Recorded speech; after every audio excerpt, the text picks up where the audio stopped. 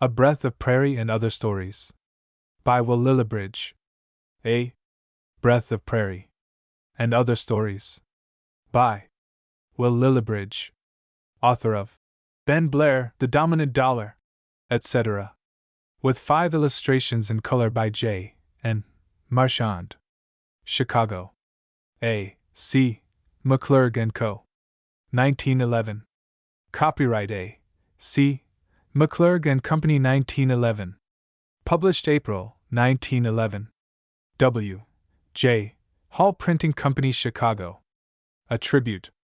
It is an accepted truth, I believe, that every novelist embodies in the personalities of his heroes some of his own traits of character. Those who were intimately acquainted with William Otis Lillibridge could not fail to recognize this in a marked degree. To a casual reader, the heroes of his 5 novels might perhaps suggest 5 totally different personalities, but one who knows them well will inevitably recognize beneath the various disguises the same dominant characteristics in them all. Whether it be Ben Blair the sturdy plainsman, Bob McLeod the cripple, Dr. Watson, Darley Roberts, or even Hal Landor the Indian, one finds the same foundation stones of character: repression, virility, firmness of purpose, an abhorrence of artificiality or affectation, love of nature and of nature's works rather than things man-made. And these were unquestionably the pronounced traits of Will Lillibridge's personality. Markedly reserved, silent, forceful, he was seldom found in the places where men congregate, but loved rather the company of books and of the great outdoors. Living practically his entire life on the prairies, it is undoubtedly true that he was greatly influenced by his environment. And certain it is that he could never have so successfully painted the various phases of prairie life without a sympathetic, personal knowledge. The story of his life is characteristically told in this brief autobiographical sketch, written at the request of an interested magazine. I was born on a farm in Union County, Iowa, near the boundary of the then Dakota Territory. Like most boys bred and raised in an atmosphere of 18 hours of work out of 24, I matured early. At 12 I was a useful citizen, at 15 I was to all practical purposes a man, did a man's work whatever the need. In this capacity I was alternately farmer, rancher, cattleman. Something prompted me to explore a university and I went to Iowa, where for 6 years I vibrated between the collegiate, dental, and medical departments. After graduating from the dental in 1898 I drifted to Sioux Falls and began to practice my profession. As the years passed the roots sank deeper and I am still here. Work? My writing is done entirely at night. The waiting room, the plum tree, requires vigorous shaking in the daytime. After dinner, I have a den, telephone-proof, piano-proof, friend-proof. What transpires therein no one knows because no one has ever seen. Recreation? I have a mania, by no means always gratified, to be out of doors. Once each summer the lady and I go somewhere for a time, and forget it absolutely. In this way we've been able to travel a bit. We, again the lady and I, steal an hour when we can, and drive a gasoline car, keeping within the speed laws when necessary. Once each fall, when the first frost shrivels the cornstalk and when, if you chance to be out of doors after dark, you hear, away up overhead, invisible, the accelerating, throbbing, diminishing purr of wings that drives the sportsman mad, the town knows me no more.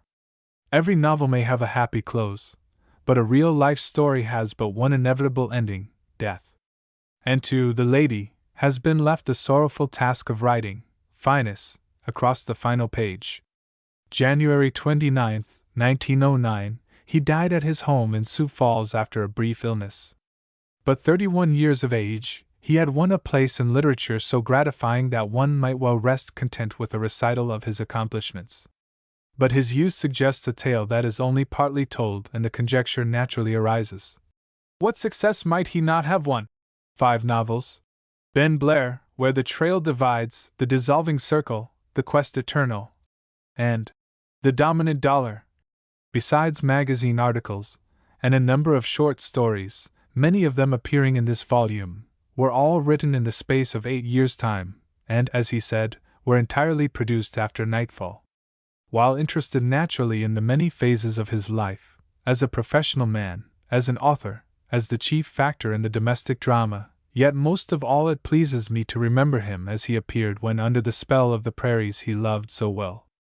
Tramping the fields in search of prairie chicken or quail, a patient watcher in the rushes of a duck pond, or merely lying flat on his back in the sunshine, he was a being transformed.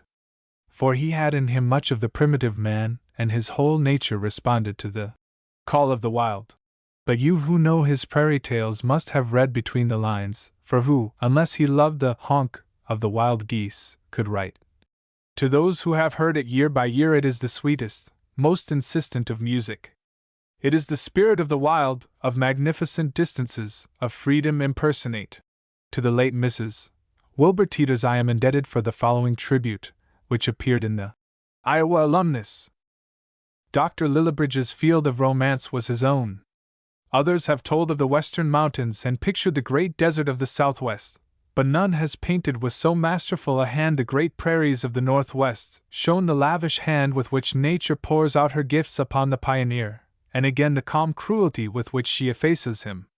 In the midst of these scenes his actors played their parts, and there he played his own part, clean in life and thought, a man to the last, slipping away upon the wings of the great storm which had just swept over his much-loved land, wrapped in the snowy mantle of his own prairies. Edith Keller Lillibridge. Edith Keller Lillibridge. Contents. I. A Breath of Prairie. 13. 2. The Dominant Impulse. 61. 3. The Stuff of Heroes. 87. 4. Arcadia in Avernus. 109. Chapter 1 Prelude. Chapter I. Prelude. Chapter 2 The Leap. Chapter 2 The Leap. Chapter 3 The Wonder of Prairie. Chapter 3 The Wonder of Prairie. Chapter 4 A Revelation. Chapter 4 A Revelation. Chapter 5 The Dominance of the Evolved. Chapter V. The Dominance of the Evolved. Chapter 6 By a Candle's Flame. Chapter 6 By a Candle's Flame. Chapter 7 The Price of the Leap. Chapter 7 The Price of the Leap. The Journey's End. 239. 6. A Prairie Idol. 265. 7. The Madness of Whistling Wings. 279. Chapter 1 Sanford the Exemplary. Chapter I. Sanford the Exemplary. Chapter 2 The Presage of the Wings. Chapter 2 The Presage of the Wings. Chapter 3 The Other Man. Chapter 3 The Other Man. Chapter 4 Capitulation. Chapter 4 Capitulation. Chapter 5 Anticipation. Chapter V. Anticipation. Chapter 6 Mark the Right, Sanford. Chapter 6 Mark the Right, Sanford. Chapter 7 The Bacon What Am. Chapter 7 The Bacon What Am. Chapter 8 Feathered Bullets. Chapter 8 Feathered Bullets. Chapter 9 Oblivion. Chapter 9 Oblivion. Chapter 10 Upon Wiping the Eye. Chapter X Upon Wiping the Eye. Chapter 11 The Cold Grey Dawn. Chapter Chapter 11. The Cold Grey Dawn. The Cold Grey Dawn. 8. A Frontier Romance. A Tale of Jumal Mansion. 309. 309. 9. The Cup That O'erflowed. An Outline. 339. 339. X. Unjudged. 347. 347. 11. The Touch Human. 367. 367. 12. A Dark Horse. 373. 373. 13. The Worth of the Price. 393. 393. Illustrations. She wheeled swiftly round, confronting him. Frontispiece. Frontispiece. They saw the hands which had gone to hips flash up and forward like pistons, and 2 puffs of smoke like escaping steam. 74. 74. You'll apologize. 190. 190. The 2 men went east together. 326. 326. He heard a voice, and glanced back. 388. 388. A Breath of Prairie and Other Stories. And Other Stories. A Breath of Prairie. Dense darkness of early morning wrapped all things within and without a square, story-and-a-half prairie farmhouse. Silence, all-pervading, dense as the darkness, its companion, needed but a human ear to become painfully noticeable. Upstairs in the half-story attic was life. From one corner of the room deep, regular breathing marked the unvarying time of healthy physical life asleep. Nearby a clock beat loud automatic time, with a brassy resonance, healthy mechanical life awake. Man and machine, side by side, punctuated the passage of time. Alone in the darkness, the mechanical mind of the clock conceived a bit of fiendish pleasantry. With violent, shocking clamor, its deafening alarm suddenly shattered the stillness. The 2 victims of the outrage sat up in bed and blinked sleepily at the dark. The younger, in a voice of wrath, relieved his feelings with a vigorously expressed opinion of the applied uses of things in general, and of alarm clocks and milk pans in particular. He thereupon yawned prodigiously, and promptly began snoring away again, as though nothing had interrupted. The other man made one final effort, and came down hard upon the middle of the floor. Rough it was, uncarpeted, cold with the damp chill of early morning. He groped for a match, and dressed rapidly in the dim light, his teeth chattering a diminishing accompaniment until the last piece was on. Deep, regular breathing still came from the bed. The man listened a moment, irresolutely, then with a smile on his face he drew a feather from a pillow, and rolling back the bedclothes, he applied the feather's tip to the sleeper's bare soles, where experience had demonstrated it to be the most effective. Dodging the ensuing kick, he remarked simply, "I'll leave the light, Jim. Better hurry, this is going to be a busy day." Outside, a reddish light in the sky marked east, but over all else there lay only starlight, as, lantern in hand, he swung down the frozen path. With the opening barn door there came a puff of warm animal breath.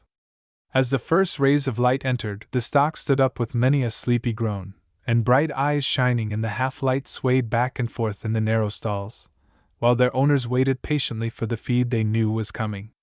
Jim, still sleepy, appeared presently. Together the 2 went through the routine of chores, as they had done hundreds of times before. They worked mechanically, being still stiff and sore from the previous day's work, but swiftly, in the way mechanical work is sometimes done.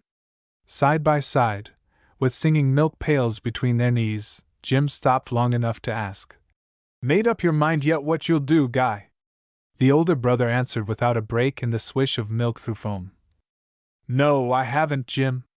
If it wasn't for you and Father and Mother and—" He diverted with a redoubled clatter of milk on tin. "Be honest, Guy," was the reproachful caution. "And faith," added the older brother simply. The reddish glow in the east had spread and lit up the earth, so they put out the lantern, and bending under the weight of steaming milk pails, walked single file toward the house and breakfast. Far in the distance, a thin jet of steam spreading broadly in the frosty air marked the location of a threshing crew. The whistle, thin, brassy, spoke the one word, "Come!" over miles of level prairie, to the scattered neighbors. For people, rough, homely, sat down to a breakfast of coarse, plain cookery, and talked of common, homely things. "I see you didn't get so much milk as usual this morning, Jim," said the mother. "No, the line-backed heifer kicked over a half-pailful." "Goin' to finish shuckin' that west field this week, Guy?" asked the father. "Yes. We'll cross over before night." Nothing more was said. They were all hungry, and in the following silence the jangle of iron on coarse queensware, and the aspiration of beverages steaming still though undergoing the cooling medium of saucers, filled in all lulls that might otherwise have seemed to require conversation. Not until the boys got up to go to work did the family bond draw tight enough to show. Then the mother, tenderly as a surgeon, dressed the chafed spots on her boys' hands, saying low in words that spoke volumes, "I'll be so glad when the corn's all husked."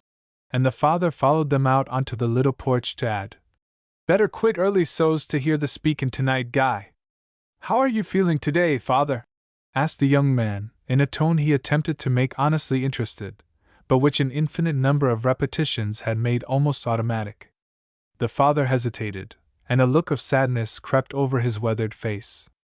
"No better, Guy."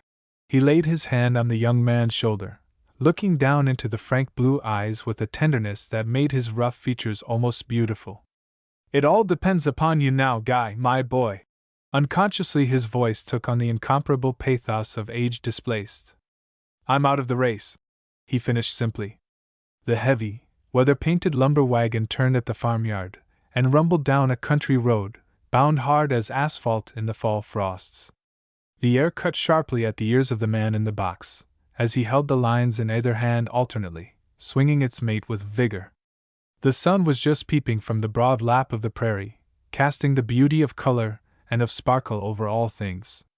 Ahead of the wagon coveys of quail broke and ran swiftly in the track until tired, when, with a side movement, the tall grass by the border absorbed them. Flocks of prairie chickens, frightened by the clatter, sprang winging from the roadside, and together sailed away on spread wings. The man in the wagon looked about him and, forgetting all else in the quick-flowing blood of morning, smiled gladly. He stopped at the edge of the field, tying the reins loosely and building up the sideboards, gradually shorter, each above the other, pyramid-like, until they reached higher than his own head as he stood in the wagon box. Stiff from the jolting and inactivity of the drive, he jumped out upon the uneven surface of the cornfield. Slowly at first, as sore fingers rebelled against the roughness of husks, he began work, touching the frosty ears gingerly. Then, as he warmed to the task, stopping at nothing. The frost, dense, all-covering, shook from the stalks as he moved, coloring the rusty blue of his overalls white, and melting ice-cold, wet him through to the skin on arms and shoulders and knees. Swiftly, 2 motions to the ear, he kept up a tapping like the regular blows of a hammer, as the ears struck the sideboard. 15 taps to the minute, you would have counted, a goodly man's record.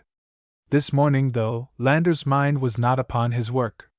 The vague, uncertain restlessness that marked the birth of a desire for broader things than he had known heretofore was taking form in his brain. He himself could not have told what he wanted, what he planned. He simply felt a distaste for the things of now, an unrest that prevented his sitting quiet, that took him up very early at morning, that made him husk more bushels of corn, and toss more bundles of grain into the self-feed of a threshing machine than any other man he knew, that kept him awake thinking at night until the discordant snores of the family sent him to bed, with the covers over his ears in self-defense. A vague wonder that such thoughts were in his mind at all was upon him. He was the son of his parents. His life so far had been their life. Why should he not be as content as they? He could not answer, yet the distaste grew. Irresistibly he had acquired a habit of seeing unpleasant things, the meanness and the smallness of his surroundings, the uncouth furnishings of his home, the lack of grace in his parents and acquaintances, the trifling incidents that required so many hours of discussion, and in all things the absence of that sense of humor and appreciation of the lighter side of life which, from reading, he had learned to recognize. Try as he might, He could not recollect even the faint flash of a poor pun coming originally from his parents. Was he to be as they? A feeling of intense repugnance swept over him at the thought, a repugnance unaccountable, and of which he felt much ashamed. Self-suspicion followed. Was it well for him to read the books and think the thoughts of the past year? He could not escape except by brutally tearing himself by the roots from his parents' lives. It was all so hopelessly selfish on his part. True, answered the hot spirit of resentment. But is it not right that you should think first of self? Is not individual advancement the first law of nature? If there is something better, why should you not secure it? The innate spirit of independence, the intense passion of pride and equality inborn with the true country bred, surged warmly through his body until he fairly tingled. Why should others have things, think thoughts, enjoy pleasures of which he was to remain in ignorance? The mood of rebellion was upon him, and he swore he would be as they. Of the best the world contained, he, Guy Landers, would partake. With the decision came an exultant consciousness of the graceful play of his own muscles and rapid action. The self-confidence of the splendid animal was his. He would work and advance himself. The world must move, and he would help. He would do things, great things, of which he and the world would be proud. Unconsciously he worked faster and faster as thought traveled. The other wagons dropped behind, the tapping of corn ears on their sideboards making faint music in the clear air. The sun rose swiftly, warming and drying the earth. Instead of frost, the dust of weathered husks fell thickly over him. Overflowing with life and physical power, he worked through the long rows to the end, then mounted the wagon and looked around. Silently he noted the gain over the other workers, and a smile lit up the sturdy lines of his face. Evening was approaching. The rough lumber wagon, heavily loaded from the afternoon's work, groaned loudly over the uneven ground. Instead of the east, the west was now red, glorious. High up in the sky, surrounding the glow, a part of it as well, narrow luminous sundogs presaged uncertain weather to follow. Guy Landers mounted the wagon wearily, and looked ahead. The end of the 2 loaded corn rows which he was robbing was in sight, and he returned doggedly to his task. The ardor of the morning had succumbed to the steady grind of physical toil, and he worked with the impassive perseverance of a machine. Night and the stillness thereof settled fast. The world darkened so swiftly that the change could almost be distinguished. The rows ahead grew shadowy, and in their midst, by contrast, the corn ears stood out white and distinct. The whole world seemed to draw more closely together. The low, vibrant hum that marked the location of the distant threshing crew sounded now almost as near as the voice of a friend. A flock of prairie chickens flew low overhead, their flatly spread wings cutting the air with a sound like whips. They settled nearby, and out of the twilight came anon the confused murmur of their voices. Landers stopped the impatient horses at the end of the field, and shook level the irregular, golden heap in the wagon box. Slowly he drew on coat and topcoat, and mounted the full load, sitting sideways with legs hanging over the bulging wagon box. It was dark now, but he was not alone. Other wagons were groaning homeward as well. Suddenly, thin and brassy, out of the distance came the sound of a steam whistle, and when it was again silent the hum of the thresher had ceased. From a field by the roadside, a solitary prairie rooster gave once, twice, its lone, restless call. The man stretched back full length on the corn bed and looked up where the stars sparkled clear and bright. It all appealed to him, and a moisture formed in his eyes. A new side to the problem of the morning came to him. These sounds, he realized now how he loved them. Verily, they were a part of his life. Mid them he had been bred, of them as of food he had grown. That whistle, thin and unmusical, that elusive, indescribable call of prairie mail, all these homely sounds that meant so much to him, could he leave them? The moisture in his eyes deepened and a tightness gripped his throat.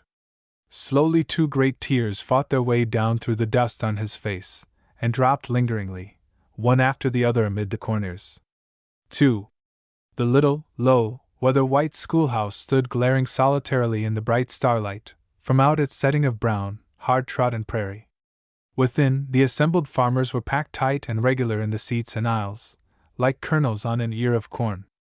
In the front of the room a little space had been shelved bare for the speaker, and the displaced human kernels thereto incident were scattered crouching in the narrow hall and anteroom. From without, groups of men denied admittance, thrust hairy faces in at the open windows. A row of dusty, grease-covered lamps flanked by composition metal reflectors concentrated light upon the shelved spot, leaving the remainder of the room in variant shadow. The low murmur of suppressed conversation, accompanied by the unconscious shuffling of restless feet, sounded through the place. Becoming constantly more noticeable, an unpleasant, penetrating odor of the unclean human animal filled the room. Guy Landers sat on a crowded back seat, where, leaning one elbow on his knee, he shaded his eyes with his hand. On his right a big, sweaty farmer was smoking a stale pipe. The smell of the cheap, vile tobacco, bad as it was, became a welcome substitute for the odor of the man himself. At his left were two boys of his own age, splendid, both of them, with the overflowing vitality that makes all young animals splendid. They were talking of women. They spoke low, watching sheepishly whether anyone was listening, and snickering suppressedly together. The young man's head dropped in his hands. It all depressed him like a weight. From the depths of his soul he despised them for their vulgarity, and hated himself for so doing, for he was of their life and work akin. He shut his eyes, suffering blindly. Consciousness returned at the sound of a strangely soft voice, and he looked up a little bewildered.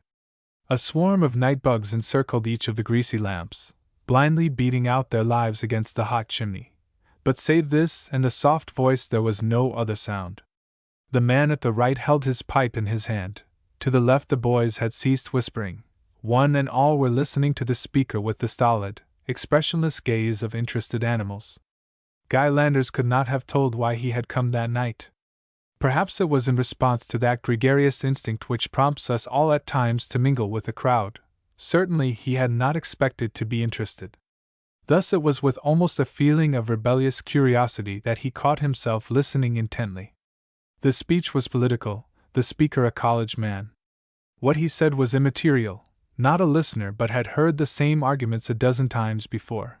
It was the man himself that held them. What the farmers in that dingy little room saw was a smooth-faced young man, with blue eyes set far apart, and light hair that exposed the temples far back. They heard a soft voice which made them forget for a time that they were very tired, forget all else but that he was speaking. Landers saw further, not a single man, but a type, the concrete illustration of a vague ideal he had long known. He realized, as the others did not, that the speaker was merely practicing on them, training, as the man himself would have said.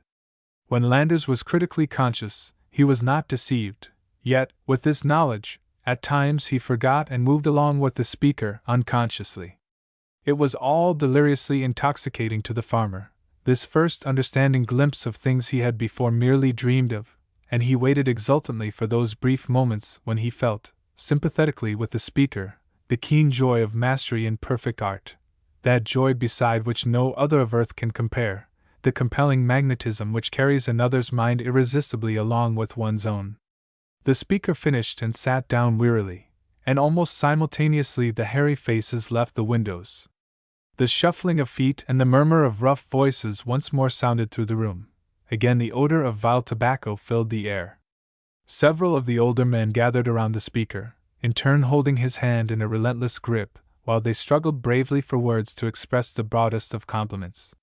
Young boys stood wide-eyed under their fathers' arms and looked at the college man steadily, like young calves. The reaction was on the slender young speaker, and though the experience was new, he shook hands wearily. In spite of himself a shade of disgust crept into his face. He was not bidding for these farmers' votes, and the big sweaty men were foully odorous. He worked his way steadily out into the open air. Landers, in response to a motive he made no attempt to explain even to himself, walked over and touched the chairman on the shoulder. "Evening, Ross," he greeted perfunctorily. "Pretty good talk, wasn't it?" Without waiting for a reply he went on. "Suppose you're not hankering for a drive back to town tonight? I'll see that." A swift nod toward the departing group. "He gets back home, if you wish." Ross looked up in pleased surprise.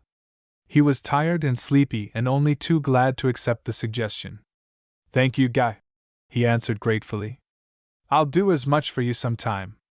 Landers waited silently until the last eulogist had lingeringly departed, leaving the bewildered speaker gazing about for the chairman.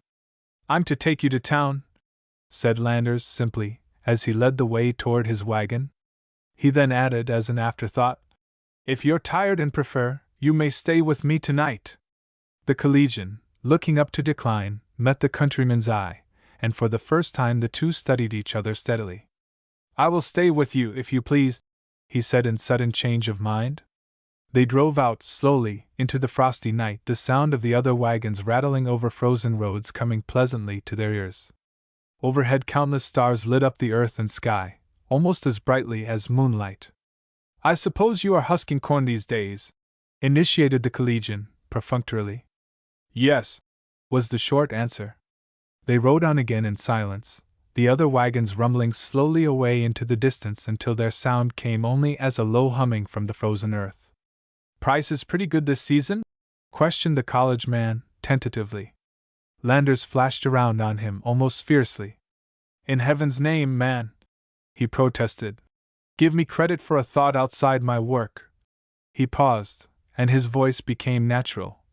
"A thought such as other people have," he finished sadly. The two men looked steadily at each other, a multitude of conflicting emotions on the face of the collegian. He could not have been more surprised had a clothing dummy raised its voice and spoken. Landers turned away and looked out over the frosty prairie. "I beg your pardon," wearily. "You're not to blame for thinking, as everybody else thinks." His companion started to interrupt, but Landers raised his hand in silencing motion. "Let us be honest, with ourselves at least," he anticipated. "I know we of the farm are dull, and crude, and vulgar, and our thoughts are of common things. You of the other world patronize us, you practice on us as you did tonight, thinking we do not know. But some of us do, and it hurts." The other man impulsively held out his hand. A swift apology came to his lips, but as he looked into the face before him, he felt it would be better left unsaid. Instead, he voiced the question that came uppermost to his mind. "Why don't you leave this and go to school?" he asked abruptly. "You have an equal chance with the rest. We're each what we make ourselves." Landers broke in on him quickly. "We all like to talk of equality, but in reality we know there is none. You say leave without the slightest knowledge of what in my case it means." He gave the collegian a quick look. "I'm talking as though I'd known you all my life." A question was in his voice. "I'm listening," said the man simply. "I'll tell you what it means, then. It means that I divorce myself from everything of now, that I unlive my past life, that I leave my companionship with dumb things, horses and cattle and birds, and I love them, for they are natural.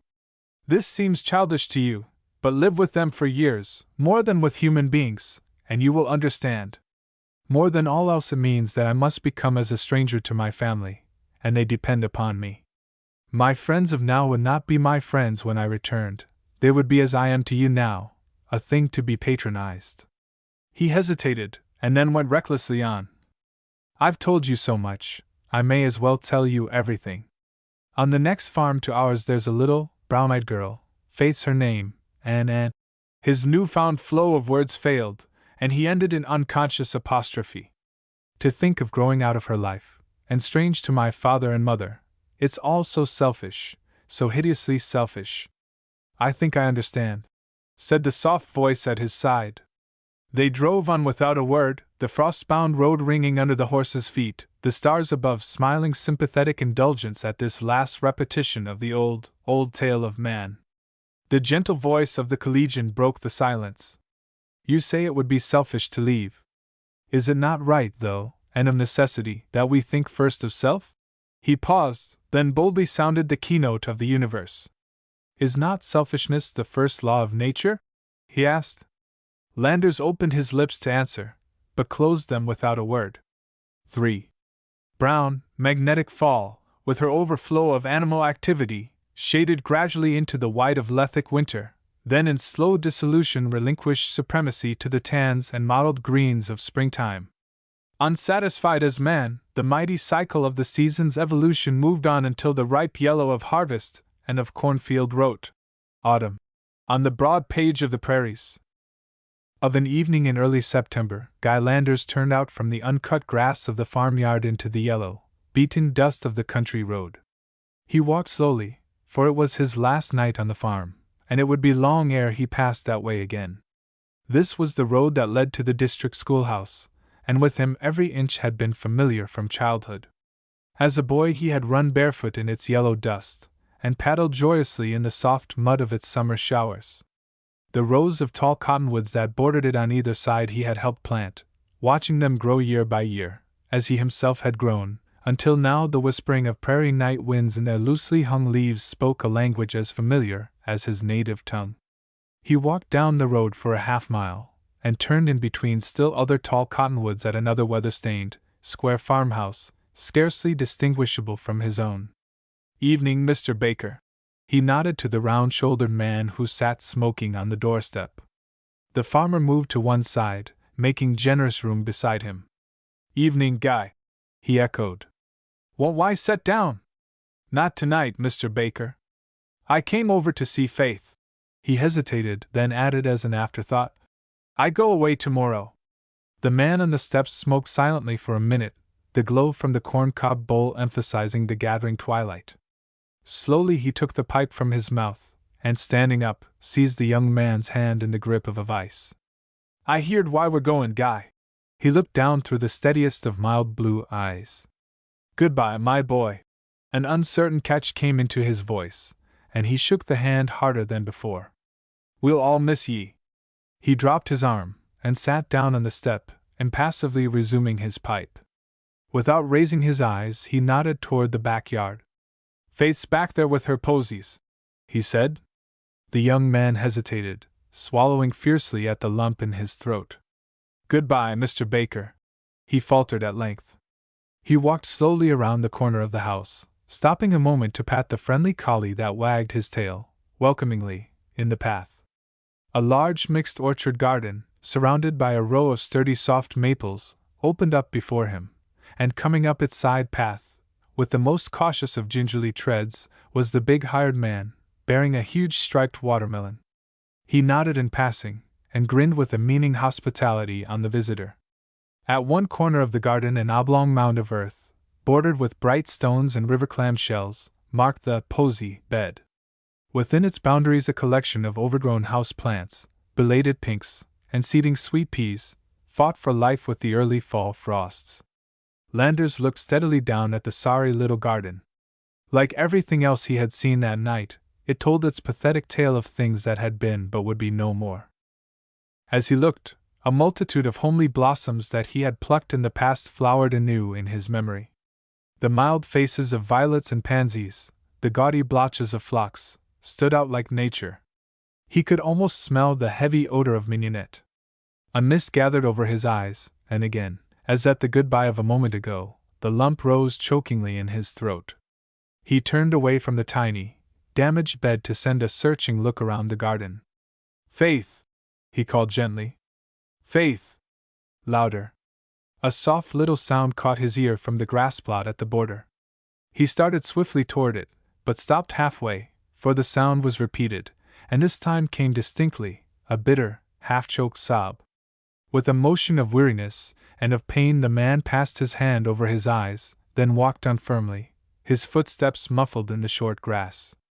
A dainty little figure in the plainest of calico lay curled up on the sod beneath the big maple. Her face was buried in both arms, her whole body trembled, as she struggled hard against the great sobs. Faith! Interrupted the man softly. Faith! The sobs became more violent. Go away, Guy! Pleaded a tearful, muffled voice between the breaks. Please go away, please! The man knelt swiftly down on the grass, irresistibly his arms spread over the dainty, trembling, little woman.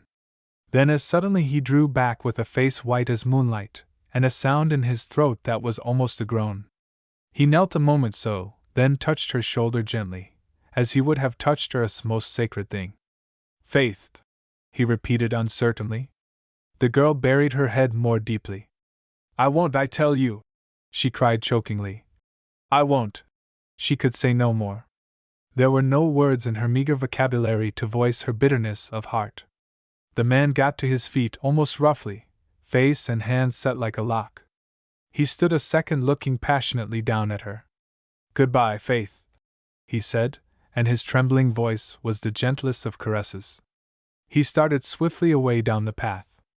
The girl listened a moment to the retreating steps, then raised a tear-stained face above her arms. Guy! She called chokingly. Guy! The man quickened his steps at the sound, but did not turn. The girl sprang to her feet. Oh, Guy! Guy! Pleadingly, desperately. Guy! The man had reached the open. With a motion that was almost insane, he clapped his hands over his ears, and ran blindly down the dusty path until he was tired, then dropped hopelessly by the roadside. Overhead the big cottonwoods whispered softly in the starlight, and a solitary catbird sang its lonely night song. The man flung his arms around the big, friendly tree, and sobbed wildly, as the girl had sobbed. Oh, Faith! He groaned. 4. A month had passed by, bringing to Guy Landers a new heaven and a new earth. Already the prosy old university town had begun to assume an atmosphere of home. The well-clipped campus, with its huge oaks and its limestone walks, had taken on the familiar possessive plural. Our campus, and the solitary red squirrel which sported fearlessly in its midst had likewise become our squirrel. The imposing, dignified college buildings had ceased to elicit open-mouthed observance, and among the student body surnames had yielded precedence to Christian names, oftener though, to some outlandish sobriquet which satirized an idiosyncrasy of temperament, or outward aspect. Meantime the farmer had learned many things. Prominent among these was a conception of the preponderant amount he had yet to learn. Another matter of illumination involved the relation of clothes to man. He had been reared in the delusion that the person who gave thought to that which he wore must necessarily think of nothing else. Very confusing, therefore, was the experience of having representatives of this same class immeasurably outdistance him in the quiz room. Again, on the athletic field he saw men of much lighter weight excel him in a way that made his face burn with a redness not of physical exertion. It was a wholesome lesson that he was learning, that there are everywhere scores of others, equally or better fitted by nature for the struggle of life than oneself, and who can only be surpassed by the indomitable application and determination that wins all things. Landers' nature, though, was that of the born combatant. The class that laughed openly at his first tremblingly bashful, and ludicrously inapt answer at quiz, was indelibly photographed upon his memory. Before this session is complete, he challenged softly to himself, and glared at those members nearest him in a way that made them suddenly forget the humor of the situation. But youth is ever tractable, and even this short time had accomplished much. Already the warm, contagious, college comradeship possessed him. Violent attacks of homesickness that made gray the brightest fall days, like the callous spots on his palms, were becoming more rare. The old existence was already a dream, as yet a little sad, but none the less a thing without a substance. The new life was a warm, magnetic reality. The future glowed bright with limitless promise. The first day of the second month, remarked Landers, meeting a fellow-classman on the way to College Hall one morning. Yes, an auspicious time to quit this, completed the student with a suggestive shuffle of his feet. We've furnished our share of amusement.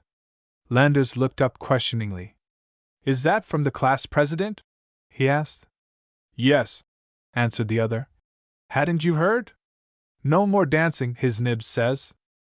They had reached the entrance to the big college building, and at that moment a great roar of voices sounded from out the second-floor windows. Simultaneously the two freshmen quickened their pace.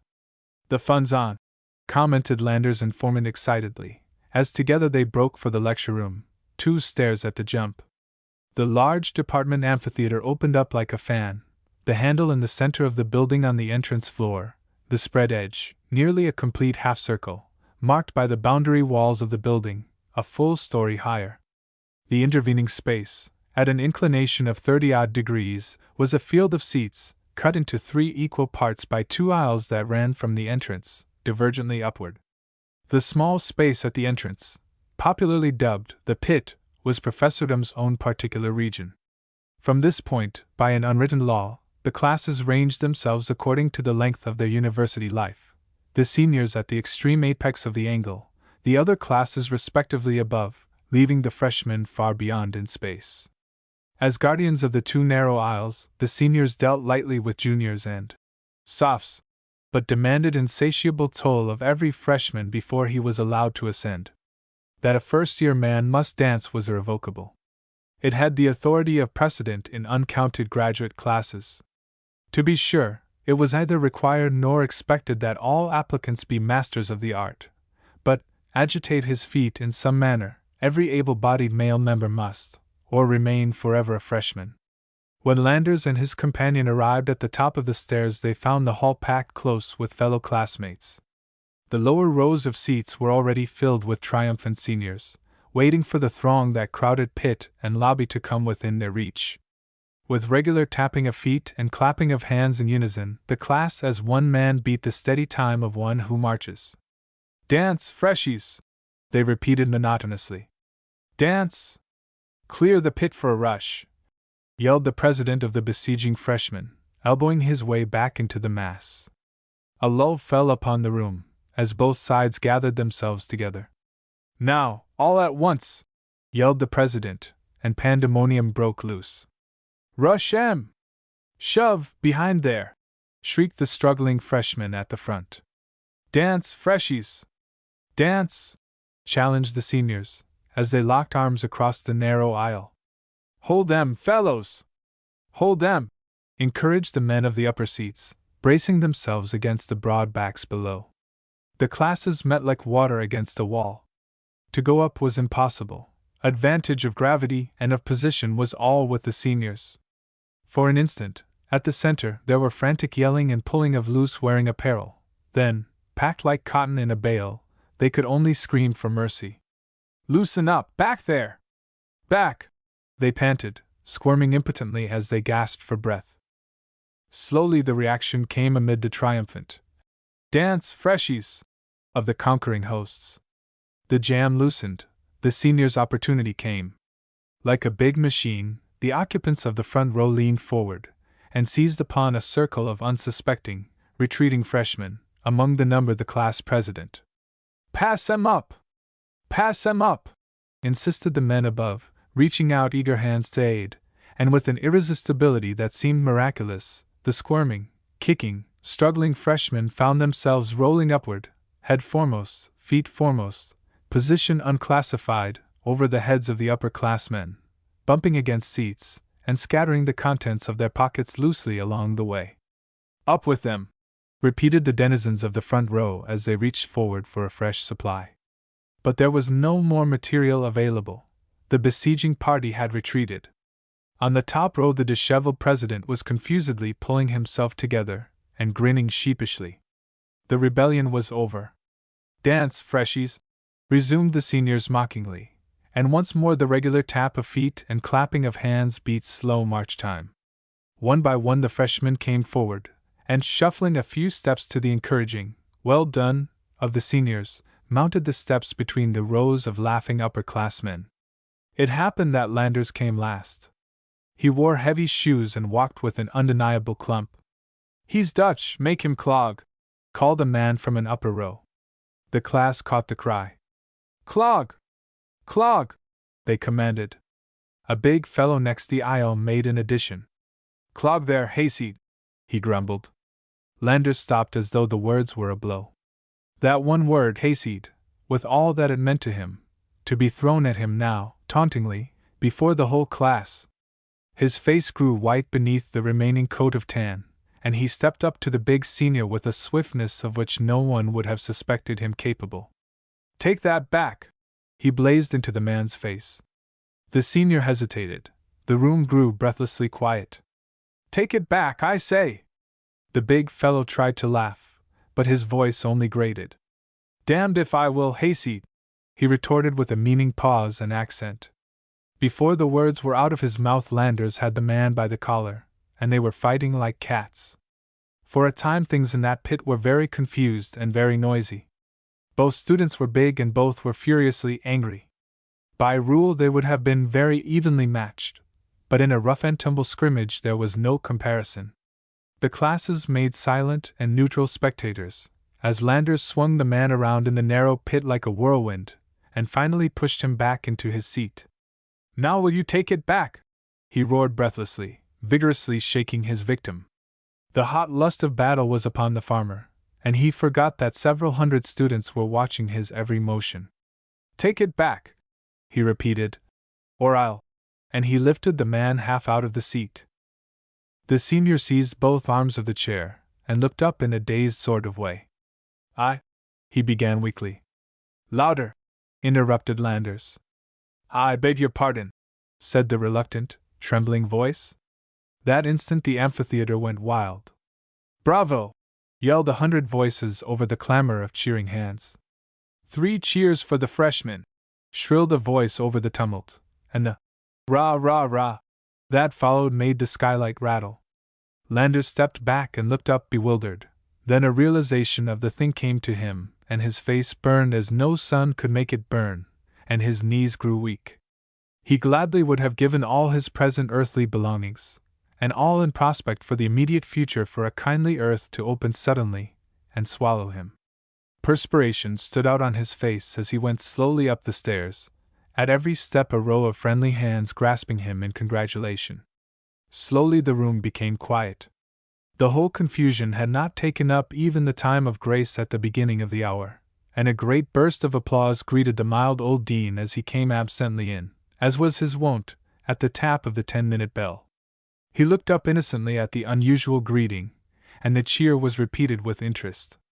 As first in authority he was supposed to report all such interclass offenses, but in effect he invariably happened to be conveniently absent at such times, the times of the freshman rebellion. He began lecturing now without a word of comment, and on the instant the peaceful scratching of fountain pens on notebooks replaced the clamors of war. The lecture was about half over when there was a tap on the entrance door, and the white-haired dean, answering, stepped out into the hall. In a second he returned carrying a thin, yellow envelope. "A message for—" He studied the writing with nearsighted eyes. "For Guy Landers," he announced slowly. The message went up the incline, hand over hand toward the top row, and the boy who waited felt the room growing gradually close and dark. To him a telegram could mean but one thing. The class sat watching silently until they saw him take the paper from his neighbor. Then in kindness they turned away at the look on his face. In the pit below the mild old dean began talking absently. Landers tried to open the envelope, but his nervous hands rebelled. He laid the broadside firmly against his knee and tore open the end raggedly, drawing out the enclosed sheet with a trembling rustle that could be heard all over the room. The open page was before him, but the letters only danced before his eyes. He spread the paper as before, flat upon his knee, ere he could read. The one short line, the line of which every word was as he expected, stood clear before him. He felt now a vague sort of wonder that the brief, picked sentences should have affected him as they had. He had already known what they told for so long, ever since his name was spoken at the door, ages ago. He looked hesitatingly around the room. Several students were scrutinizing him curiously, as though expecting something. Oh, yes, that recalled him. He must go home. He hated to interrupt the lecture, but he must. He got up unsteadily, and started down the stair, groping his way uncertainly, as a man walks in the dark. The kind old dean waited in silence until Landers had passed hesitatingly through the door, then followed him out into the hall. A moment, and he returned, standing abstractedly by the lecture table. He picked up his scattered notes absently, shaking the ends even with a painstaking hand, then as carefully scattered them as before. He looked up at the silent, waiting class, and those who were near saw the tears sparkling in the mild old eyes. "Landers' father is dead," came the simple, hushed announcement. The bright afternoon sun of late October shone slantingly on the train of weathered wagons that stretched out like an uncoiling spring from the group collected in front of the little farmhouse. From near and afar the neighbors had gathered, and now, falling slowly into line, they formed a chain a full quarter-mile in length. Guy Landers was glad that at last it was over and they were out in the sunshine once more. He turned into the carefully reserved place at the head of the procession with almost a sense of relief. He was tired, fiercely tired, of the well-meant but insistent pity which dogged him with a tenacity that drove him desperate. They would not even allow him to think. He rode alone on the front seat of the open wagon. Behind him, his mother and Jim sat stiffly, hand in hand. They gazed dully at the black thing ahead, and sobbed softly, now singly, now together. Both, himself as well, were dressed in complete black, old musty black, gotten out of the dark, hurriedly, and with the close smell of the closet still upon it. Even the horses conformed to the sober shade. They had been supplied by a neighbor on account of their somber color. A heavy black tassel swung back and forth with the motion of the uneven road just ahead of the horses' heads, and Landers sat watching it idly.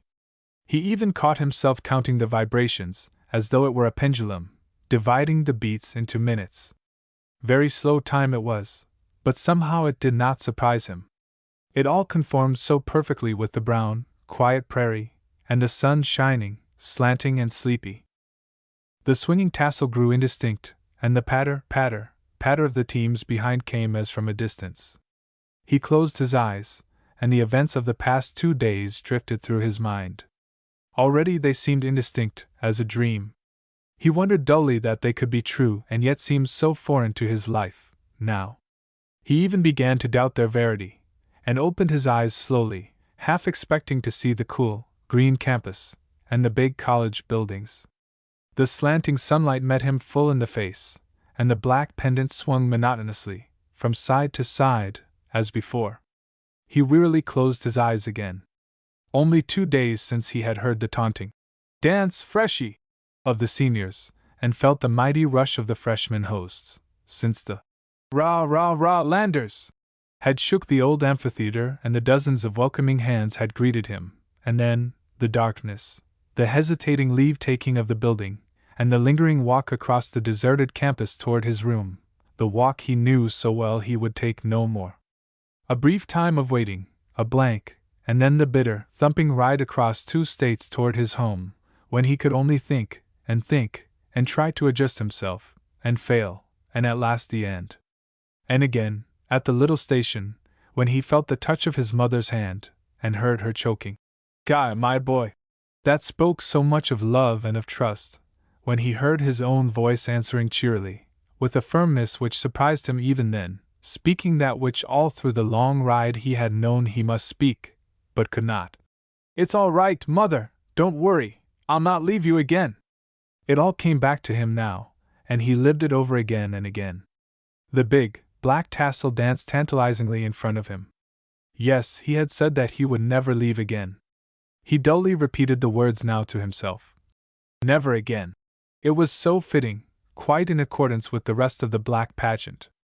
His dream of life, his new-felt ambitions, all were dead, like his father before him, where the black plume nodded.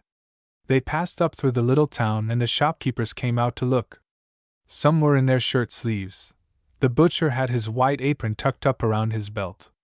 They gathered together in twos and groups, nodding toward the procession, their lips moving as in pantomime.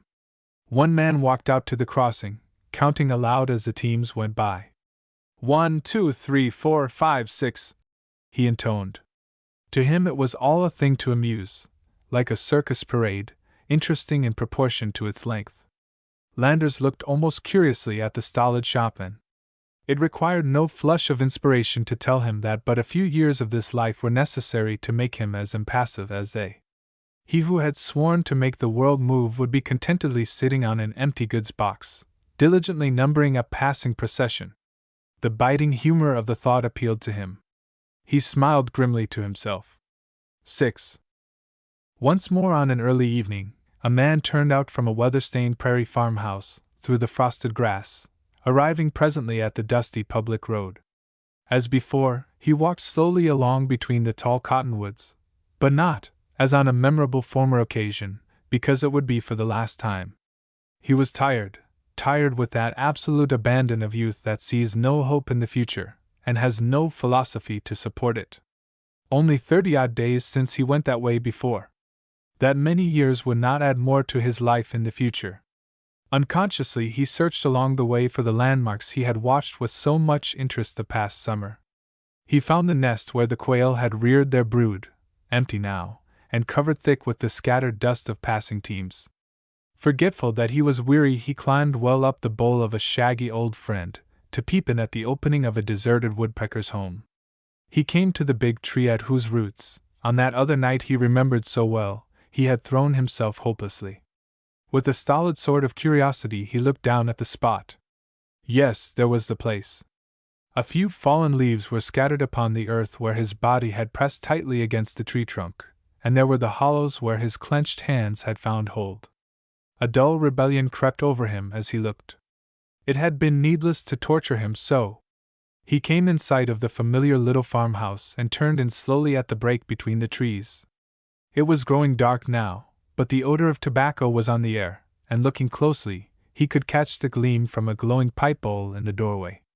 He passed his hand across his brow, almost doubting, it was all so like before. A light step came tapping quickly down the pathway toward him. "Guy!" a voice called softly. "Guy, is that you?" The voice was quite near him now, and he stopped short, a big maple above him. "Yes, Faith." She came up close, peering into the shadow. "Guy," she repeated. "Guy, where are you?" He reached out and clasped her hand, then again, and took both hands. Her breath came quickly. Slowly his arms slipped about her waist, she struggling a little against her own will. Then her head fell forward on his breast, and he could feel her whole body tremble. The man looked out through the rifts in the half-naked trees, into the sky, clear and sparkling beyond, on his face an expression of sadness, of joy, of abandon, all blended indescribably. Two soft arms crept gently about his neck, and a mass of fluffy hair caressed his face. "Oh! Guy! Guy!" sobbed the girl. "It's wicked, I know, but I'm so glad, so glad." The dominant impulse. Kalmar Bai was a writer. That is to say, writing was his vocation and his recreation as well. As yet, unfortunately, he had been unable to find publishers, but for that deficiency no reasonable person could hold him responsible. He had tried them all, and repeatedly. A certain expressman now smiled when he saw the long, slim figure approaching with a package under his arm, which from frequent reappearances had become easily recognizable. But as a person becomes accustomed to a physical deformity, Kalmar Bai had ceased to notice banter. Of but one thing in his life he was positively certain, and that was if nature had fashioned him for any purpose in particular, it was to do the very thing he was doing now. The reason for this certainty was that he could do nothing else with even moderate satisfaction. He had tried, frequently, to break away, and had even succeeded for a month at a time in an endeavor to avoid writing a word, but inevitably there came a relapse and a more desperate debauch in literature. Try as he might, he could not avoid the temptation. An incident, a trifle out of the ordinary in his commonplace life, a sudden thrill at the reading of another man's story, a night of insomnia, and resolution was in tatters, and shortly thereafter Kalmar Bai's pencil would be coursing with redoubled vigor over a sheet of virgin paper. To be sure, Kalmar did other things besides write. Being a normal man with a normal appetite, he could not successfully evade the demands of animal existence, and when his finances became unbearably low, he would proceed to their improvement by whatever means came first to hand. Bookkeeping, clerical work, stenography, anything was grist for his mill at such times, and for a period he would work without rest. No better assistant could be found anywhere, until he had satisfied his few creditors and established a small surplus of his own. Then, presto, change, and on the surface reappeared Bai, the long, slender, blue-eyed, dreaming, dawdling, irresponsible writer. Being what he was, the tenor of Kalmar's life was markedly uneven. At times the lust to write, the spirit of inspiration, as he would have explained to himself in the privacy of his own study, would come upon him strong, and for hours or days life would be a joyous thing, his fellow men dear brothers of a happy family, the obvious unhappiness and injustice about him not reality, but mere comedy being enacted for his particular delectation. Then at last, his work finished, would come inevitable reaction. The product of his hand and brain, completed, seemed inadequate and commonplace. He would smile grimly as with dogged persistence he started this latest child of his fancy out along the trail so thickly bestrewn with the skeletons of elder offspring. In measure, as badinage had previously passed him harmlessly by, it now cut deeply. No one in the entire town thought him a more complete failure than he considered himself. Skies, from being sunny, grew suddenly sodden, not a tenement or alley but thrust obtrusively forward its tale of misery. "Think of me," he confided to his friend Bob Wilson one evening as during his transit through a particularly dismal slough of despond they and company were busily engaged in blazing the trail with empty bottles.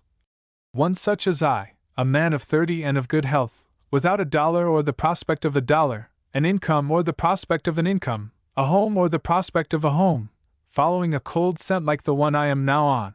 He snapped his finger against the rim of his thin drinking glass, until it rang merrily. "The idea, again, of a man such as I, untraveled, penniless, self-educated, thinking to compete with others who journey the world over to secure material, and who have spent a fortune in preparation for this particular work." He excitedly drained the contents of the glass.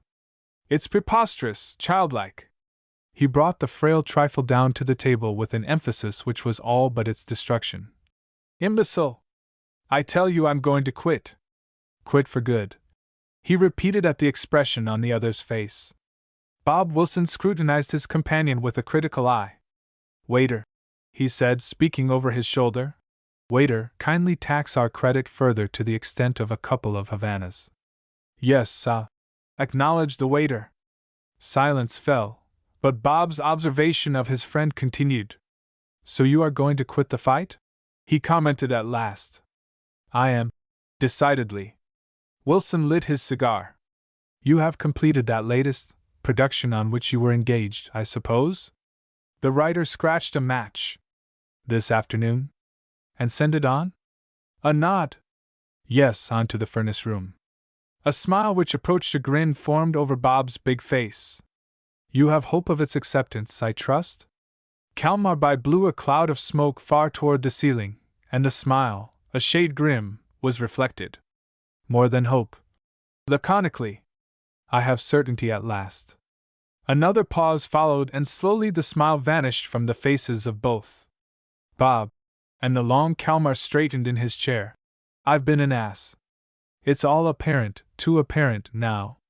I've tried to compete with the entire world, and I'm too small. It's enough for me to work against local competition."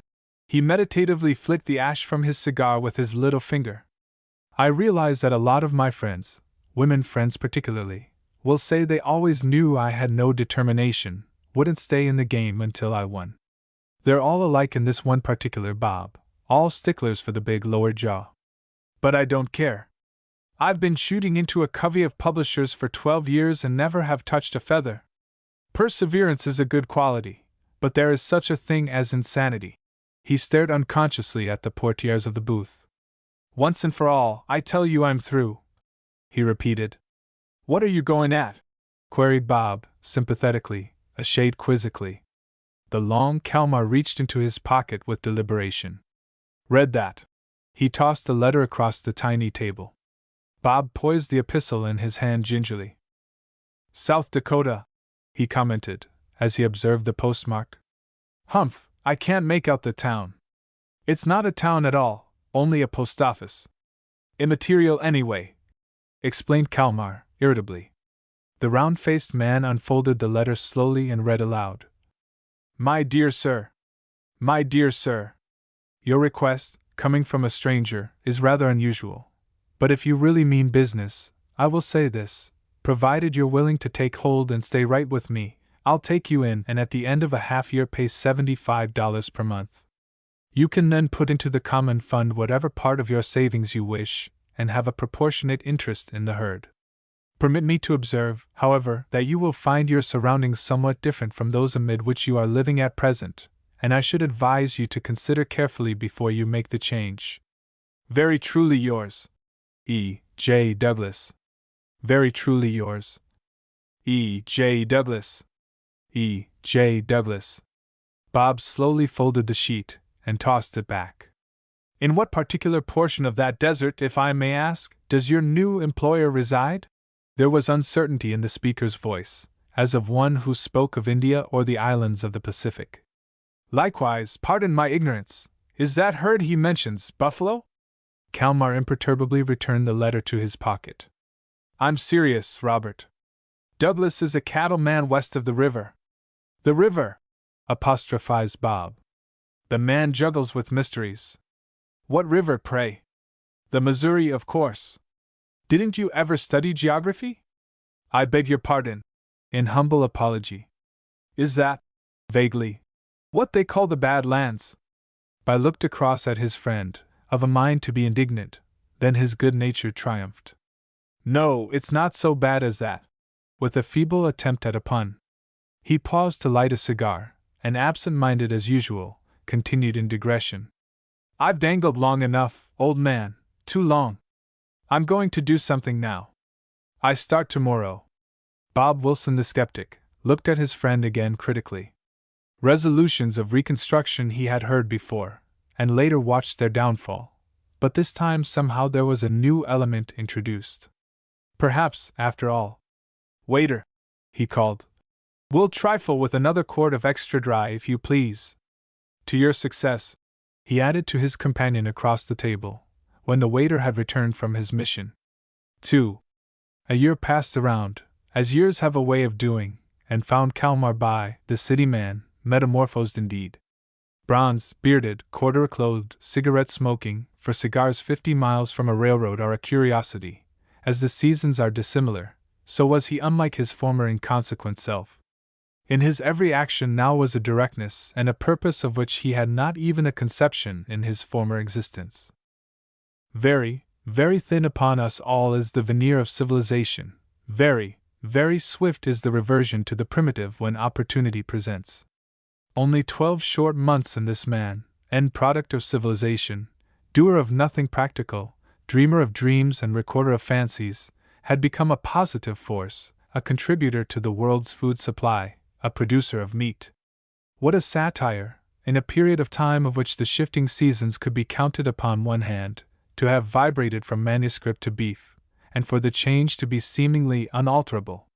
To be sure there had been a struggle, a period of travail, while readjustment was being established, a desperate sense of homesickness at first view of the undulating, grass-covered, horizon-bounded prairies, an insatiable need of the shops, the theaters, the telephones, the cafes, the newspapers, all of which previously had constituted everything that made life worth living. But these emotions had passed away.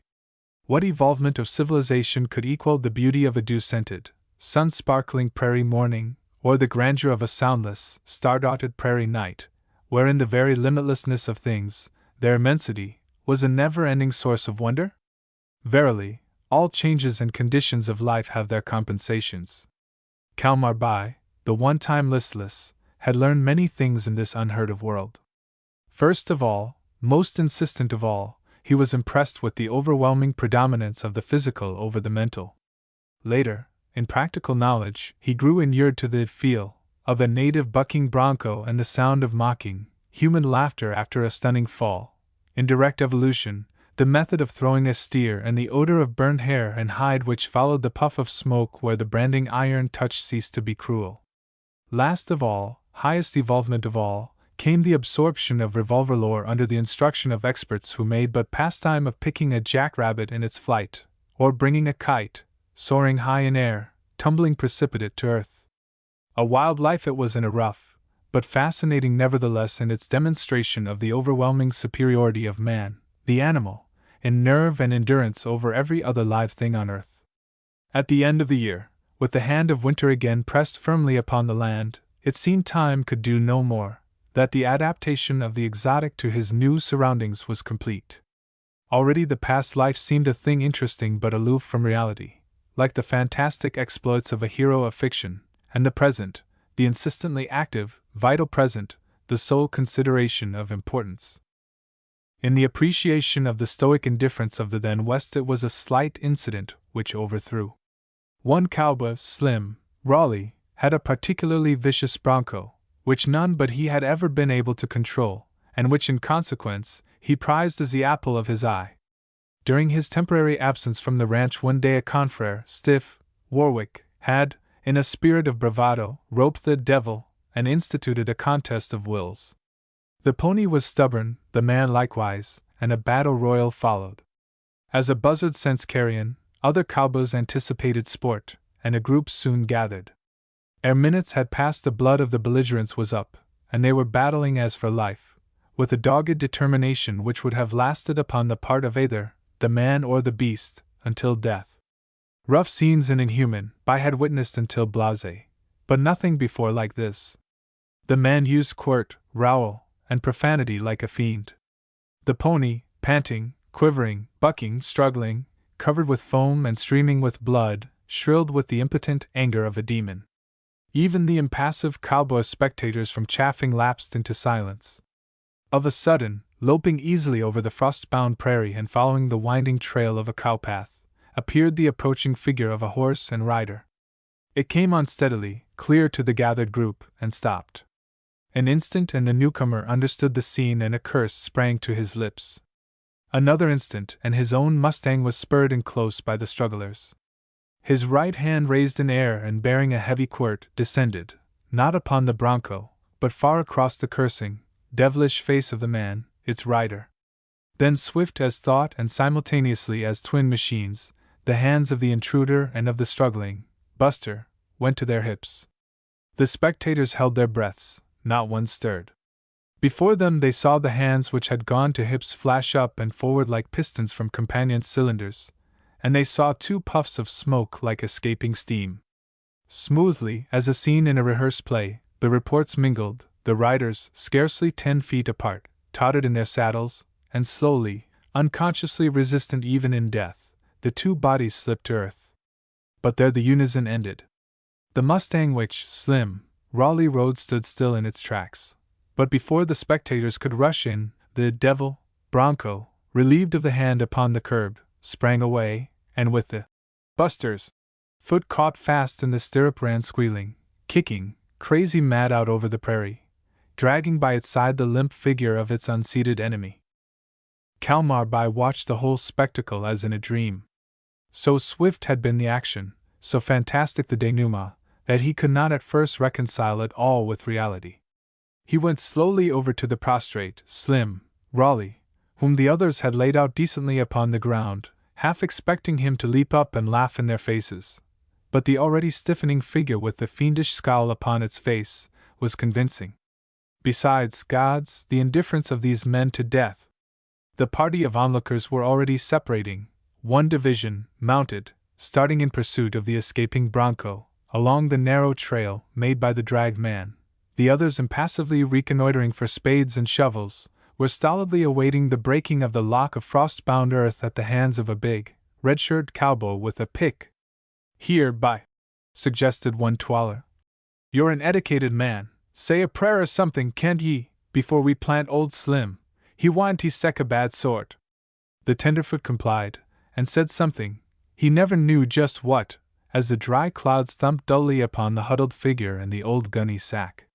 What he said must have been good, for those present resisted with difficulty a disposition to applaud. This labor complete, the cowboys scattered miles apart, each to his division of the herd, which for better range had been distributed over a wide territory. Bai was in charge of the home bunch, and sat long after the others had left, upon the new-formed mound in the ranch dooryard.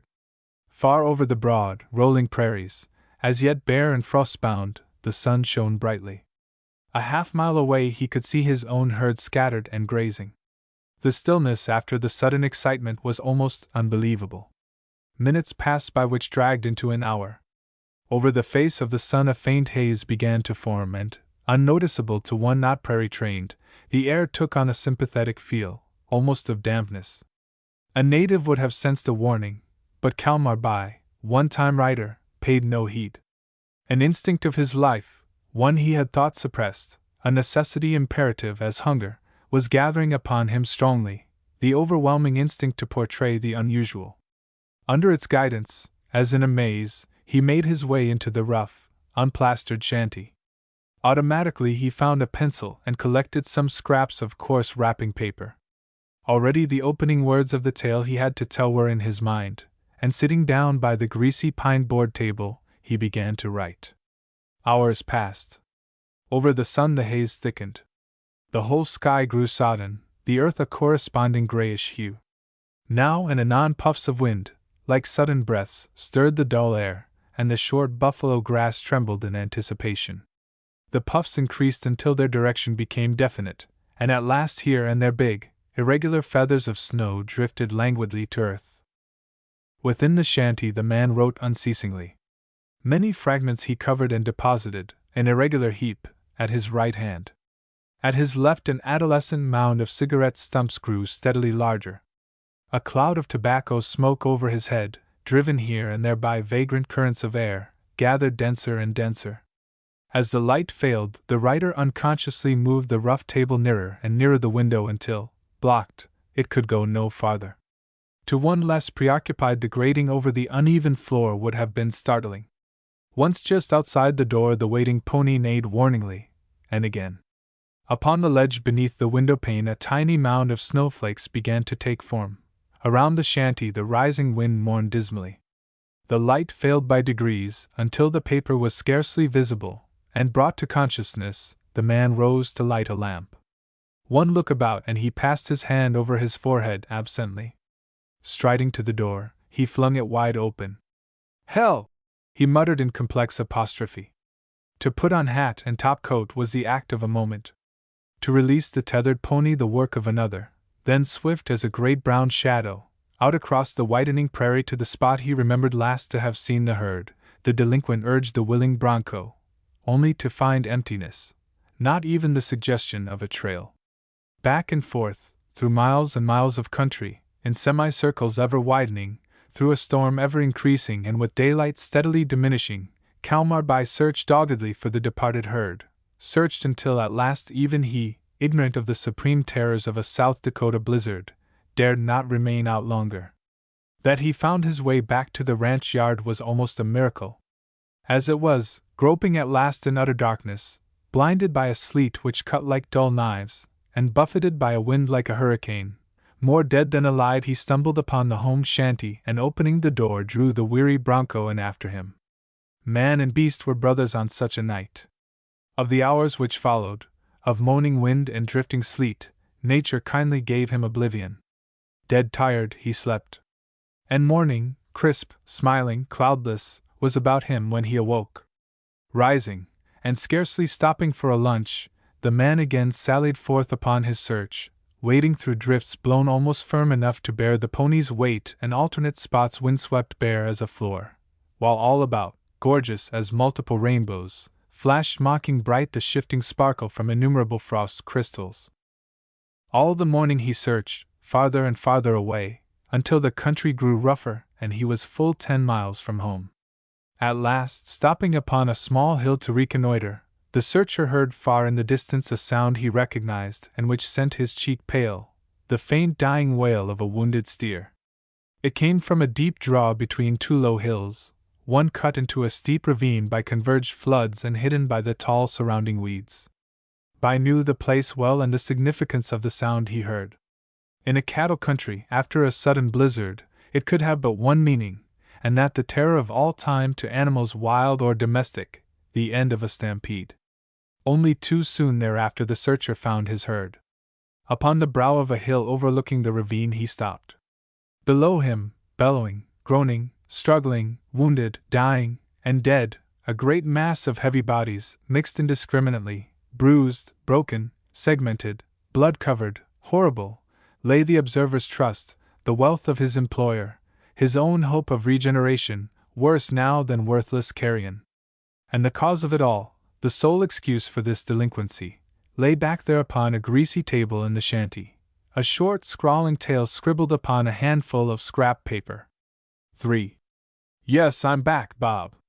The tall, thin Kalmarby leaned back in his chair and looked listlessly about the familiar cafe, without a suggestion of emotion. It seemed to him hardly credible that he had been away from it all for a year and more. Nothing was changed.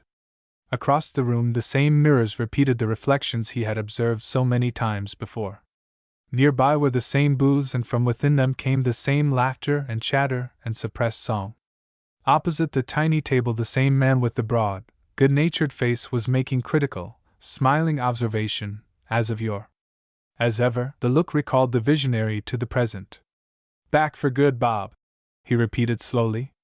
The speaker's attitude was far from being that of a conquering hero returned. The sympathies of the easygoing Robert, ever responsive, were roused. "What's the matter, old man?" he queried tentatively. "Weren't you a success as a bronco buster?" "A success," Kalmarby stroked a long, thin face with a long, thin hand. "A success," he repeated. "I couldn't have been a worse failure, Bob." He paused a moment, smoothing the tablecloth absently with his fingertips. "Success," once more bitterly. "I'm not even a mediocre at anything unless it is at what I'm doing now, dangling and helping spend the money someone else has worked all day to earn." He looked his astonished friend fair in the eyes. "You don't know what an idiot, a worse than idiot, I've made of myself." And he began the story of the past year. Monotonously, unemotionally he told the tale, omitting nothing, adding nothing, while about him the sounds of the restaurant, the tinkling of glassware, the ring of silver, the familiar muffled pop of extracted corks, played a soft accompaniment. Occasionally Bob would make a comment or ask explanation of something to him entirely new. But that was all until near the end, where the delinquent herder, coming swiftly to the brow of the hill, looked down upon the scene in the ravine below. Then Bob, the carefree, the pleasure-seeking, raised a hand in swift protest. "Don't describe it, please, old man," he requested. "I'd rather not hear." The speaker's voice ceased. Over his thin features fell the light of a queer little half-smile which, instead of declaring itself, only provoked Bob Wilson's curiosity. In the silence by, with a hand unaccustomed to the exercise, made the familiar gesture that brought one of the busy attendants to his side. "And the story you wrote?" suggested Wilson while they waited. For answer Kalmarby drew an envelope from his pocket and tossed it across the table to his friend. Wilson first noted that it bore the return address of one of the country's foremost magazines. He then unfolded the letter and read aloud. "Dear Mr. By. Dear Mr. By. The receipt of your 2 stories, Storm and Stampede and The Lonely Grave, has settled a troublesome question for us, namely, what has become of Mr. Kalmarby? No doubt you will recall that our criticisms of the material which you have submitted from time to time in the past were directed chiefly against faults arising out of your unfamiliarity with your subjects. The present manuscripts bear the best testimony that you have been gathering your material at first hand. We have the feeling, as we read, that every sentence flows straight from the heart. Now we want just such vivid, gripping, red-blooded cross-sections of life as these, your 2 latest accomplishments. In fact, we can't get enough of them. Therefore, instead of making you a cash offer for these 2 stories, we suggest that you first call at our office at your earliest convenience. If agreeable, we should like to arrange for a series of Western stories and articles, the evolving of which should keep you engaged for some time to come. Cordially. Cordially." The hands of the 2 friends clasped across the table. No word disturbed the silence until the forgotten waiter broke in impatiently. "Yo order, Saz?" "Champagne." This time it was Kalmarby who gave it. "A quart. And be lively about it, too." "Well, well!" Bob Wilson's admiration burst forth. "It is worth a whole herd of steers. The stuff of heroes." Springtime on the prairies of South Dakota. It is early morning, the sun is not yet up, but all is light and even and soft and all surrounding, so that there are no shadows. In every direction the gently rolling country is dotted brown and white from the incomplete melting of winter's snows. In the low places tiny streams of snow water, melted yesterday, sing low under the lattice-work blanket the frost has built in the night. Nearby and in the distance prairie chickens are calling, lonely, uncertain. Wild ducks in confused masses, mere specks in the distance, follow low over the winding curves of the river. High overhead, flocks of geese in regular black wedges and brant are flying northward, and the breezy sound of flapping wings and of voices calling mingle in the sweetest of all music to those who know the prairies, nature's morning song of springtime. What a country!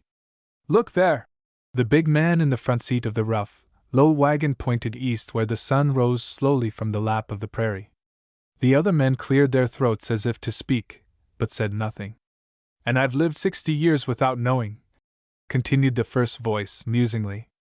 I've never been west before either, admitted DeYoung simply. They drove on, the trickling of snow water sounding around the wagon wheels. The third man, Clark, pointed back in the direction they had come. Did anyone back there inquire what we were doing? He asked. A fellow lowed, with a rising inflection, that we were hunting ducks, said DeYoung. I temporized, made him forget that I hadn't answered. You know what will happen once the curiosity of the natives is aroused. I wasn't approached. Morris joined in, without turning. The corners of the big man's mouth twitched, as the suggested picture formed swiftly in his mind. After a pause, DeYoung spoke again. I gave the postmaster a specially good tip to see that we got our mail out promptly. So did I, Clark admitted. The face of the serious man lighted, and their eyes meeting, the three friends smiled all together. The sun rose higher, without a breath of wind from over the prairies, and one after another the men removed their topcoats. The horses' hoofs splashed at each step in slush and running water, sending drops against the dashboard with a sound like rain. The trail which they were following could now scarcely be seen, except at intervals on higher ground, where hoofprints and the tracks of wheels were scored in the soft mud, and with each mile these marks grew deeper and broader as the partly frozen earth softened. The air of solemnity which had hung about the men for days, and which lifted from time to time only temporarily, now silenced them again. Indeed, had there been anybody present to observe, he doubtless would have been impressed most of all with the unwonted soberness of the wagon's occupants, a gravity strangely at variance with the rampant, fecund season. And the object of their journeying into this unknown world was in all truth a matter for silence rather than speech. Its influence was toward deep and earnest meditation, to which the joyous, awakening world could do no more than chant in a minor key a melancholy accompaniment. Never did a soldier advancing upon a breach in the enemy's breastworks more certainly confront the grinning face of death than did this trio in their progress across the singing prairie.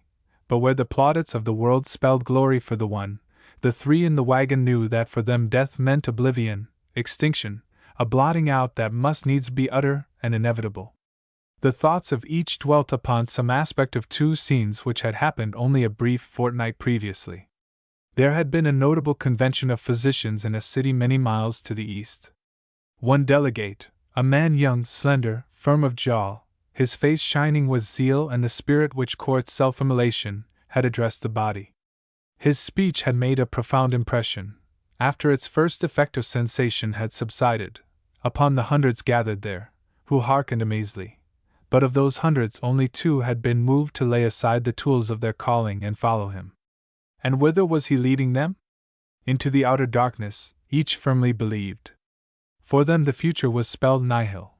For the world, salvation, perhaps. The inspired voice still rang in memory. Gentlemen, I repeat, it is a challenge.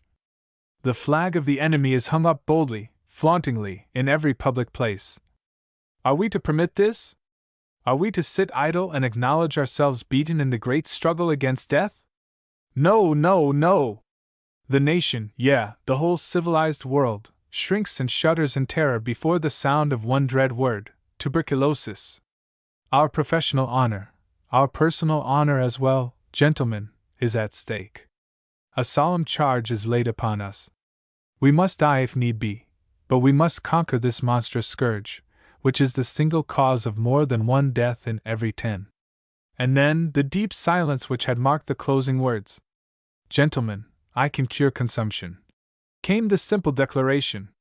If there are those among you who value science more than gain, who are willing to dare with me, willing to pay the extreme price, if necessary, if there are any such among you, and I believe there are, meet with me in my rooms this evening. To the 8 who accepted that invitation, Dr. DeYoung disclosed the details of his great experiment. It included, among many other things which no one but a physician can appreciate, the lending of their bodies to the experiment's exemplification. Of the 8, 2 had agreed to follow him to the end. Each of the 3 had placed his house in order, and here they were, nearing that end, whatever it was to be. An hour passed, and now ahead in the distance a rough shanty came into view. It was the only house in sight, and the 3 men knew it was to be theirs. In silence they drew up where the men were unpacking their goods.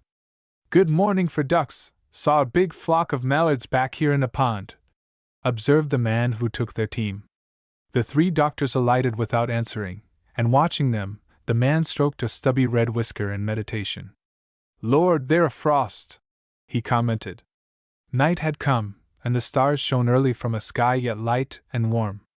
In the low places the waters sang louder than before, with the increase of a day's thawing. Looking away, the white spots were smaller and the brown patches larger.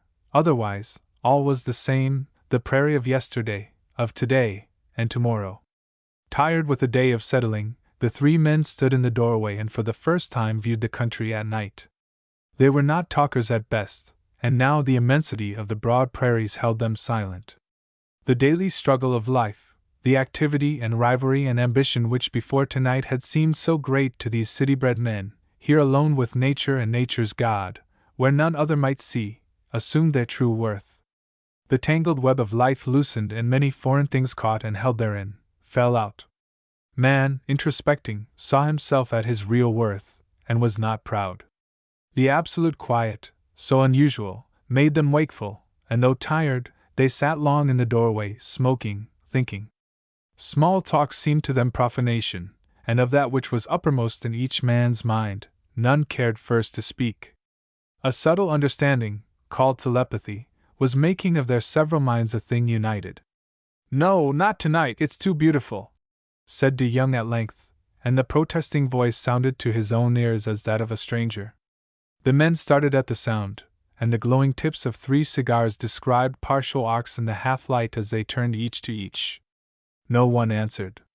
They were face to face with fundamentals at last. Minutes, an hour, passed. The cigars burned out, and as the pleasant odor of tobacco died away, there came the chill night air of the prairie. The 2 older men rose stiffly, and with a low good night stumbled into the darkness of the shanty. De Young sat alone in the doorway. He realized that it was the supreme hour of his life. In his mind, memory of past and hope of future met on the battlefield of the present, and meeting, mingled in chaos. Thoughts came crowding upon each other thick, the thoughts which come to few more than once in life, to multitudes, never, the thoughts which writers in every language, during all time, have sought words to express, and in vain. Everywhere the snow streams sang lower and lower. A fog, dense, penetrating, born of early morning, wrapped all things about, uniting and at the same time setting apart. Shivering, he shut the door on the night and the damp, and as by instinct crept into bed. Listening in the darkness, the sound of the sleepers soothed him. Happier thoughts came, thoughts which made his heart beat more swiftly and his eyes grow tender, for he was yet young, and love untold ever dwelleth near heaven. Thus he fell asleep with a smile. "Choose, please. We'll take our turns in the order of length," said De Young, holding up the ends of 3 paper strips. Each man drew, and in the silence that followed, without a word Morris turned away, preparing swiftly for the operation. "Give me chloroform," he said, stretching himself horizontally, adding as the others bent over him. "Inoculate deep, please. Let's not waste time." Swiftly, with the precision of absolute knowledge, the 2 physicians did their work. A mist was over their eyes so that all the room looked dim, as to old men, and hands which had not known a tremor for years, shook as they emptied the contents of the little syringe, teeming with tiny, unseen, living rods. Clark's forehead was damp with a perspiration that physical pain could not have brought, and on De Young's face, time marked those minutes as months. It was all done with the habit of years. The 2 doctors carefully sterilized their instruments and replaced them in cases, then, silently, drawn nearer together than ever before, the 2 friends watched the return of consciousness. And Morris, awakening, things real and of dreamland still confused to his senses, heard the soft voice which a legion of patients had thus heard and blessed, saying cheerily, "Wake up! Wake up, my friend! Thus the day passed. In turn, the men, hours apart, with active brains and eyes wide open, sent their challenges to death, each man his own messenger. The months slipped by. Suns became torrid hot, and cooled until it seemed there was light but not heat on earth. Days grew longer, and in unison, earth waxed greener, then in descending scale, both together waned. Migratory wings fluttering at night, and passing voices calling in the darkness, most lonely sounds of earth, gave place to singers of the day. The robin, the meadowlark, the ubiquitous catbird, all born of prairie and of summer, came and went. Blackbirds in countless flocks followed. Again the calling of prairie chickens was heard at eve and morning, and anon frost glistened in the air. At last throughout the land no sound of animal voice was heard, for winter bound all things firm and white. Another cycle was complete. Yet, almost ere the record could be made, there appeared, moving far in the distance, a black triangle. Passing swiftly, with the sound of wings and calling voices, there sprang anew in all things animate a mixed feeling of gladness and unrest, which was the spirit of returned spring. Thus twice the cycle of the seasons passed, and again the sun of early spring, shining bright, set the tiny snow streams singing. It glistened over the prairie on snowdrift and frost, it lit up the few scattered shingled roofs of settlers newly come, and shone in at the open door of a rough cabin we know, touching without pity the faces of the two men who watched its rise. Shining low, even with the prairie, it touched in vivid contrast an oblong mound of fresh earth, heaped up target distance from the cabin door. The mound had not been there long, either snow or rain had yet touched it. It was still strange to the men in the doorway, who saw it vividly now, at time of sunrise. Though thus early, each man sat idly smoking, an open book reversed on the knee. De Young first broke the silence. "We must do something, or else decide to do nothing about Clark's mail." He shifted in his seat, looking away from the open door. "I don't know whether it would be kinder to tell them or not." A coughing fit shook Morris, and answering, a twitch as of pain tightened the corners of his companion's eyes. Minutes passed, and Morris sat limply in his chair, before he answered. "I thought at first we'd better write, now it seems different. Let's wait until we go back." Neither of the men looked at the other. They seldom did now. It was useless pain. Filled with the incomparable optimism of the consumptive, either man realized his own condition, but marked the days of his friend.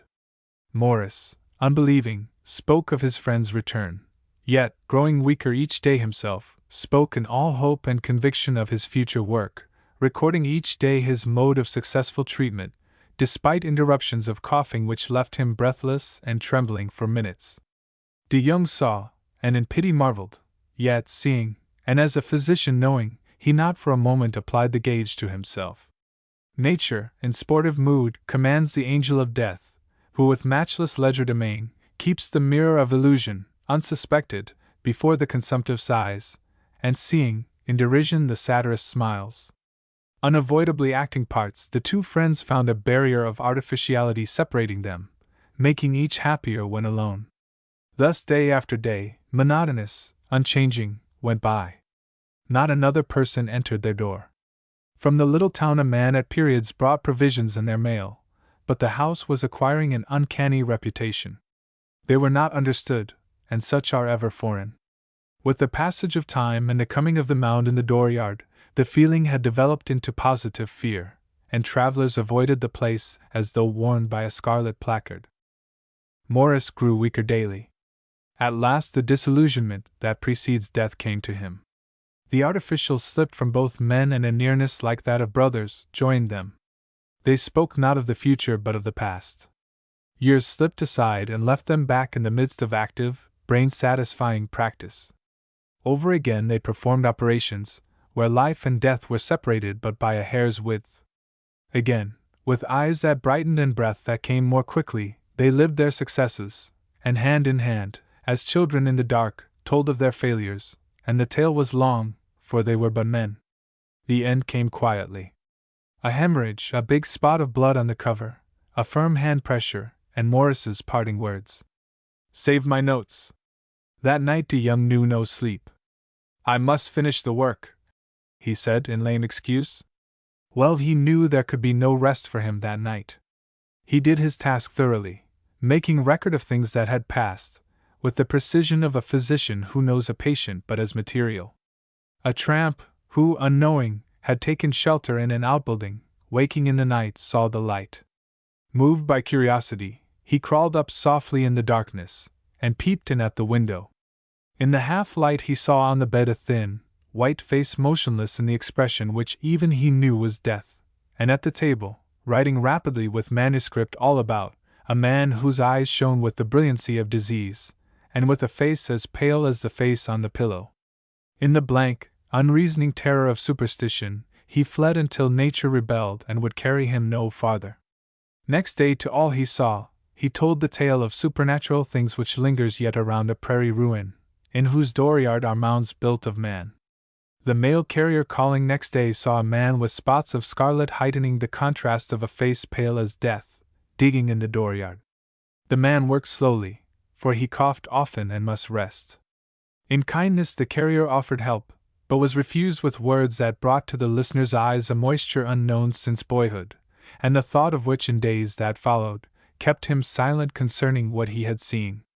Summer, with the breath of warm life and the odor of growing things, with days made dreamy and thoughtful by the purring of the soft wind and the droning of insects, and nights when all was good, with stars above and crickets singing below, summer had come and was passing. De Young could no longer deceive himself. The personal faith that had upheld him so long, when friends had failed, could fight the inevitable no longer. With eyes wide open, he saw at last clearly, and seeing, realized the end. He cared not for death, he was too strong for that, but it must needs be that, now, with the shadow of defeat lying dark over the future, the problem of motive, the great why, should come uppermost in his mind, demanding an answer. Once before, at the time when other men read from their lives, he caught glimpses of something beyond. Now again the mood returned, and he knew why he was as he was, that with him love was, and had been, stronger than science and all else beside. He knew that whatever he might have done, the entering into his life of the woman, and the knowledge that followed her coming, had inspired the supreme motive that thenceforth drove him forward. With this realization came a new life, a happier and a sadder life, in which all things underwent readjustment. Regret came as sadness, regret that he had not told this woman all, that in his blind confidence he had not written, but had waited for this. He would wait no longer. He would tell her now. 1,000 new thoughts came to his mind, 1,000 new feelings surged over him as a flood, and he poured them out on paper. The man himself, not the physician, was unfolded for the first time in his life, and the writing of that letter which told all, his life, his love, that ended with a goodbye which was forever, was the sweetest labor of his life. He sealed the letter and sat for hours looking at it, dreaming. It was summer and the nights were short, so that with the writing and the dreams, morning had come. He could scarce wait that day for the carrier. Time to him had become suddenly a thing most precious, and when at last the man appeared, De Young twice exacted the promise that the letter should be mailed special delivery. The reaction was on, and all the world was dark. Fool that he was, 2 years had passed since he had heard from her. She also was a consumptive, might not? The very thought was torture. Perspiration started at every pore, and with the little strength that was left he paced up and down the room like a caged animal.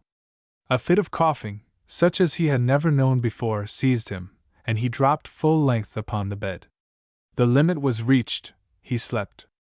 As he had worked one night before to forget, so he spent the following days. It was the end, and he knew it, but he no longer cared. His future was centered on one event, the coming of a letter. Beyond that all was shadow, and he cared not to explore. He worked all that nature would allow, carrying to completion his observations, admitting his mistake with a candor which now caused no personal pain. He spent much time at his journal, writing needless things, his actions, his very thoughts, things which could not have been wrung from him before. But he was lonely and desperate. He must not think, 't was madness. So he wrote and wrote and wrote. He watched for the carrier all the daylight hours. His mail was light, and the coming infrequent. There had been time for an answer, and the watcher could no longer compose himself to write. All day he sat in the doorway, looking across the 2 mounds down the road whence the carrier would come. And at last he came. Far down the road toward town one morning a familiar moving figure grew distinct. De Young watched as though fascinated. He wanted to shout, to laugh, to cry. With an effort that sent his fingernails deep into his palms, he kept quiet, waiting. A letter was in the carrier's hand. Struck by the look on De Young's face, the postman did not turn, but stood nearby watching. The exile, once the immovable, seized the missive feverishly, then paused to examine. It was a man's writing he held, and he winced as at a blow, but with a hand that was nerved too high to tremble, he tore open the envelope. He read the few words, and read again, then in a motion of weariness and hopelessness indescribable, hands and paper dropped. "My God! And she never knew!" he whispered. When next the carrier came, he shaped the 3rd mound. Arcadia in Avernus. For they have sown the wind, and they shall reap the whirlwind. Chapter I Prelude. Chapter I Prelude.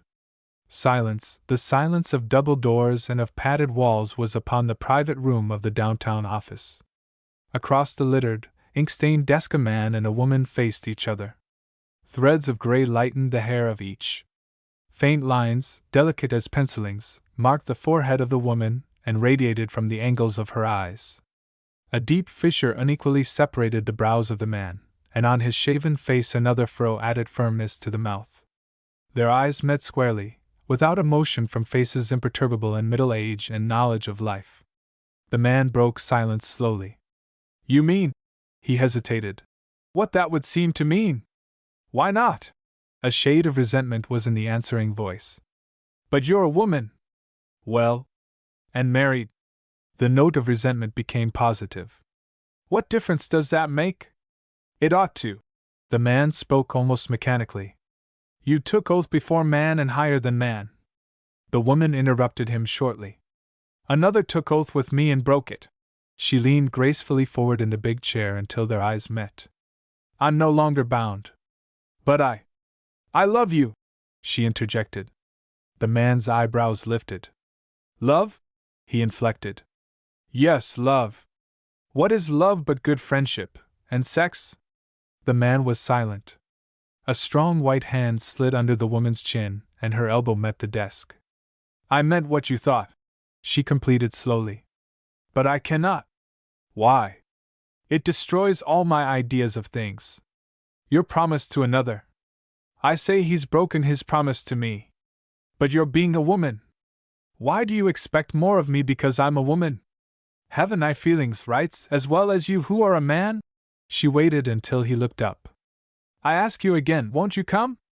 The man arose and walked slowly back and forth across the narrow room. At length he stopped by her chair. "I cannot." In swift motion his companion stood up facing him. "Don't you wish to?" she challenged. The hand of the man dropped in outward motion of deprecation. "The question is useless. I'm human." "Why shouldn't we do what pleases us then?" The voice was insistent. "What is life for if not for pleasure? Would it be pleasure, though? Wouldn't the future hold for us more of pain than of pleasure?" "No, never." The words came with a slowness that meant finality. "Why need tomorrow or a year from now be different from today unless we make it so? But it would change unconsciously. We'd think and hate ourselves. For what reason? Isn't it nature that attracts us to each other, and can nature be wrong?" "We can't always depend upon nature," commented the man absently. "That's an artificial argument, and you know it." A reprimand was in her voice. "If you can't depend upon nature to tell you what is right, what other authority can you consult?" "But nature has been perverted," he evaded. "Isn't it possible your judgment instead is at fault?" "It can't be at fault here." The voice was neutral as before. "Something tells us both it would be wrong to do as we want to do." Once more they sat down facing each other, the desk between them as at first. "Artificial convention, I tell you again." In motion graceful as nature the woman extended her hand, palm upward, on the polished desk top. How could we be other than right? What do we mean by right anyway? Is there any judge higher than our individual selves, and don't they tell us pleasure is the chief aim of life and as such must be right? The muscles at the angle of the man's jaw tightened involuntarily. But pleasure is not the chief end of life. What is, then? Development, evolution. Evolution to what? She insisted. That we cannot answer as yet. Future generations must and will give answer. It's for this then that you deny yourself? A shade almost of contempt was in the questioning voice. The taunt brought no change of expression to the man's face. Yes. The woman walked over to a bookcase, and drawing out a volume, turned the pages absently. Without reading a word, she came back and looked the man squarely in the face. Will denying yourself help the world to evolve? I think so. How? My determination makes me a positive force. It is my karma for good that makes my child stronger to do things. But you have no child. Swiftly. Their eyes met again without faltering. I shall have, sometime. Silence fell upon them. Where were you a century ago? Digressed the woman. I wasn't born. Where will your child be 100 years from now? Dead likewise, probably, but the force for good, the karma of the life, will be passed on and remain in the world. Unconsciously they both rose to their feet. Was man always on the earth? She asked. The question was answered almost before spoken. No. Will he always be here? Science says no. The woman came a step forward until they almost touched. What then becomes of your life of denial? She challenged. You make it hard for me, said the man simply. But am I not right? She came toward him passionately. I come near you and you start. She laid her hand on his. I touch you, and your eyes grow warm. Both our hearts beat more quickly. Look at the sunshine. It's brighter when we're so close together. What of life? It's soon gone, and then? What of convention that says no? It's but a farce that gives the same thing we ask, at the price of a few words of mummery. Our strongest instincts of nature call for each other. Why shouldn't we obey them when we wish? She hesitated, and her voice became tender. We would be very happy together. Won't you come? The man broke away almost roughly. Don't you know? He demanded. It's madness for us to be talking like this. We'll be taking it seriously and then. The woman made a swift gesture of protest. Don't. Let's be honest, with each other at least. I'm tired of pretending to be other than I am. Why did you say being true to my husband? You know it's mockery. Is it being true to live with a man I hate because man's law demands it, rather than true to you whom nature's law sanctions? Don't speak to me of society's right and wrong. I despise it. There is no other tribunal than nature, and nature says come. The man sat down slowly and dropped his head wearily into his hands. I say again, I cannot. I respect you too much. We're intoxicated now being together. In an hour, after we're separate. She broke in on him passionately. Do you think a woman says what I have said on the spur of the moment? Do you think I merely happened to see you today, merely happened to say what I've said? You know better. This has been coming for months. I fought it hard at first, with convention, with your idea of right and wrong. Now I laugh at them both. Life is life, and short, and beyond is darkness. Think what atoms we are, and we struggle so hard. Our life that seems to us so short, and so long. 1,000, perhaps 10,000 such, end to end, and we have the life of a world.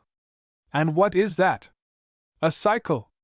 A thing self-created, self-destructive, then of human life, nothingness. Oh, it's humorous. Our life, a 10,000th part of that nothingness, and so full of tiny, great struggles and worries. She was silent a moment, her throat trembling, a multitude of expressions shifting swiftly on her face. Do you believe in God? She questioned suddenly. I hardly know. There must be. Don't you suppose, then, he's laughing at us now? She hesitated again and then went on, almost unconsciously. I had a dream a few nights ago. The voice was low and very soft. It seemed I was alone in a desert place, and partial darkness was about me. I was conscious only of listening and wondering, for out of the shadow came sounds of human suffering. I waited with my heart beating strangely. Gradually the voices grew louder, until I caught the meaning of occasional words and distinctly saw coming toward me the figure of a man and a woman bearing a great burden, a load so great that both together bent beneath the weight and sweat stood thick upon their brows. The edges of the burden were very sharp, so that the hands of the man and the woman bled from the wounds, and their shoulders were torn grievously where the load had shifted, those of the woman more than the man, for she bore more of the weight. I marveled at the sight. Suddenly an intense brightness fell about me, and I saw, near and afar, other figures each bearing similar burdens. The light passed away, and I drew near the man and questioned him. "What rough load is that you carry?" I asked. "The burden of conventionality," answered the man, wearily and with a note of surprise in his voice. "Why do you bear it needlessly?" I remonstrated. "We dare not drop it," said the woman, hopelessly, "lest that light, which is the searchlight of public opinion, return, showing us different from the others." Even as she spoke, the illumination again fell upon us, and by its brightness I saw a drop of blood gather slowly from the wounds on the woman's hand and fall into the dust at her feet. A silence fell upon the inmates of the tiny muffled office. "But the burden isn't useless," said the man, gently. "The condemnation of society is an hourly reality. From the patronage of others we live. The sun burns us, but we submit, for in return it gives life." The woman arose with an abrupt movement, and looked down at him coldly. "Are you a man, and use those arguments?" An expression akin to contempt formed about her mouth. "Are you afraid of a united voice, the individuals of which you despise?" The first hint of restrained passion was in the answering voice. "You taunt me in safety, for you know I love you." He looked up at her unhesitatingly. "Man's law is artificial, that I know, but it's made for conditions which are artificial, and for such it's right. Were we as in the beginning, nature's law, which beside the law of man is no law, would be right, but we're of the world as it is now. Things are as they are, and we must conform or pay the price." He hesitated. His face settled back into a mask. "And that price of nonconformity is too high," he completed steadily. The eyes of the woman blazed and her hands tightened convulsively. "Oh, you're frozen, fossilized, man! I called you man! You're not a man at all, but a 19th century machine. You're run like a motor from a powerhouse, by the force of conventional thought, over wires of red tape. Fie on you! I thought to meet a human being, not a lifeless thing." She looked at him steadily, her chin in the air, a world of scorn in her face. "Go on sweating beneath the useless load. Go on building your structure of artificiality that ends centuries from now in nothingness. Here's happiness to you in your empty life of self-effacement, with your machine-prompted acts, years considered." Without looking at him, one hand made scornful motion of dismissal. "Goodbye, ghost of man, I wash my hands of you." "Wait, Eleanor!" The man sprang to his feet, the mask lifting from his face, and there stood revealed a multitude of emotions, unseen of the world, that flashed from the depths of his brown eyes and quivered in the angles of his mouth. He came quickly over and took her hand between his own. "I'm proud of you." A world of tenderness was in his voice. "Unspeakably proud, for I love you. I've done my best to keep us apart, yet all the time I believed with you. Nature is higher than man, and no power on earth can prove it otherwise." He looked into the softest of brown eyes, and his voice trembled. "Beside you the world is nothing. Its approval or its condemnation are things to be laughed at. With you I challenge conventionality, society, everything."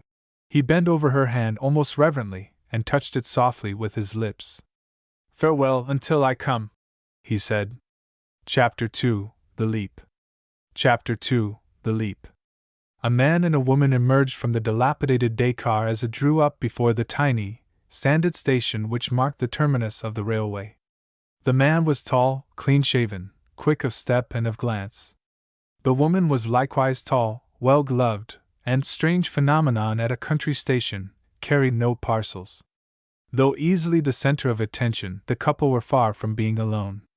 On the contrary, the car and platform fairly swarmed with humanity. Men mostly composed the throng that alighted, big, weather-stained fellows in rough jeans and denims.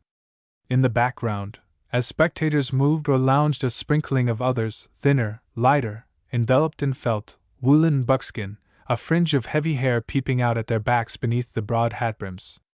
A few women were intermingled. Coarsely gowned, sun-browned, they stood, themselves like suns, but each the center of a system of bleach-haired minor satellites. It was into this heterogeneous mass that the tall man elbowed his way, a neat grip in either hand, the woman following closely in his wake, her skirts carefully lifted. Clear of the outflowing stream, the man put down the satchels, and looked over the heads of the motley crowd into the still more motley street beyond. 2 short rows of one-storied buildings, distinctive by the brightness of new lumber on their sheltered side, bordered a narrow street, half clogged by the teams of visiting farmers. Not the faintest clue to a hostelry was visible, and the eyes of the man wandered back, interrupting by the way another pair of eyes frankly inquisitive. The curious one was short. By comparison, his face was still shorter and round. From his chin a tiny tuft of whiskers protruded, like the handle of a gourd. Never was countenance more unmistakably labeled good-humored, Americanized German. The eyes of the tall man stopped. "Is there a hotel in this?" He groped for a classification. "This city?" he asked. A rattling sound, startlingly akin to the agitated contents of overripe vegetables, came from somewhere in the internal mechanism of the small man. Inferentially, the inquiry was amusing to the questioned, likewise the immediately surrounding listeners, who became suddenly silent, gazing at the stranger with the wonder of young calves. At length the innate spirit of courtesy in the German triumphed over his amusement. "Hans Becher up by the post office takes folks in." The inward commotion showed indications of resumption. "I never heard, though, that he called his place a hotel." "Thank you." And the circle of silence widened. The man and the woman walked up the street. Beneath their feet the cottonwood sidewalk, despite its newness, was warped in agony under sun and storm. Big puddles of water from a recent rain stood in the hollows of the roadway, side by side with tufts of native grasses fighting bravely for life against the intruder, man. A fresh, indescribable odor was in their nostrils, an odor which puzzled them then, but which later they learned to recognize and never forgot, the pungent scent of buffalo grass. A stillness, deeper than of Sabbath, unbelievable to urban ears, wrapped all things, and united with an absence of broken skyline, to produce an all-pervading sense of loneliness. Hans Becher did not belie his name. He was very German. Likewise the little woman who courtesied at his side. Ditto the choice assortment of inquisitive towheads, who stared wide-eyed from various corners. He shook hands at the door with each of his guests, which action also was unmistakably German. "You would in my house, put up, you call it?" he inquired in labored English, while the little woman polished 2 speckless chairs with her apron, and with instinctive photographic art placed them stiffly side by side for the visitors. "Yes, we'd like to stay with you for a time," corroborated the tall man. The little German ran his fingers uncertainly through his hair for a moment, then his round face beamed. "We should then become to each other known. Is it not so?" Without pausing for an answer, he put out a big hand to each in turn. "I am Hans Becher, and this," with elaborate indications, "this my wife is Minna." Minna courtesied dutifully, lower than before. The little Beckers were not classified, but their connection was apparent. They calmly sucked their thumbs. The lords of creation obviously held the rostrum. It was the tall man who responded. "My name is Maurice, Ichabod Maurice." He looked at the woman, his companion, from the corner of his eye. "Allow me, Camilla, to present Mr. Becher." Then turning to his hosts. "Camilla Maurice, Mr. and Mrs. Becher." The tall lady shook hands with each. "Pleased to meet you," she said, and smiled a moment into their eyes. Thus Camilla Maurice made friends. There were a few low-spoken words in German, and Minna vanished. "She will dinner make ready," Hans explained. The visitors sat down in their chairs, with Hans opposite studying them narrowly, singly and together. "The town is very new," suggested Ichabod. 1 year ago it was not. The German's short legs crossed each other nervously, and their owner seized the opportunity to make further inspection. It is very new, he repeated absently. Camilla Maurice stood up. Might we wash, Mr. Betcher? She asked. The ultimate predicament was all at once staring the little man in the face. To be sure. I might have known. You will a room, desire. He ran his fingers through his hair, and inspiration came. Mr. Maurice, he motioned. Might I a moment with you, speak? Certainly, Mr. Betcher. The German saw light, and fairly beamed as he sought the safe seclusion of the doorway. She is your sister or cousin, Ning? He asked. There was the faintest suggestion of a smile in the corners of Ichabod's mouth. No, she is neither my sister nor my cousin, Mr. Betcher. Hans heaved a sigh of relief. It had been a close corner. She is your wife. One must know. And he mopped his brow. Certainly, one must know. Very soberly. Alone together in the little unfinished room under the rafters, the woman sat down on the corner of the bed, physical discomfort forgotten in feminine curiosity. Those names, where did you get them? She queried. They came to me, at the moment, smiled the man. But the cold-blooded horror of them! Ichabod! The glory has departed. His companion started, and a smile left the man's face. And Camilla? Slowly. Attendant at a sacrifice. Of a sudden the room became very still. Ichabod, exploring, discovered a tiny wash basin and a bucket of water. You wish to wash, Camilla? The woman did not move. They were very kind. She looked through the window with the tiny panes. Have we any right to lie to them? We have not lied. Tacitly. No, I'm Ichabod Maurice and you're Camilla Maurice. We have not lied. But the past is dead.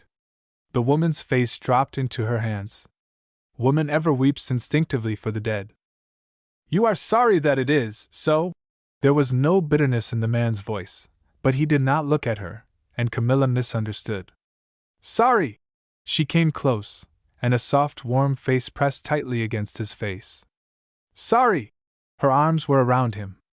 Sorry! Again repeated. No! No! No! No, without end. I'm not sorry. I'm Camilla Maurice, the happiest woman in the world. Later they utilized the tin basin and the mirror with a crack across its center. Dinner was waiting when they went below. To a casual observer, Hans had been very idle while they were gone. He sat absently on the doorstep, watching the grass that grew almost visibly in the warm spring Sunday. Occasionally he tapped his forehead with his fingertips.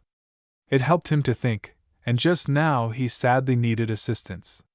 Who were these people, anyway? He wondered. Not farmers, certainly. Farmers did not have hands that dented when you pressed them, and farmers' wives did not lift their skirts daintily from behind. Hans had been very observant as his visitors came up the muddy street. No, that was not the way of farmers' wives.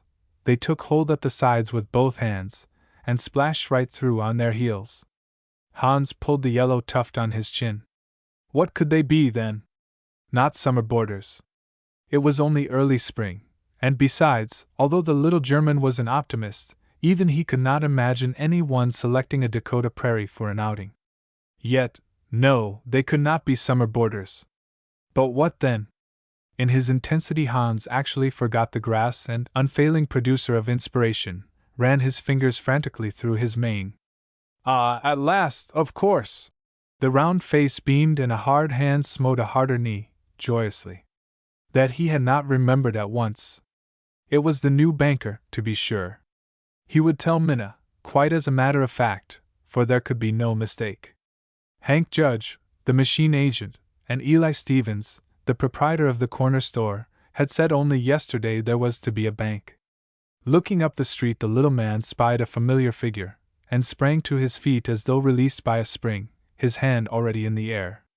There was Hank Judge, now, and he didn't know. Dinner, Hans, announced Minna at his elbow.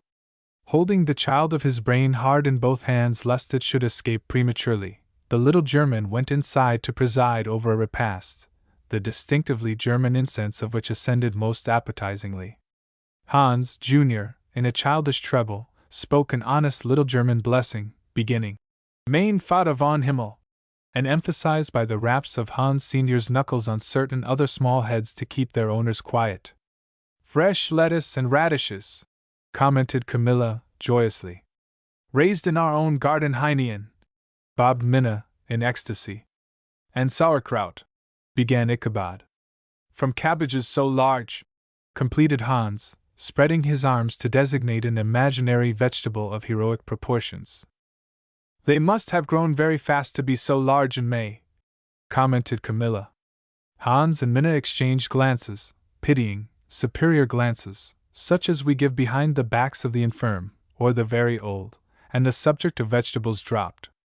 A great country for a bank, this, commented Mr. Betcher, with infinite finesse and between intermittent puffs at a hot potato. Is that so? Hans nodded violent confirmation, then words, English words, being valuable to him, he came quickly to the test. You will build for the bank yourself, is it not so? It was not the German and Minna who exchanged glances this time. No, I shall not build for the bank myself, Mr. Betcher. You will rent, perhaps? Hans's faith was beautiful. No, I shall not rent. The German's face fell. To have wasted all that thought, for after all it was not the banker. Minna, Sr., stared in surprise, and her attention being diverted, Minna the younger seized the opportunity to inundate herself with a cup of hot coffee. The spell was broken. I'm going to take a homestead, explained Ichabod. Hans's fork paused in midair and his mouth forgot to close. At the point where the German struck, the earth was very hard. So? He interrogated weakly. At this juncture the difference between the two Minnas, which had been transferred from the table to the kitchen, was resumed, and although Ichabod ate the remaining kraut to the last shred, and Camilla talked to Hans of the Vaterland in his native German, each knew the occasion was a failure. An ideal had been raised, the ideal of a Napoleon of finance, a banker, and that ideal materializing, lo there stood forth a farmer. Ach Gott von Himmel. After dinner Hans stood in the doorway and pointed out the land office. Ichabod thanked him, and under the impulse of habit felt in his pocket for a cigar. None was there, and all at once he remembered Ichabod Maurice did not smoke. Strange he should have such an abominable inclination to do so just then, but nevertheless the fact remained. Ichabod Maurice never had smoked.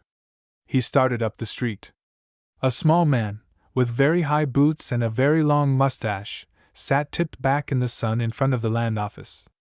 He was telling a story, a good one, judging from the attention of the row of listeners.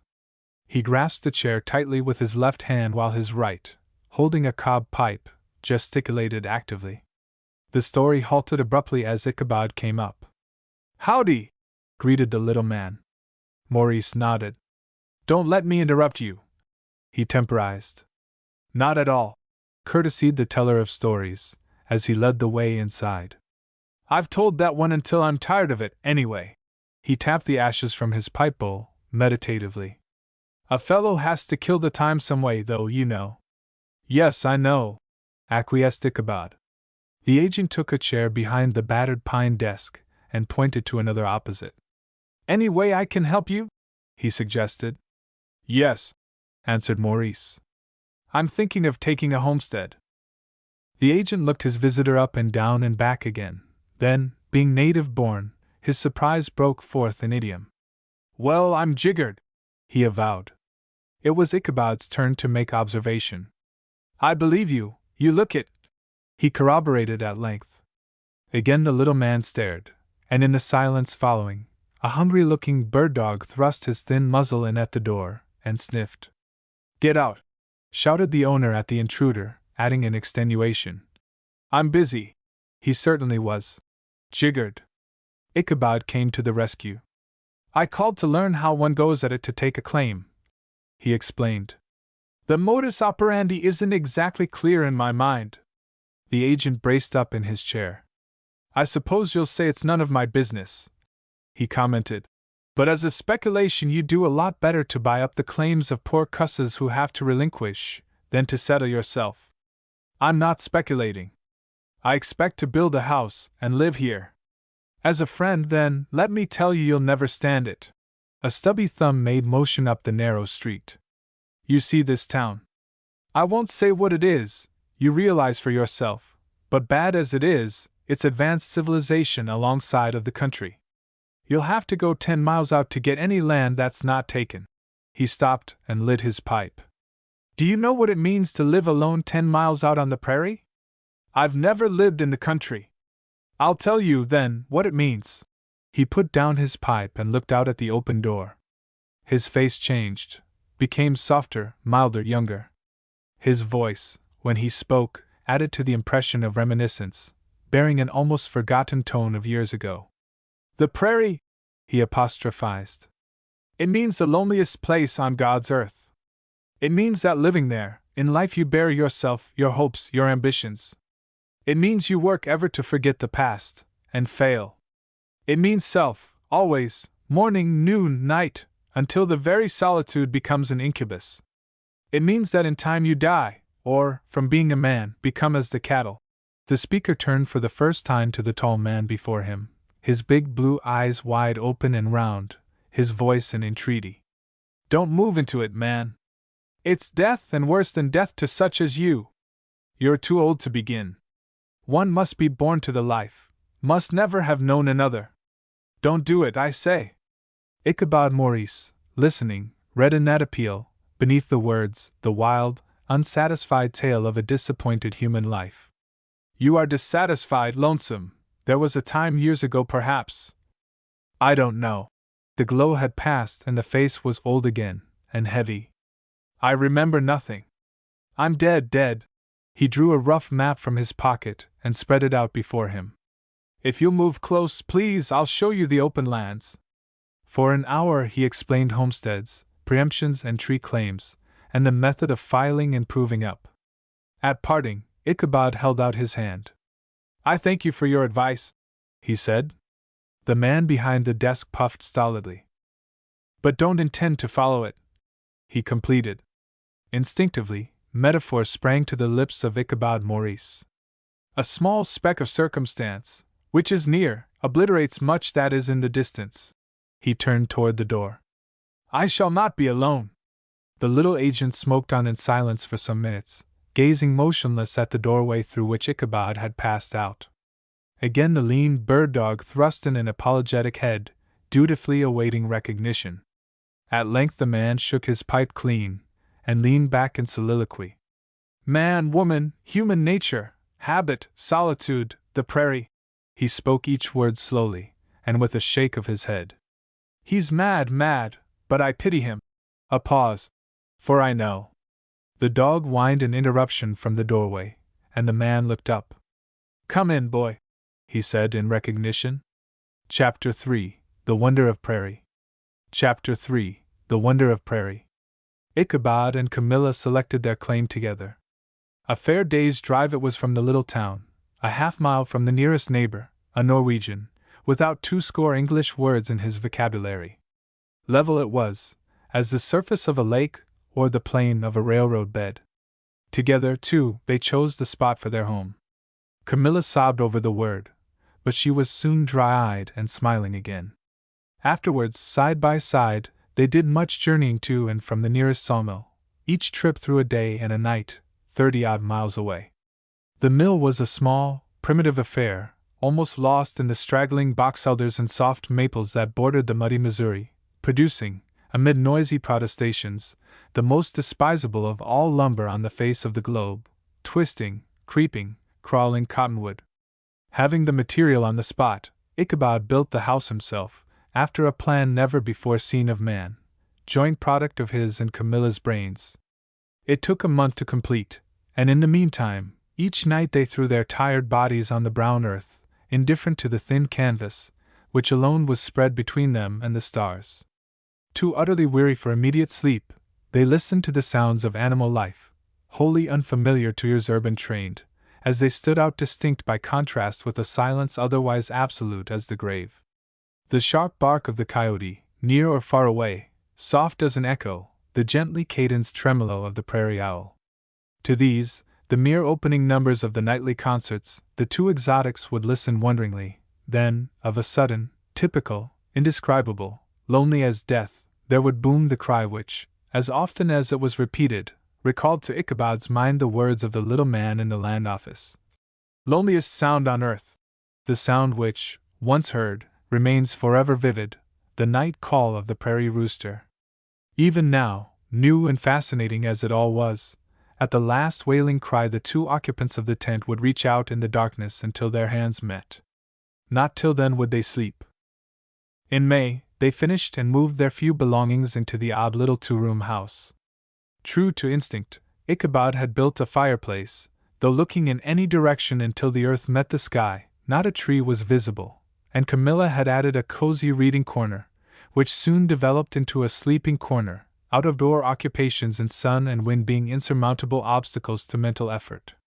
But what matter? One straggling little folio, the local newspaper, made its way into the corner each week, and that was all. They had cut themselves off from the world, deliberately, irrevocably. It was but natural that they should sleep. All dead things sleep. Month after month slipped by, and the first ripple of local excitement and curiosity born of their advent subsided. Ichabod knew nothing of farming, but to learn was simple. It needed only that he watch what his neighbors were doing, and proceed to do likewise. He learned soon to hold a breaking plow in the tough prairie sod, and to swear mightily when it balked at an unusually tough root. As well, he came to know the oily feel of flax as he scattered it by hand over the brown breaking. Later he learned the smell of buckwheat blossoms, and the delicate green coloring of sod corn, greener by contrast with its dark background. Nor was Camilla idle. The dresses she had brought with her, dainty creations of foreign make, soon gave way to domestic productions of gingham and print. In these, the long brown hands neatly gloved, she struggled with a tiny garden, becoming in ratio as passed the weeks, warmer, browner, and healthier. "Are you happy?" asked Ichabod, one day, observing her thus amid the fruits of her hands. Camilla hesitated. Catching her hand, Ichabod lifted her chin so that their eyes met. "Tell me, are you happy?" he repeated. Another pause, though her eyes did not falter. "Happier than I ever thought to be." She touched his sleeve tenderly. "But not completely so, for—" She was not looking at him now. "For I love you, and I'm a woman." They said no more, and though Ichabod went back to his team, it was not to work. For many minutes he stood motionless, a new problem of right and wrong throbbing in his brain. Fall came slowly, bringing the drowsy, hazy days of so-called Indian summer. It was the season of threshing, and all day long to the drowse of the air was added, near and afar, all-pervading through the stillness, the sleepy hum of the separator. Typical voice of the prairie was that busy drone, penetrating to the ears as the ubiquitous odor of the buffalo grass to the nostril, again bearing resemblance in that, once heard, memory would reproduce the sound until recollection was no more.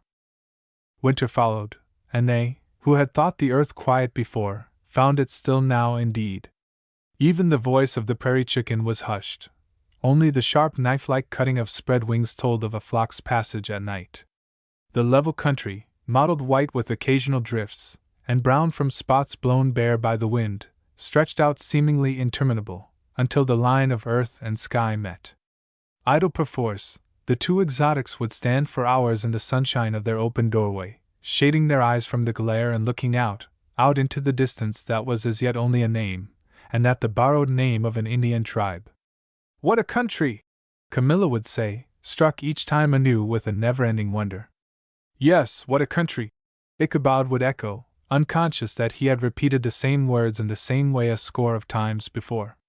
In January, a blizzard settled upon them, and for 2 days and nights they took turns keeping the big kitchen stove red hot. The West knows no such storms, now. Man has not only changed the face of the earth, but, in so doing, has annihilated that terror of the past, the Dakota blizzard. In those days, though, it was very real, as Ichabod learned. He had prepared for winter, by hauling a huge pile of cordwood and stacking it, as a protection to windward, the full length of the little cabin, thinking the spot always accessible, but he had builded in ignorance. The snow first commenced falling in the afternoon. By the next morning the tiny house was buried to the window sashes. Looking out, there could be seen but an indistinct slanting white wall, scarcely 10 feet away, a screen through which the sunlight filtered dimly, like the solemn haze of a church. The earth was not silent now. The falling of the sleet and snow was as the striking of fine shot, and the sound of the wind a steady unceasing moan, resembling the sigh of a big dynamo at a distance.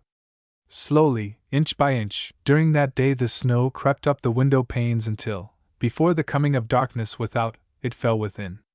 Banked though they were on 3 sides, on the 4th side, unprotected, the cold penetrated bitterly, a cold no living thing could withstand without shelter. Then it was that Ichabod and Camilla feared to sleep, and that the long vigil began.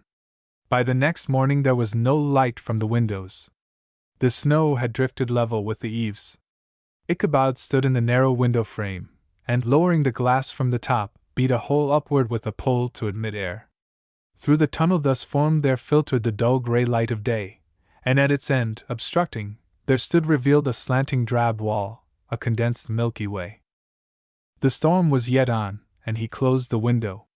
To get outside for fuel that day was impossible, so with an axe Ichabod chopped a hole through the wall into the big pile, and on wood thus secured sawed steadily in the tiny kitchen, while the kerosene lamp at his side sputtered, and the fire crackled in a silence, like that surrounding a hunted animal in its den.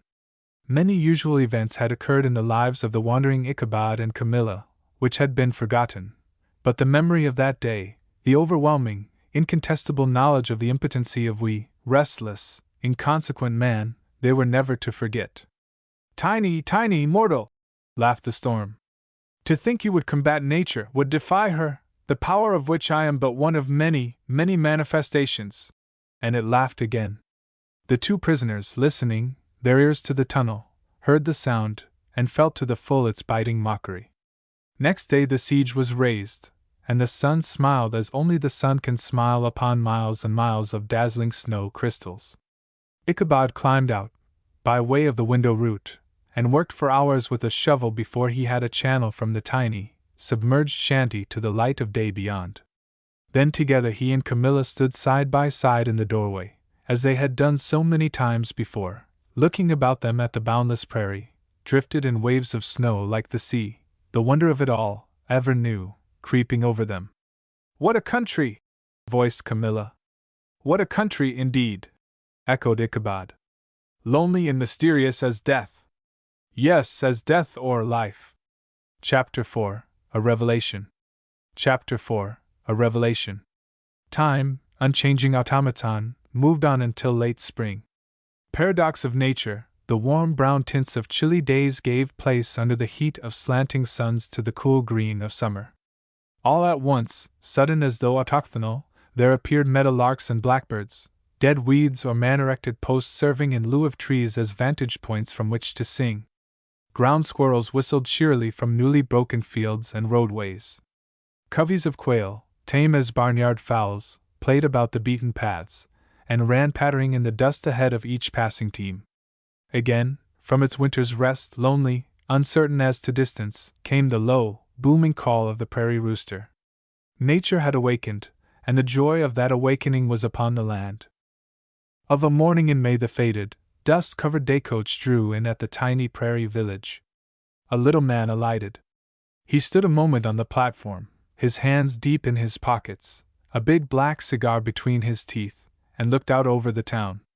The coloring of the short, straggling street was more weather-stained than a year ago, yet still very new, and the newcomer smiled as he looked, a big broad smile that played about his lips, turning up the corners of his brown mustache, showing a flash of white teeth, and lighting a pair of big blue eyes which lay, like a woman's, beneath heavy lashes.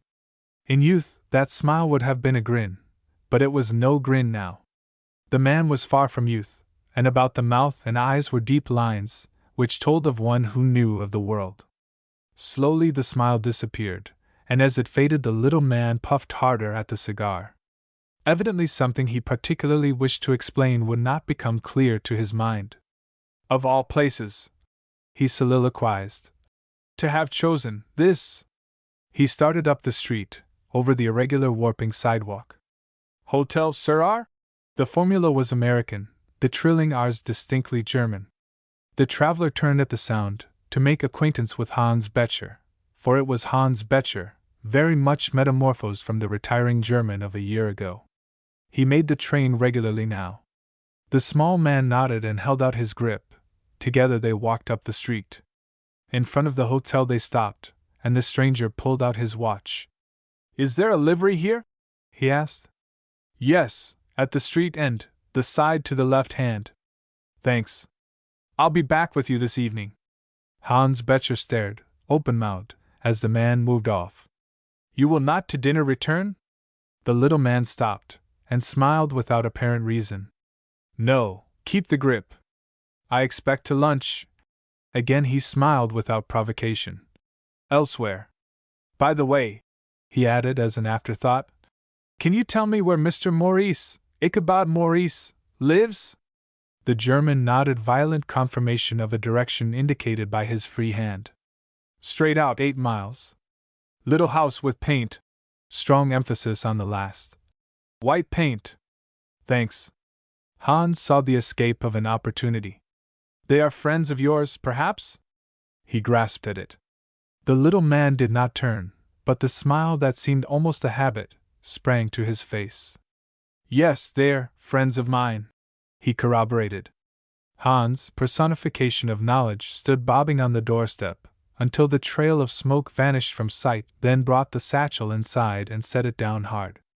"Her brother has come," he announced to the wide-eyed Minna. "Wesson Bruder?" Minna was obviously excited, as attested by the lapse from English.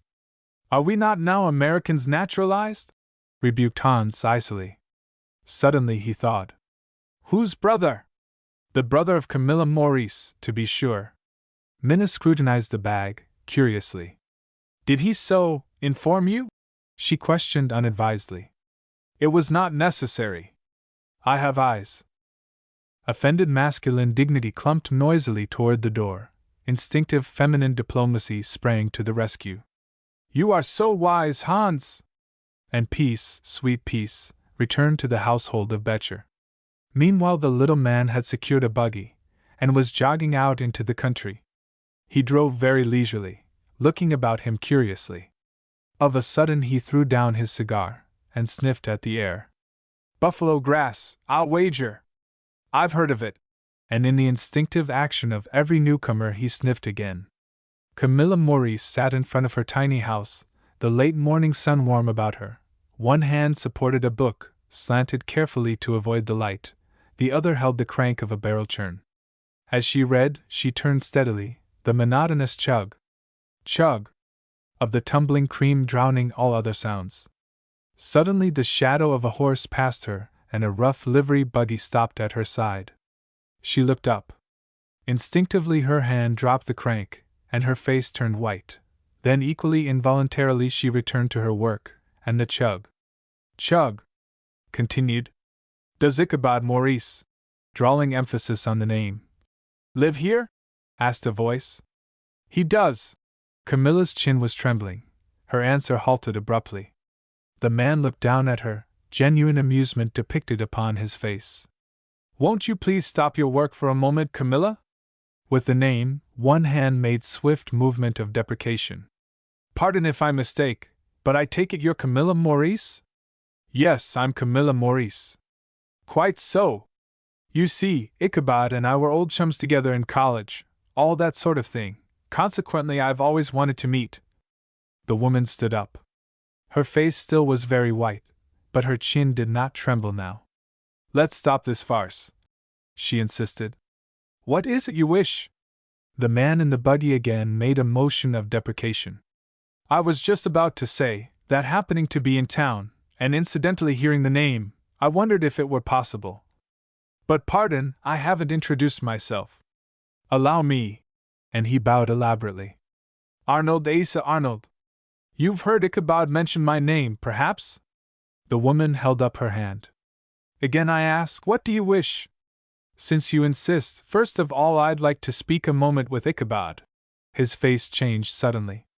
"For heaven's sake, Eleanor, if he must alter his name, why did he choose such a barbaric substitute as Ichabod? Were he here, evenly. He'd doubtless explain that himself. He's not here, then? No banter in the voice now. Never fear, quickly. He'll return. A moment they looked into each other's eyes, challengingly, as they had looked unnumbered times before.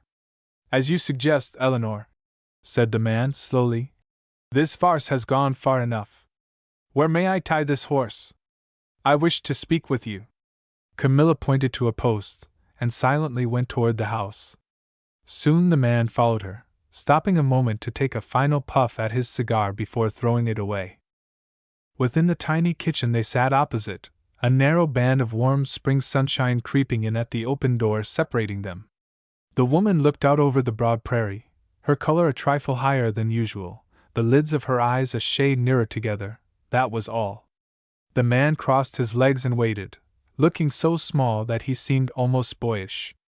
In the silence, the drone of feeding poultry came from the backyard, and the sleepy breathing of the big collie on the steps sounded plainly through the room. A minute passed. Neither spoke. Then, with a shade of annoyance, the man shifted in his chair. I thought, perhaps, you'd have something you wished to say. If not, however. He paused meaningly.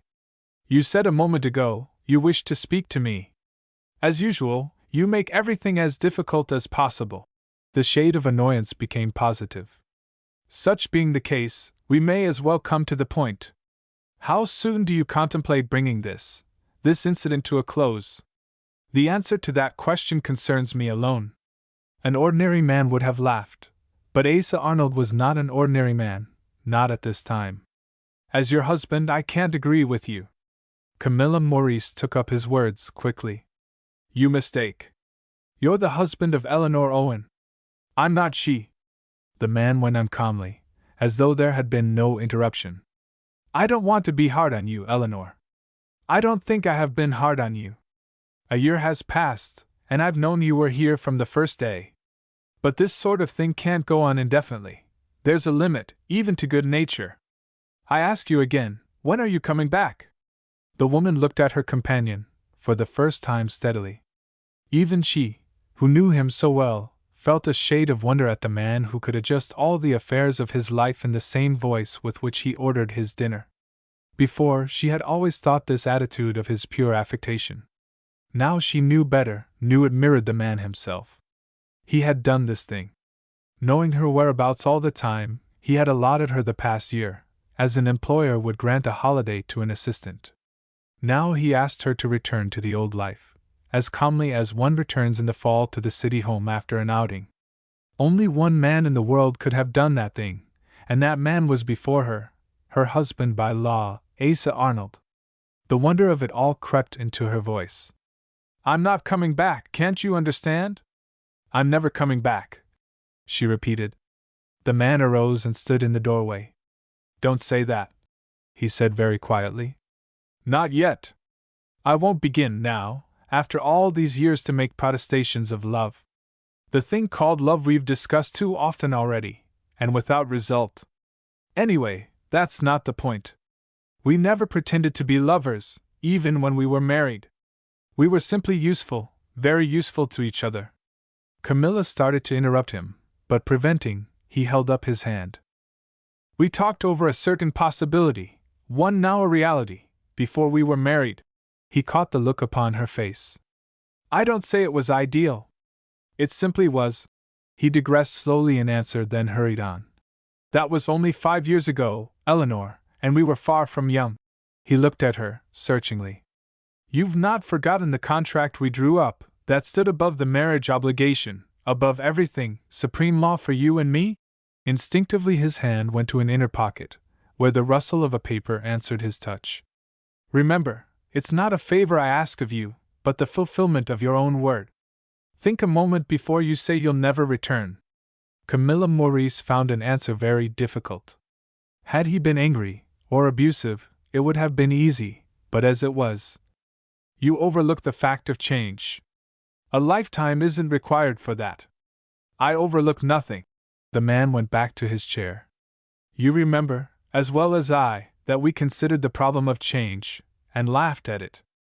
I repeat, we're no longer in swaddling clothes. Be that as it may, I tell you, the whole world looks different to me now. The speaker struggled bravely, but the ghastliness of such a discussion wore on her nerves, and her face twitched. No power on earth could make me keep that contract since I've changed. The suggestion of a smile played about the man's mouth. You've succeeded, perhaps, in finding that for which we searched so long in vain, an aesthetic, non-corporeal love? I refused to answer a question which was intended as an insult. The words out of her mouth, the woman regretted them. Though quick yourself to take offense, you seem at no great pains to avoid giving affront to another. The man voiced the reprimand without the twitch of an eyelid, and finished with another question. Have you any reason for doing as you've done, other than the one you gave? Reason! Reason! Camilla Maurice stared again. Isn't it reason enough that I love him, and don't love you? Isn't it sufficient reason to one who has lived until middle life in darkness that a ray of light is in sight? Of all people in the world, you're the one who should understand the reason best. Would any of those arguments be sufficient to break another contract? No, but one I didn't mention would. Even when I lived with you, I was of no more importance than a half-dozen other women. You didn't protest at time of the agreement. You knew then my belief and— Arnold paused meaningly. Your own. A memory of the past came to the woman, the dark, lonely past, which, even yet, after so many years, came to her like a nightmare, the time when she was a stranger in a strange town, without joy of past or hope of future, most lonely being on God's earth, a woman with an ambition, and without friends.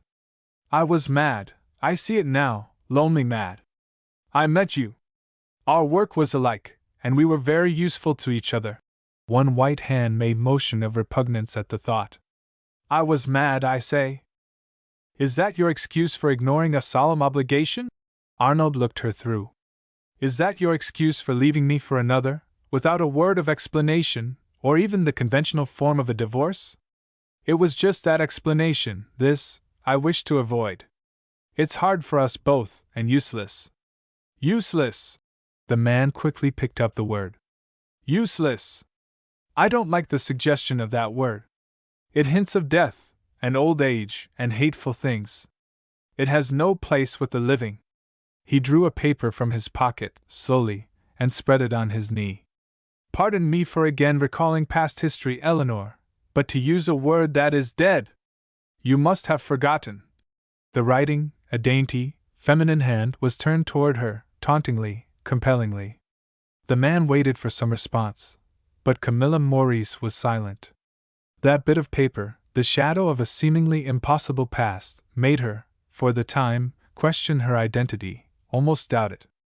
5 years ago, almost to the day, high up in a city building, in a dainty little room, half office, half atelier, a man and a woman had copied an agreement, each for the other, and had sworn an oath ever to remain true to that solemn bond. She had brought nothing to him, but herself, not even affection. He, on the other hand, had saved her from a life of drudgery by elevating her to a position where, free of the necessity of struggling for a bare existence, she might hope to consummate the fruition of at least a part of her dreams. On her part, witnesseth, the said Eleanor Owen is at liberty to follow her own inclinations as she may see fit. She is to remain free of any and all responsibilities and restrictions such as customarily attach to the supervision of a household, excepting as she may elect to exercise her wifely prerogatives, being absolutely free to pursue whatsoever occupation or devices she may desire or choose, the same as if she were yet a spinster, in consideration of which, the said Eleanor Owen agrees never so to comport herself that by word or conduct will she bring ridicule, dishonor upon the name. Recollection of it all came to her with a rush, but the words ran together and swam in a maddening blur, the roar from the street below, dull with distance, the hum of the big building, with its faint concussions of closing doors, the air from the open window, not like the sweet prairie air of today, but heavy, smoky, typical breath of the town, yet pregnant with the indescribable throb of spring. Impossible to efface or to disguise. The compelling intimacy and irrevocability of that memory overwhelmed her, now, a dark, evil flood that blotted out the sunshine of the present. The paper rustled, as the man smoothed it flat with his hand. Shall I read? He asked. The woman's face stood clear, cruelly clear, in the sunlight. About her mouth and eyes there was an expression which, from repetition, we have learned to associate with the circle surrounding a new-made grave, an expression hopelessly desperate, desperately hopeless. Of a sudden her chin trembled and her face dropped into her hands. "Read if you wish." And the smooth brown head, with its thread of gray, trembled uncontrollably. "Eleanor!" with a sudden vibration of tenderness in his voice. "Eleanor," he repeated. But the woman made no response. The man had taken a step forward. Now he sat down again, looking through the open doorway at the stretch of green prairie, with the road, a narrow ribbon of brown, dividing it fair in the middle. In the distance a farmer's wagon was rumbling toward town, a trail of fine dust, like smoke, suspended in the air behind. It rattled past, and the big collie on the step woke to give furious chase in its wake, then returned slowly, a little conscious under the stranger's eye, to sleep as before. Asa Arnold sat through it all, still as one devitalized, an expression on his face no man had ever seen before, one hopeless, lonely, akin to that of the woman. "Read if you wish," repeated Camilla bitterly. For a long minute her companion made no motion. "It's unnecessary," he intoned at last. "You know as well as I that neither of us will ever forget one word it contains." He hesitated and his voice grew gentle. "Eleanor, you know I didn't come here to insult you, or to hurt you needlessly, but I'm human. You seem to forget this. You brand me less than a man, and then ask of me the unselfishness of a god." Camilla's white face lifted from her hands. "I ask nothing except that you leave me alone." For the first time the little man showed his teeth. "At last you mention the point I came here to arrange. Were you alone, rest assured I shouldn't trouble you." "You mean?" "I mean just this. I wouldn't be human if I did what you ask, if I condoned what you've done and are still doing." He was fairly started now, and words came crowding each other, reproachful, tempestuous. "Didn't you ever stop to think of the past, think what you've done, Eleanor?" He paused without giving her an opportunity to answer. "Let me tell you, then. You've broken every manner of faith between man and woman. If you believe in God, you've broken faith with Him as well. Don't think for a moment I ever had respect for marriage as a divine institution, but I did have respect for you, and at your wish we conformed. You're my wife now, by your own choosing. Don't interrupt me, please. I repeat, God has no more to do with ceremonial marriage now than He had at the time of the Old Testament and polygamy. It's a man-made bond, but an obligation nevertheless, and as such, at the foundation of all good faith between man and woman. It's this good faith you've broken." A look of bitterness flashed over his face. "Still, I could excuse this and release you at the asking, remaining your friend, your best friend as before, but to be thrown aside without even a by your leave, and that for another man." He hesitated and finished slowly. "You know me well enough, Eleanor, to realize that I'm in earnest when I say that while I live the man has yet to be born who can take something of mine away from me." Camilla gestured passionately. "In other words, while growling hard at the dog who approached your bone, you have no hesitation in stealing from another." The accumulated bitterness of years of repression spoke in the taunt. Across the little man's face there fell an impenetrable mask, like the armor which dropped about an ancient ship of war before the shock of battle. "I'm not on trial. I've not changed my name." He nodded significantly toward the view beyond the open door. "And sought seclusion." Again the bitterness of memory prompted Camilla to speak the harshest words of her life. "No, you hadn't the decency. It was more pleasure to thrust your shame daily in my face." Arnold's color paled above the dark beard line, but the woman took no heed. "Why did you wait a year?" continued the bitter voice. "To end in this? If it must have been, why not before? I repeat, I'm not on trial. If you've anything to say, I'll listen." Something new in the man's face caught Camilla's attention, softened the tone of her voice. "I've only this to say. You've asked for an explanation and a promise, but I can give you either. If there ever comes a time when I feel they're due, and I'm able to comply, I'll give them both gladly." The absent look of the past returned to her eyes. "Even if I wished, I couldn't give you an explanation now. I can't make myself understand the contradiction. Somehow, knowing you so long, your beliefs crept insistently into my loneliness. It seems hideous now, but I was honest then. I believed them, too. I don't blame you, I only pity you. You were the embodiment of protest against the established, of the non-responsibility of the individual, of skepticism in everything. Your eternal why covered my horizon. Every familiar thing came to bear a question I couldn't answer. My whole life seemed one eternal doubt. One thing I'd never known, and I questioned it most of all, the one thing I know now to be the truth, the greatest truth in the world. For an instant the present crowded the past from Camilla's mind, but only for an instant. Whatever I was at the time, you'd made me, with your deathless why. When I signed the obligation of that day, I believed it was of my own free will.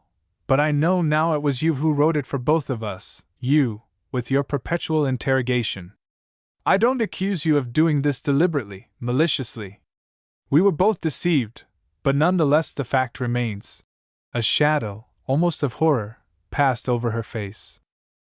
Time passed, and though you didn't know, I was in hell. Reason told me I was right. Instinct, something, called me a drag.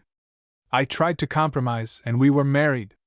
Then, for the first time, came realization. We were the best of friends, but only friends. You wonder how I knew. I didn't tell you then. I couldn't. I could only feel, and that not clearly. The shadow of your why was still dark upon me. What I vaguely felt then, though, I know now, as I recognize light or cold or pain. Her voice assumed the tone of one who speaks of mysteries, slow, vibrant. In every woman's mind the maternal instinct should be uppermost, before everything, before God, unashamed, inevitable. It's unmistakably the distinction of a good woman from a bad. The choosing of the father of her child is a woman's unfailing test of love.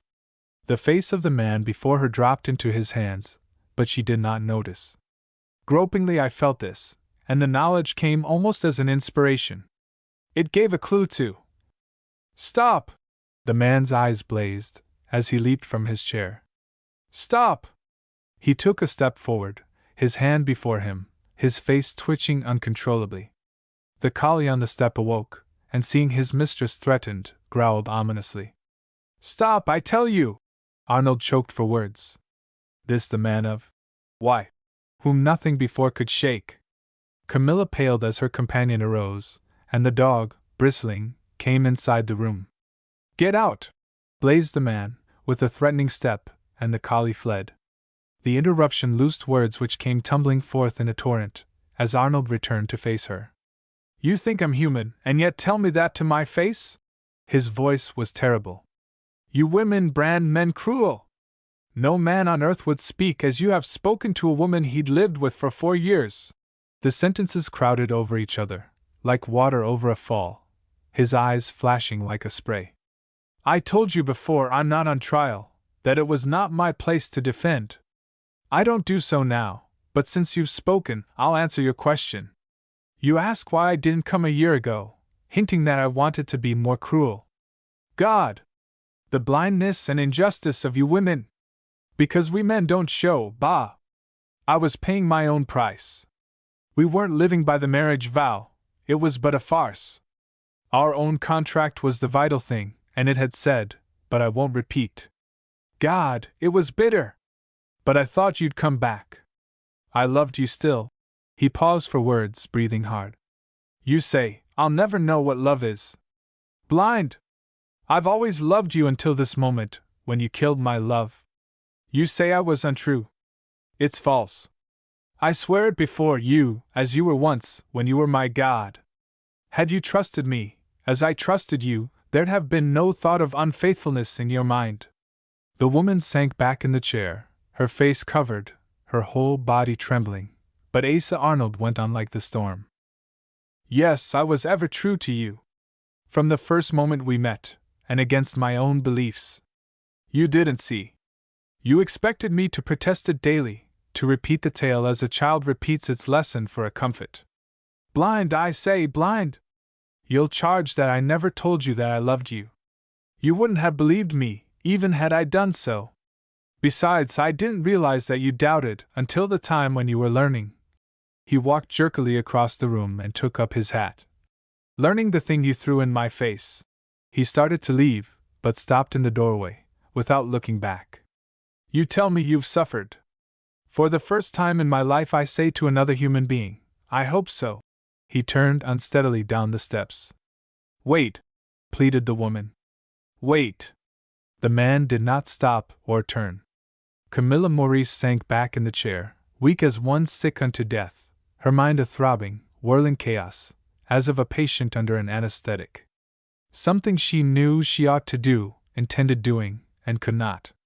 She groped desperately, but overwhelming, insistent, there had developed in her a sudden, preventing tumult, and paradox, a confusion in rhythm, like the beating of a great hammer on an anvil, only incredibly more swift than blows from human hands. Over and over again she repeated to herself the one word. Wait, wait, wait! But mechanically now, without thought as to the reason. Then, all at once, soft, all enfolding, kindly nature wrapped her in darkness. She awoke with the big collie licking her hand, and a numbness of cramped limbs that was positive pain. A long-necked pullet was standing in the doorway, with her mouth open. Others stood wondering, beyond. The sun had moved until it no longer shone in at the tiny south windows, and the shadow of the house had begun to lengthen. Camilla stood up in the doorway, uncertain, dazed. A great lump was on her forehead, which she stroked absently, without surprise at its presence. She looked about the yard, and, her breath coming more quickly, at the prairie. A broad green plain, parted by the road squarely in the center, smiled at her in the sunlight. That was all. She stepped outside and shaded her eyes with her hand. Not a wagon nor a human being was in sight. Again the weakness and the blackness came stealing over her. She sank down on the doorstep. "Oh God, what have I done?" she wailed. The hens returned to their search for bugs, but the big collie stayed by her side, whimpering and fondling her hand. Chapter V. The Dominance of the Evolved. Chapter V. The Dominance of the Evolved. The keen joy of life was warmly flooding Ichabod Maurice this spring day. Not life for the sake of an ambition or a duty, but delight in the mere animal pleasure of existence. He had risen early, and a neighbor with him, they had driven forth, stars all about, perpendicular, horizontal, save in the reddening east, upon their long day's drive to the sawmill. The two teams plodded along steadily, their footfall muffled in the soft prairie loam, the earth elsewhere soundless, with a silence which even yet was a marvel to the city man.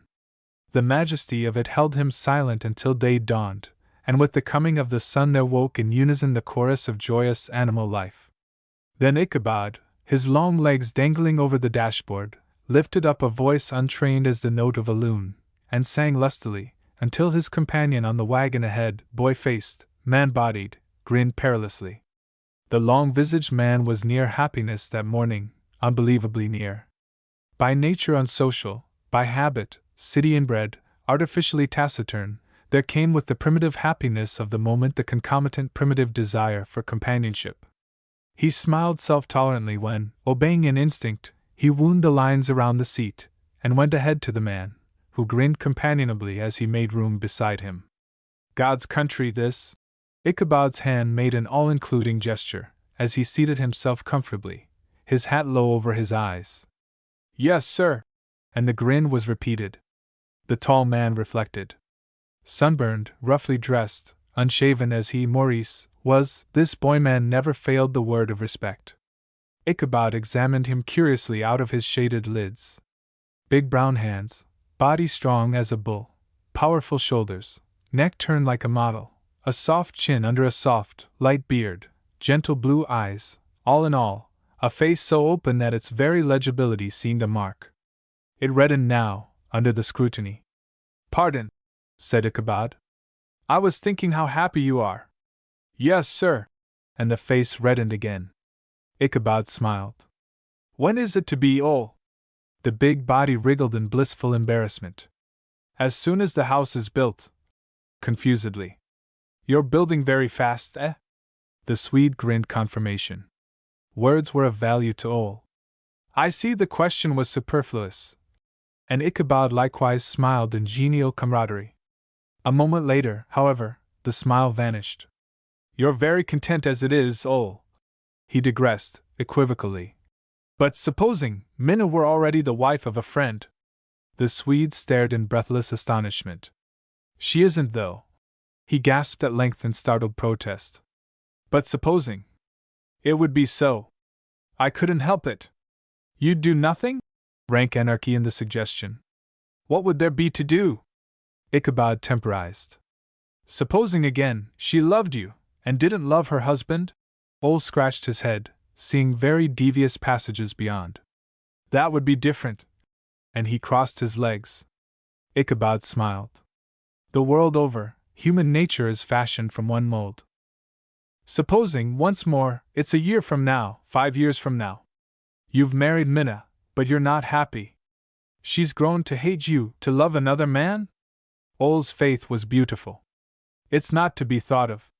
It's impossible." "But supposing," urged Ichabod. The boy-man was silent for a very long minute, then his face darkened, and the soft jaw grew hard. "I don't know," he said slowly. "I don't know, but I think I killed that man." Ichabod did not smile this time. "We're all much alike, Ole. I think you would."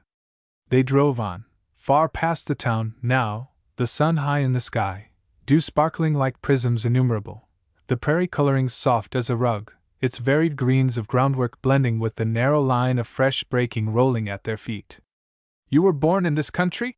asked Ichabod suddenly. "In Iowa. It's much like this, only rougher. You'll live here always?" The Swede shook his head and the boy's face grew older. "No, some day, we're going to the city, Minna and I, we've planned." Ichabod was thoughtful a minute. "I'm a friend of yours, Ole." "A very good friend," repeated the mystified Swede. "Then, listen and don't forget." The voice was vibrant, low, but the boy heard it clearly above the noise of the wagon. "Don't do it, Ole, in God's name, don't do it! Stay here, you'll be happy." He looked the open-mouthed listener deep in the eyes. "If you ever say a prayer, let it be the old one, even though it be an insult to a just God. Lead us not into temptation. Avoid, as you would avoid death, the love of money, the fever of unrest, the desire to become greater than your fellows, the thirst to know and to taste all things, which is the spirit of the city. Live close to nature, where all is equal and all is good, where sleep comes in the time of sleep, and work when it is day. Do that labor which comes to you at the moment, leaving tomorrow to nature." He crossed his long legs, and pressed his hat down over his eyes. "Accept life as nature gives it day by day. Don't question, and you'll find it good," he repeated himself slowly. "That's the secret. Don't doubt or question anything." In the Swede's throat there was a rattling, which presaged speech, but it died away. "Do you love children, Ole?" asked Ichabod, suddenly. The boy face flushed. Ole was very young. He lagged. "Of course you do. Every living human being does. It's the one good instinct, which even the lust of gain doesn't down. It's the tie that binds, the badge of brotherhood which makes the world one." He gently laid his hand on the broad shoulder beside him. "Don't be ashamed to say you love children, boy, though the rest of the world laugh, for they're laughing at a lie. They'll tell you the parental instinct is dying out with the advance of civilization, that the time will come when man will educate himself to his own extinction. It's false, I tell you, absolutely false." Ichabod had forgotten himself, and he rushed on, far above the head of the gaping Swede. "There's one instinct in the world, the instinct of parenthood, which advances eternal, stronger, infinitely, as man's mind grows stronger. So unvarying the rule that it's almost an index of civilization itself, advancing from a crude instinct of the body base and animal, until it reaches the realm of the mind, the highest, the holiest of man's desires, yet stronger immeasurably, as with the educated, things of the mind are stronger than things of the body. Those who deny this are fools or impostors, I know not which. To do so is to strike at the very foundation of human nature, but impotently, for in fundamentals, human nature is good." Unconsciously, a smile flashed over the long face. "Talk about depopulating the earth! all the wars of primitive man were inadequate. The vices of civilization have likewise failed. Even man's mightiest weapon, legislation, couldn't stay the tide for a moment, if it would. While man is man, and woman is woman, that long, above government, religion, life and death itself, will reign supreme the eternal instinct of parenthood. Ichabod caught himself in his own period and stopped, a little ashamed of his earnestness. He sat up in the seat preparatory to returning to his own wagon, then dropped his hand once more on the boy's shoulder. I'm old enough to be your father, boy, and have done, in all things, the reverse of what I advised you. Therefore I know I was wrong. We may sneer and speak of poetry when the words proceed from another, my boy, but, as inevitable as death, there comes to every man the knowledge that he stands accursed of nature, who hasn't heard the voice of his own child call father. He clambered down, leaving the speechless old sprawling on the wagon seat. Back in his own wagon, he smiled broadly to himself. Strange, how easily the apple falls when it's ripe, he soliloquized. They drove on clear to the mill without another word, without even a grin from the broad-faced old, who sat in ponderous thought in the wagon ahead. To a nature such as his, the infrequency of a new idea gives it the force of a cataclysm, during its presence, obliterating everything else. It was nearly noon when they reached the narrow fringe of trees and underbrush, deciduous and wind-tortured all, which bordered the big, muddy, low-lying Missouri, and soon they could hear the throb of the engine at the mill, and the swish of the saw through the green lumber, a sound that heard nearby inevitably carries the suggestion of scalpel and living flesh. Nothing but green timber was sawed thereabout in those days. The country was settling rapidly, lumber was imperative, and available timber very, very limited. Returning, the heavy loads grumbled slowly along, so slowly that it was nearly evening, and their shadows preceded them by rods when they reached the little prairie town. They stopped to water their teams, and true to the instincts of his plebeian ancestry, went in search of a glass of beer. He returned quickly, his face very red. A fellow in there is talking about Mrs. Maurice, he blurted. In the saloon, The Swede repeated the story, watching the tall man from the corner of his eye. A man, very drunk, was standing by the bar, and telling how, in coming to town, he had seen a buggy drive away from the Maurice home very fast. He had thought it was the doctor's buggy and had stopped in to see if any one was sick. The fellow had grinned here and drank some more, before finishing the story, the surrounding audience winking at each other meanwhile, and drinking in company. Then he went on to tell how Camilla Maurice had sat just inside the doorway, her face in her hands, sobbing so hard she hadn't noticed him, and it wasn't the doctor who had been there at all. Ichabod had been holding a pail of water so that a horse might drink. At the end he motioned very quietly to take his place. Finish watering them, and wait for me, please. It was far from what the Swede had expected, but he accepted the task, obediently. The only saloon of the town stood almost exactly opposite Hans Becher's place, flush with the street. A long, low building, communicating with the outer world by one door, sans glass, its single window in front and at the rear lighted but imperfectly at midday, and now at early evening made faces almost indistinguishable, and cast kindly shadow over the fly specks and smoke stains of a low roof. A narrow pine bar, redolent of tribute absorbed from innumerable passing schooners, stretched the entire length of the room at one side, and back of it, in shirt sleeves and stained apron, presided the typical barkeeper of the frontier. All this Ichabod saw as he stepped inside. Then, himself in shadow, he studied the group before him. Railroad and cattlemen, mostly, made up the gathering, with a scant sprinkling of farmers and others unclassified. A big, ill-dressed fellow was repeating the tale of scandal for the benefit of the newcomer, the narrative moving jerkily over hiccups, like hurdles. I drew up to th house quick, and went up th path quiet like. He tapped thunderously on the bar with a heavy glass for silence. Quiet, shh, like, and when I come th door, their tea was open, and, as I hope tea die, drink on me, bys aller y, set him up, Barney oil by, treat, hope tea die, the she sat like this. He looked around mistily for a chair, But none was convenient, and he slid flat to the floor in their midst, his face in his hands, blubbering dismally in imitation. Sat hic like this, rockin' and moanin' and callin' his name, Asa, Asa, Asa, hic Arnold, sure as I'm a sinner she. He did not finish. Very suddenly the surrounding group had scattered, and he peered up through maudlin tears to learn the cause. One man alone stood above him. The room had grown still as a church. The drunken one blinked his watery eyes and showed his yellow teeth in a convivial grin. G. Dievnin pard. Serve th Gemen Barney, treat. Again the teeth obtruded. Was Jess. Get up! He of the story winked harder than before. Bless him. He paused for an expletive, hiccuped, and forgetting what had caused the halt, stumbled on. Didn't reckon his why before. Shake ol' boy. Sh sorry for why dot. Tears rose copiously. Tough, when feller's wife. Interrupting suddenly a muffled sound like the distant exhaust of a big engine, the meeting of a heavy boot with an obstacle on the floor. Get up! A very mountain of human brawn resolved itself upward, a hand on its hips, a curse on its lips. You damned lantern-faced! No hiccup now, but a pause from pure physical impotence, pending a doubtful struggle against a half-dozen men. Order, gentlemen! Demanded the barkeeper, adding emphasis by hammering a heavy bottle on the bar.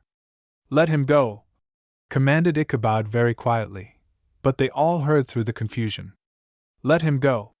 The country was by no means the Wild West of the story papers, but it was primitive, and no man thought then of preventing the obviously inevitable. Ichabod held up his hand, suggestively, imperatively, and the crowd fell back, silent, leaving him facing the big man. You'll apologize! The thin jaw showed clear, through the shade of brown stubble on Ichabod's face. For answer, the big man leaning on the bar exhibited his discolored teeth and breathed hard. How shall it be? Asked Ichabod. A grimy hand twitched toward a grimier hip. You've seen the likes of this. Ichabod turned toward the spectators. Will any man lend me? Here. And give us a little light. Outside, suggested the saloon-keeper. We're not advertising patent medicine, blazed Ichabod, and the lamps were lit immediately. Once more the long-visaged man appealed to the group lined up now against the bar. Gentlemen, I never carried a revolver a half-hour in my life. Is it any more than fair that I name the details? Name 'em and be quick, acquiesced his big opponent before the others could speak. Thanks, Mr. Duggan, with equal swiftness. These, then, are the conditions. For 3 seconds that seemed a minute, Ichabod looked steadily between his adversary's bushy eyebrows. The conditions, he repeated, are that starting from opposite ends of the room, we don't fire until our toes touch in the middle line. Good! Commended a voice, but it was not Big Duggan who spoke. I'll see that it's done, too, added a listening cattleman, grasping Ichabod by the hand. And I. The building had been designed as a bowling alley, and was built the entire length of the lot. With an alacrity born of experience, the long space opposite the bar was cleared, and the belligerents stationed one at either end, their faces toward the wall. Midway between them a heavy line had been drawn with chalk, and beside it stood a half-dozen grim men, their hands resting suggestively on their hips. The room was again very quiet, and from out of doors penetrated the shrill sound of a schoolboy whistling, Annie Laurie, with original variations. So exotic seemed the entire scene in its prairie setting, that it might have been transferred bodily from the stage of a distant theater and set down here, by mistake. No, directed a voice. You understand, men. You're to face and walk to the line. When your feet touch, fire, and, warningly, remember, not before. Ready, gentlemen. Turn. Ichabod faced about, the cocked revolver in his hand, the name Asa Arnold singing in his ears. A terrible cold white anger was in his heart against the man opposite, who had publicly caused the resurrection of this hated, buried thing. For a moment it blotted out all other sensations, then, rushing, crowding came other thoughts, vision from boyhood down. In the space of seconds, faded scenes of the dead past took on sudden color, and as suddenly vanished. Faces he had forgotten for years flashed instantaneously into view. Voices long hushed in oblivion, re-embodied, spoke in accents as familiar as his own. Inwardly he was seething with the myriad shifting pictures of a drowning man. Outwardly he walked those half-score steps to the line, unflinchingly, came to certain death, and waited, personification of all that is cool and deliberate, of the sudden abundant nerve in emergencies which comes only to the highly evolved. Duggan, the big man, turned likewise at the word and came partway swiftly, then stopped, his face very pale. Another step he took, with another pause, and with great drops of perspiration gathering on his face, and on the backs of his hands. Yet another start, and he came very near, so near that he gazed into the blue of Ichabod's eyes. They seemed to him now devil's eyes, and he halted, looking at them, fingering the weapon in his hand, his courage oozing at every pore. Out of those eyes and that long, thin face stared death, not hot, sudden death, but nihility, cool, deliberate, that waited for one. The big beads on his forehead gathered in drops and ran down his cheeks. He tried to move on, but his legs only trembled beneath him.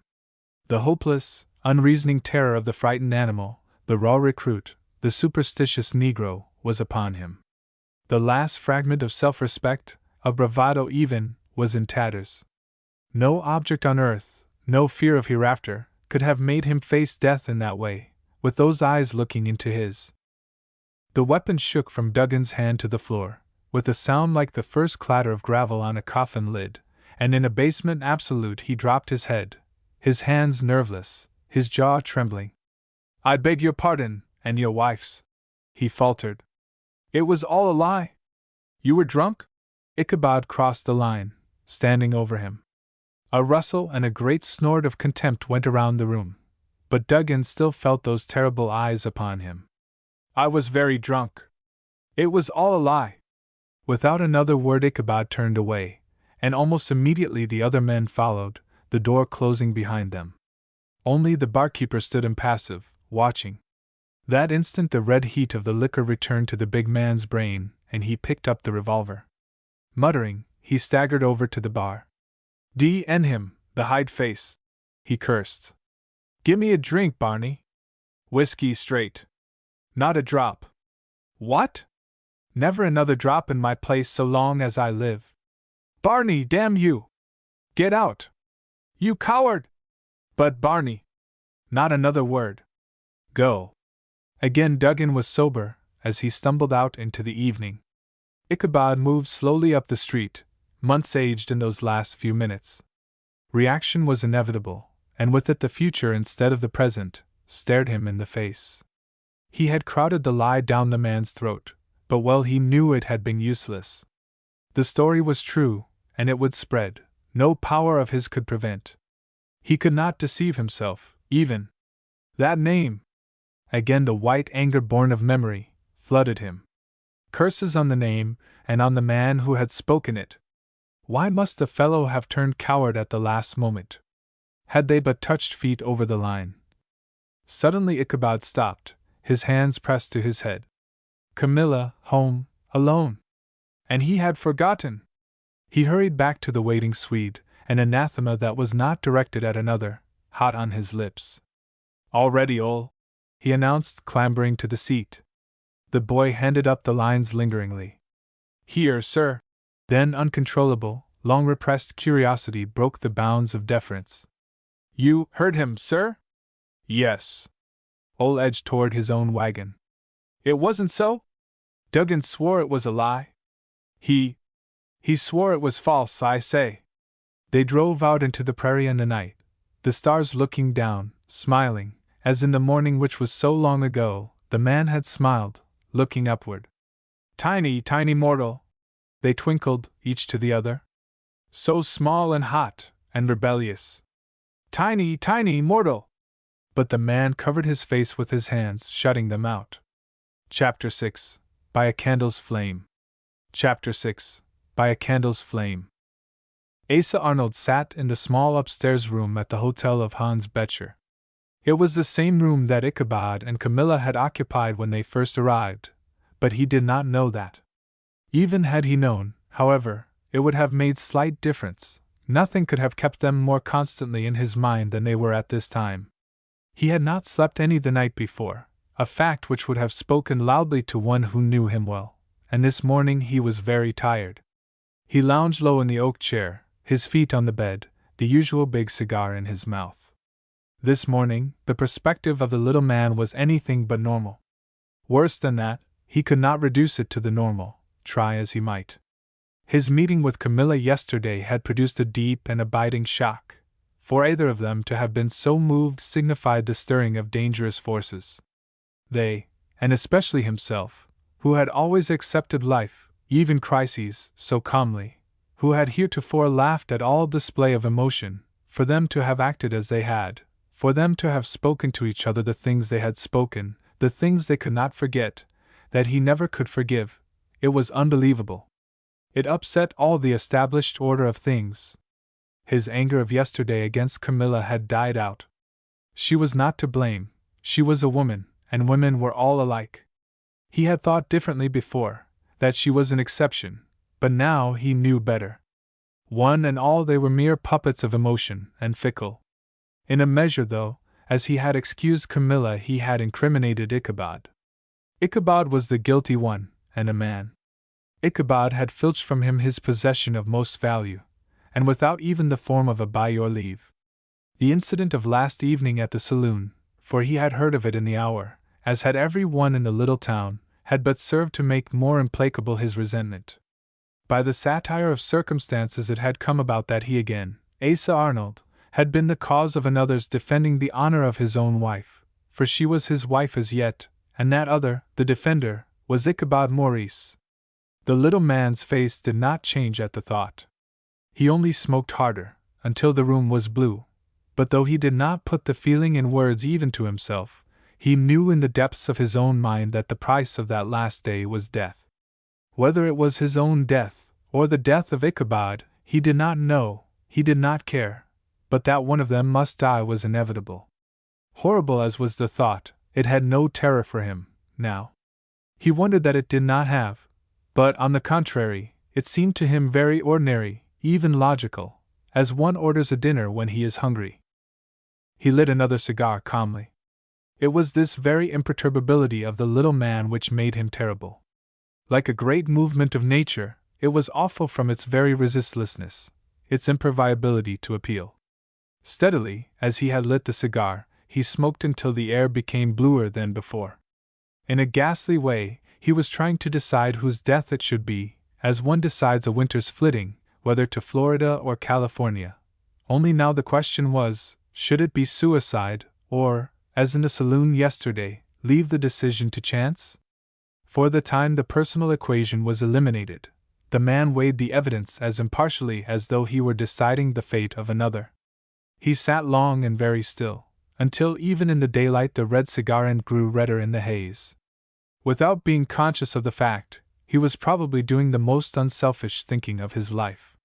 What the result of that thought would have been no man will ever know, for of a sudden, interrupting, Hans Becher's round face appeared in the doorway. "Ichabod Maurice to see you," coughed the German, obscured in the cloud of smoke which passed out like steam through the opening. It cannot be said that Asa Arnold's face grew impassive. It was that already. Certain it was, though, that behind the mask there occurred, at that moment, a revolution. Born of it, the old mocking smile sprang to his lips. "The devil fights for his own," he soliloquized. "I really believe Again the smile. "I was about to make a sacrifice." "Sir?" "Thank you, Hans." The German's jaw dropped in inexpressible surprise. "Sir?" he repeated. "You made a decision for me, then?" "Thank you." "I do not you understand. Tell Mr. Maurice I shall be pleased to see him." The round face disappeared from the door. "Donnerwetter!" commented the little landlord in the safe seclusion of the stairway. Later, in relating the incident to Minna, he tapped his forehead, suggestively. Ichabod climbed the stair alone. "To your old room," Hans had said, and Ichabod knew the place well. He knocked on the panel, a voice answered, "Come," and he opened the door. Arnold had thrown away his cigar and opened the window. The room was clearing rapidly. Ichabod stepped inside and closed the door carefully behind him. A few seconds he stood holding it, then swung it open quickly and glanced down the hallway. Answering, there was a sudden, scuttling sound, not unlike the escape of frightened rats, as Hans Becher precipitately disappeared. The tall man came back and for the second time slowly closed the door. Asa Arnold had neither moved nor spoken since that first word, come, and the self-invited visitor read the inaction correctly. No man, with the knowledge Ichabod possessed, could have misunderstood the challenge in that impassive face. No man, a year ago, would have accepted that challenge more quickly. Now, but God only knew whether or no he would forget, now. For a minute, which to an onlooker would have seemed interminable, the two men faced each other. Up from the street came the ring of a heavy hammer on a sweet-voiced anvil, as Jim Donovan, the blacksmith, sharpened anew the breaking plows which were battling the prairie sod for bread. In the street below, a group of farmers were swapping yarns, an occasional chorus of guffaws interrupting to punctuate the narrative. The combatants heard it all, as one hears the drone of the cicada on a sleepy summer day, at the moment, as a mere colorless background which later, time, the greater adjuster, utilizes to harmonize the whole memory. Ichabod had been standing, now he sat down upon the bed, his long legs stretched out before him. It would be useless for us to temporize, he initiated. I've intruded my presence in order to ask you a question. The long fingers locked slowly over his knees. What is your object here? The innate spirit of mockery sprang to the little man's face. You're mistaken. He smiled. So far mistaken that instead of your visit being an intrusion, I expected you. An amending memory came to him. Although I wasn't looking for you quite so soon, perhaps. He paused for an instant, and the smile left his lips. As to the statement of object, I think slowly. A disinterested observer would have put the question you ask into my mouth. He stared his tall visitor up and down critically, menacingly. Of a sudden, irresistibly, a very convulsion shot over his face. God, man, you're brazen, he commented cumulatively. Ichabod had gambled with this man in the past, and had seen him lose half he possessed without the twitch of an eyelid. A force which now could cause that sudden change of expression, no man on earth knew, better than Ichabod, its intensity. Perhaps a shade of the same feeling crept into his own answering voice. We'll quarrel later if you wish. Swiftly. Neither of us can afford to do so now. I ask you again, what are your intentions? And I repeat, the question is by right mine. It's not I who've changed my name and in other things emulated the hero of the Yellowback. Ichabod's face turned a shade paler, though his answer was calm. We've known each other too well for either to attempt explanation or condemnation. You wish me to testify first. The long fingers unclasped from over his knee. You know the story of the past year, it's the key to the future. A smile, sardonic, distinctive, lifted the tips of Arnold's big mustaches. Your faith in your protecting gods is certainly beautiful. Ichabod nursed a callous spot on one palm. I understand.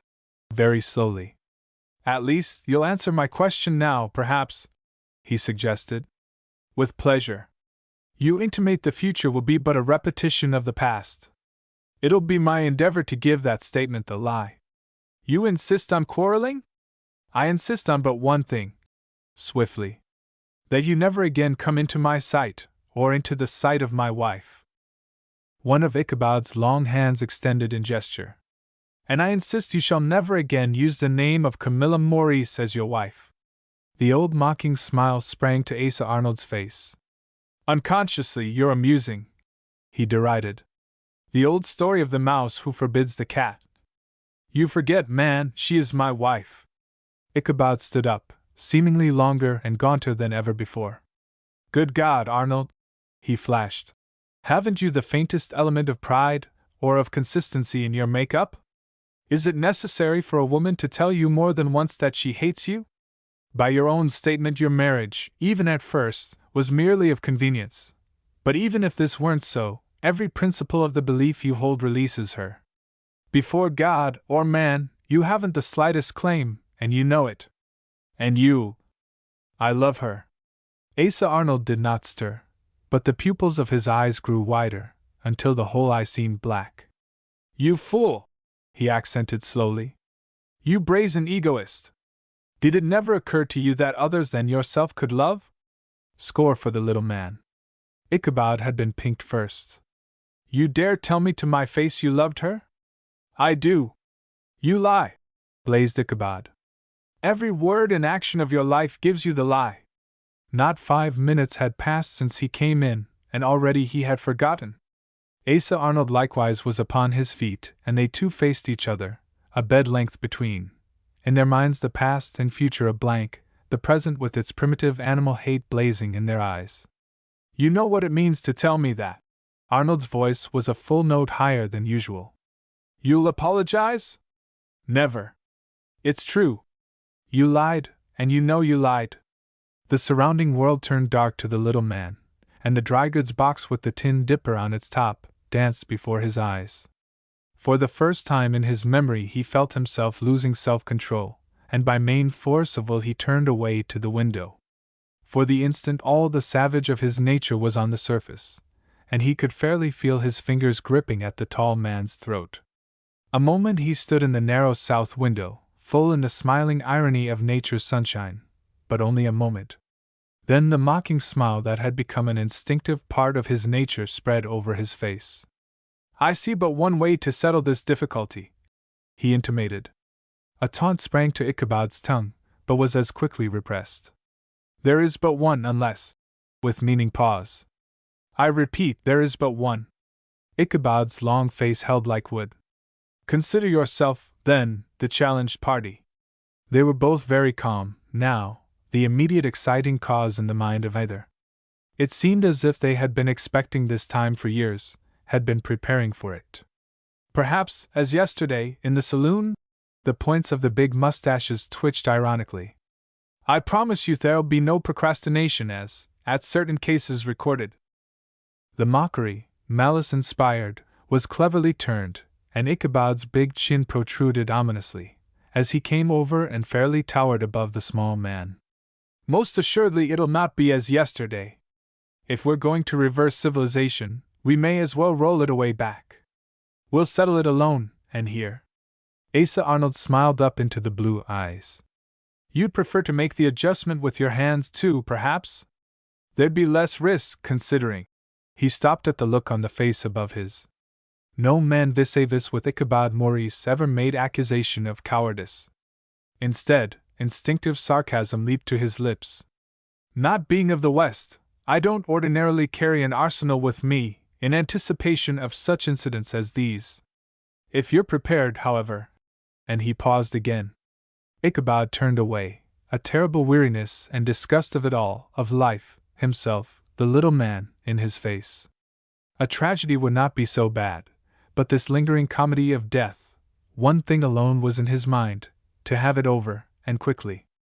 I didn't expect this either. We'll find another way. He glanced about the room. A bed, the improvised commode, a chair, a small table with a book upon it, and a tallow candle. An idea came to him, and his search terminated. I may suggest. He hesitated. Go on. Ichabod took up the candle, and with his pocket knife, cut it down until it was a mere stub in the socket, then lit a match and held the flame to the wick, until the tallow sputtered into burning. You can estimate when that light will go out? He intimated impassively. Asa Arnold watched the tall man, steadily, as the latter returned the candle to the table and drew out his watch. I think so. Sotto voce. Ichabod returned to his seat on the bed. You are not afraid, perhaps, to go into the dark alone? No. By your own hand? No. Again, very slowly. Arnold understood now. You swear? Ichabod flashed a glance with the question. I swear. And I. A moment they both studied the sputtering candle. It'll be within 15 minutes. Randomed Ichabod. Arnold drew out his watch slowly. It'll be longer. That was all. Each had made his choice. A trivial matter of 1 second in the candle's life would decide which of these two men would die by his own hand. For a minute there was no sound. They could not even hear their breathing. Then Arnold cleared his throat.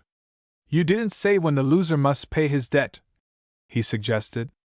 Ichabod's voice in answer was a trifle husky. It won't be necessary. A vision of the future flashed, sinister, inevitable. The man who loses won't care to face the necessity long. 5 minutes more passed. Down the street the blacksmith was hammering steadily. Beneath the window the group of farmers had separated, their departing footsteps tapping into distance and silence. Minna went to the street door, calling loudly for Hans, Jr., who had strayed, and both men started at the sound. The quick catch of their breathing was now plainly audible. Arnold shifted in his chair. You swear? His voice rang unnaturally sharp, and he paused to moisten his throat. You swear before God you'll abide by this? I swear before God, repeated Ichabod slowly. A second, and the little man followed in echo. And I swear I, too, will abide. Neither man remembered that one of this twain, who gave oath before the deity, was an agnostic, the other an atheist. A lonely south wind was rising, and above the tinkle of the blacksmith's hammer there sounded the tap of the light shade as it flapped in the wind against the window-pane. Low, drowsy, moaning, typical Breath of Prairie, it droned through the loosely built house, with sound louder, but not unlike the perpetual roar of a great seashell. 10 minutes passed, and the men sat very still. Both their faces were white, and in the angle of the jaw of each the muscles were locked hard. Ichabod was leaning near the candle. It sputtered and a tiny globule of hot tallow struck his face. He winced and wiped the drop off quickly. Observing, Arnold smiled and opened his lips as if to make comment, then closed them suddenly, and the smile passed. 2 minutes more the watches ticked off, very, very slowly.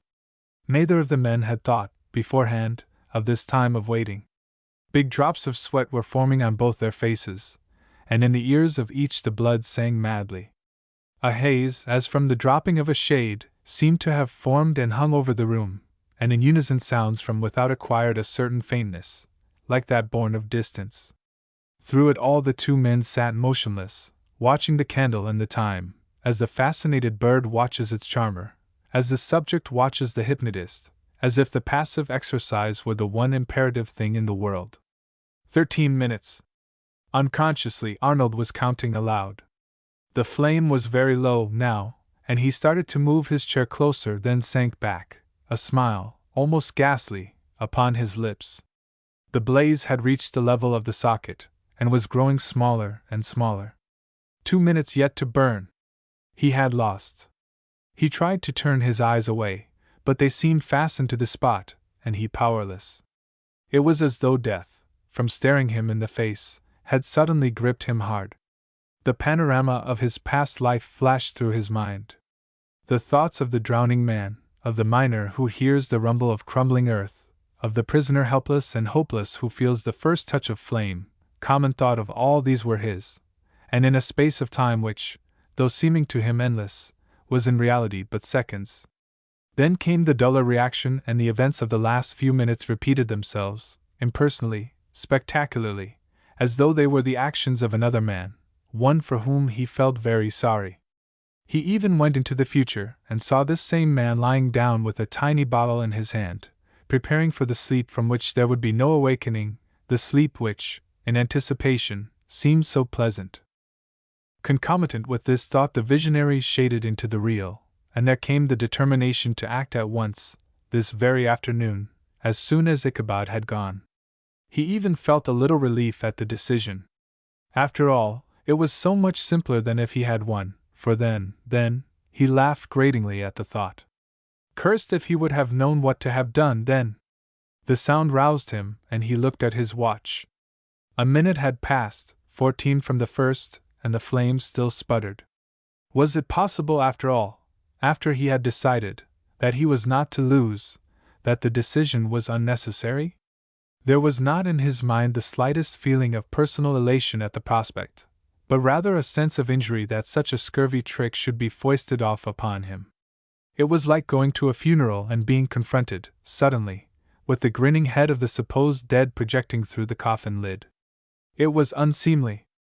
Only a minute more, a half now, yes, he would win. For the first time he felt that his forehead was wet, and he mopped his face with his handkerchief jerkily, then sank back in the chair, instinctively shooting forward his cuffs in motion habitual. 15 seconds. There could be no question now of the result, and the outside world, banished for the once, returned. The blacksmith was hammering again, the strokes 2 seconds apart, and the fancy seized the little man to finish counting by the ring of the anvil. 12, 10, 8. He counted slowly. 6 was forming on the tip of the tongue when of a sudden the tiny flame veered far over toward the holder, sputtered and went out. For the first time in those interminable minutes, Arnold looked at his companion. Ichabod's face was within a foot of the table, and in line with the direction the flame had veered. Swift as thought the small man was on his feet, white anger in his face. "You blew that candle!" he challenged. Ichabod's head dropped into his hands. An awful horror of himself fell crushingly upon him, an abhorrence of the selfishness that could have forgotten what he forgot, and for so long, almost irrevocably long. Mingled with this feeling was a sudden thanksgiving for the boon of which he was unworthy, the memory at the 11th hour, in time to do as he had done before his word was passed. Arnold strode across the room, his breath coming fast, his eyes flashing fire. He shook the tall man by the shoulder roughly. "You blew that flame, I say!" Ichabod looked up at the furious, dark face almost in surprise. "Yes, I blew it," he corroborated absently. "It would have burned longer. Perhaps, I don't know." Arnold moved back a step and the old smile, mocking, maddening, spread over his face, tilting, perpendicular, the tips of the big mustaches.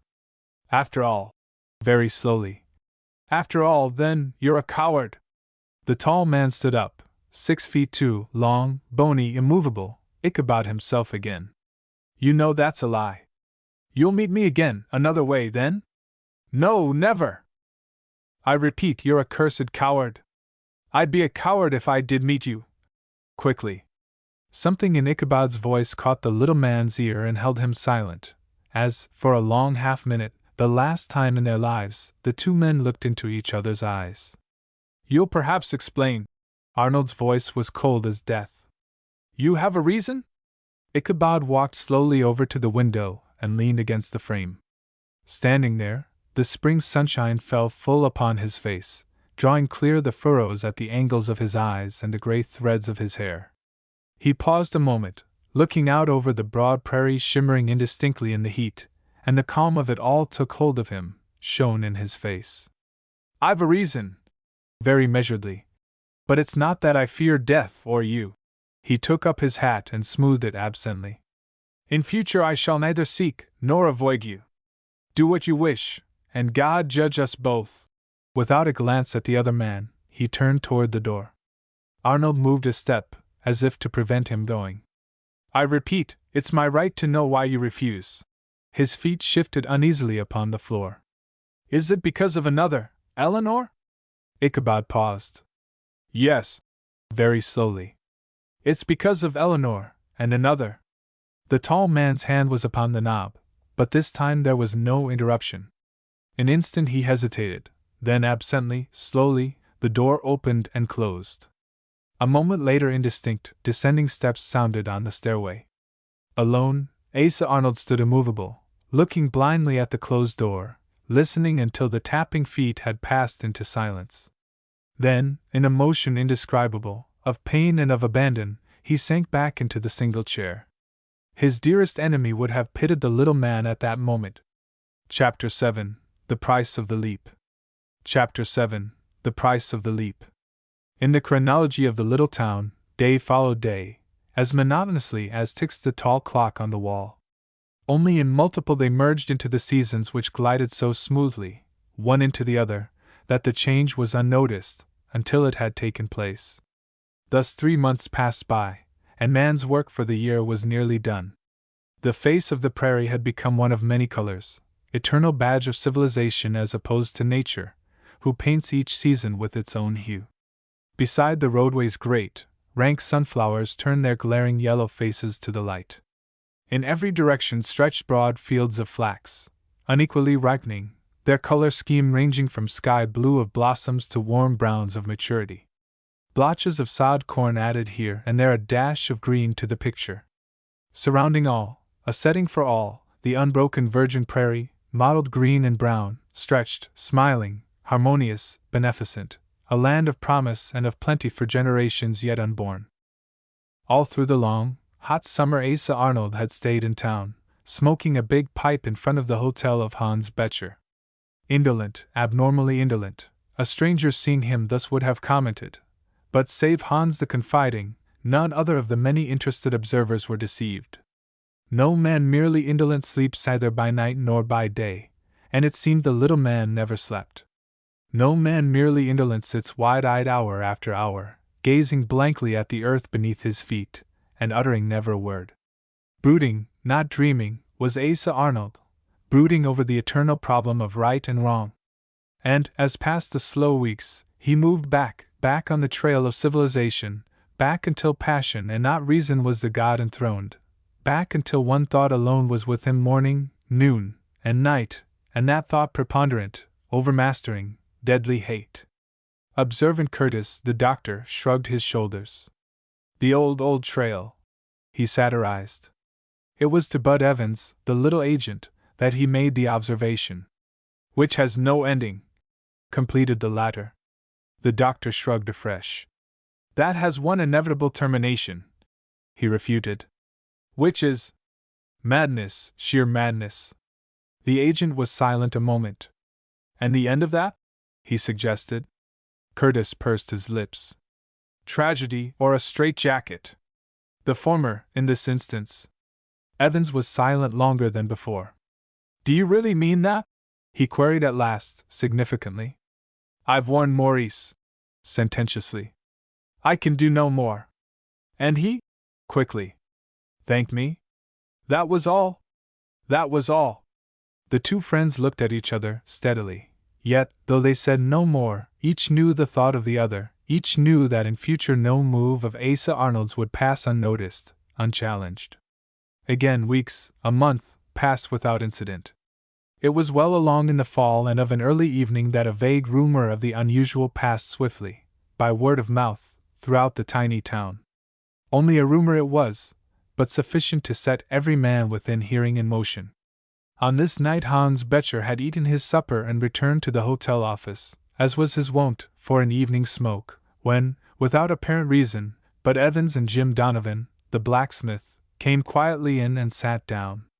Evening. They nodded, and looked about them. A minute later Dr. Curtis and Hank Judge, the machine man, dropped unostentatiously into chairs. They likewise muttered, "Evening," and made observation from under their hat brims. Others followed rapidly, until the room was full and dark figures waited outside. At last Curtis spoke. "Your boarder Asa Arnold, where is he, Hans?" The unsuspecting German blew a cloud of smoke. "He a while ago went out." Then, as an afterthought, "He will return soon." Silence once more for a time, and a steadily thickening haze of smoke in the room. "Did he have supper, Hans?" queried Bud Evans, impatiently. Again the German's face expressed surprise. "No, it is waiting for him. He went to shoot a rabbit he saw." The men were on their feet. "He took a gun, Hans?" "A rifle, to be sure." The mild brown eyes glanced up reproachfully. "A man does not go hunting without, what is this?" he completed in consternation, as, finding himself suddenly alone, he hurried outside and stood confusedly scratching his bushy poll, in the block of light surrounding the open doorway. The yard was deserted. As one snuffs a candle, the men had vanished. Hans' pipe had gone out, and he went inside for a match. Though the stars fell, the German must needs smoke. Only a minute he was gone, but during that time a group of horsemen had gathered in the street. Others were coming across lots, and still others were emerging from the darkness of alleys. Some were mounted, some led by the rein, wiry little broncos. Watching, it almost seemed to the German that they sprang from the ground. "Are you all ready?" called a voice, Bud Evans' voice. "Here. Here. All ready?" "Yes." "We're off then." There was a sudden, confused trampling, as of cattle in stampede, a musical creaking of heavy saddles, a knife-like swish of many quirts through the air, a chorus of dull, chesty groans as the rowels of long spurs bit the flanks of the mustangs, and they were gone, down the narrow street, out upon the prairie, their hoof beats pattering diminuendo into silence, a cloud of dust, grayish in the starlight, marking the way they had taken. Jim Donovan, the blacksmith, came running excitedly up from a side street. He stopped in front of the hotel, breathlessly. Holding his sides, he followed with his eyes the trail of dust leading out into the night. "Have they gone?" he panted. "I can't find another horse in town." "Where is it to?" sputtered the German. "Have they gone, I say?" Hans gasped. "Yes, to be sure. They'll never make it." The blacksmith mopped his brow with conviction. "He has an hour's start." Hans grasped the big man by the coat. "Who is too late?" he emphasized. "Where are they going?" Jim Donovan turned about, great pity for such density in his eyes. "Is it possible you don't understand? It's to Ichabod Morris's they're going, to tell him of Arnold." The speaker mopped his face anew. "It's useless, though. They're too late," he completed. "But Arnold is not there," protested the German. "He went for a rabbit, out on the breaking. He so told me." "He lied to you." "He's mad." "I tell you they're too late," repeated the smith, obstinately. Hans clung tenaciously to the collar. "Someone knew and told them?" He pointed in the direction the dust indicated. "Yes, Bud Evans, but they wouldn't believe him at first bitterly, and waited." Donovan shook himself free and started down the walk. "I'm going to bed," he announced conclusively. Meanwhile, the cloud of dust was moving out over the prairie like the wind. The pace was terrific, and the tough little ponies were soon puffing steadily. Small game, roused from its sleep by the roadside, sprang winging into the night. Once a coyote, surprised, ran a distance confusedly ahead in the roadway. Then, an indistinct black ball, it vanished amongst the tall grass. Well out on the prairie, Bud Evans, the leader, raised in his stirrups and looked ahead. There was no light beyond where the little cottage should be. The rowels of his spur dug anew at the flank of his pony as he turned a voice like a foghorn back over his shoulder. "The place is dark, boys," he called. "Hurry!" Answering, a muttering sound, not unlike an approaching storm, passed along the line, and in accompaniment the quirts cut the air anew. Silent as the grave was the little farmstead when, 40-odd minutes from the time of starting, they steamed up at the high fence bounding the yard. One of Ichabod's farm horses whinnied a lone greeting from the barn as they hastily dismounted and swarmed within the enclosure. "We're too late," prophesied a voice. "I'm glad my name's not Arnold if we are," responded another, threateningly. Hurrying up the path in advance, the little land agent stumbled over a soft, dark object, and a curse fell from his lips as he recognized the dead body of the big collie. "Yes, we're too late," he echoed. The door of the house swung ajar, creaking upon its hinges, and, as penetrates the advance wave of a flood, the men swarmed through the doorway inside, until the narrow room was blocked. Simultaneously, like torches, lighted matches appeared aloft in their hands, and the tiny whitewashed room flashed into light. As simultaneously there sprang from the mouth of each man an oath, and another, and another. Waiting outside, not a listener but knew the meaning of that sound, and big, hairy faces crowded tightly to the one small window. For a moment not a man in the line stirred. Death was to them no stranger, but death such as this. In more than one hand the match burned down until it left a mark like charcoal, and without calling attention. One and all they stood spellbound, their eyes on the floor, their lips unconsciously uttering the speech universal of anger and of horror, the instinctive language of anathema.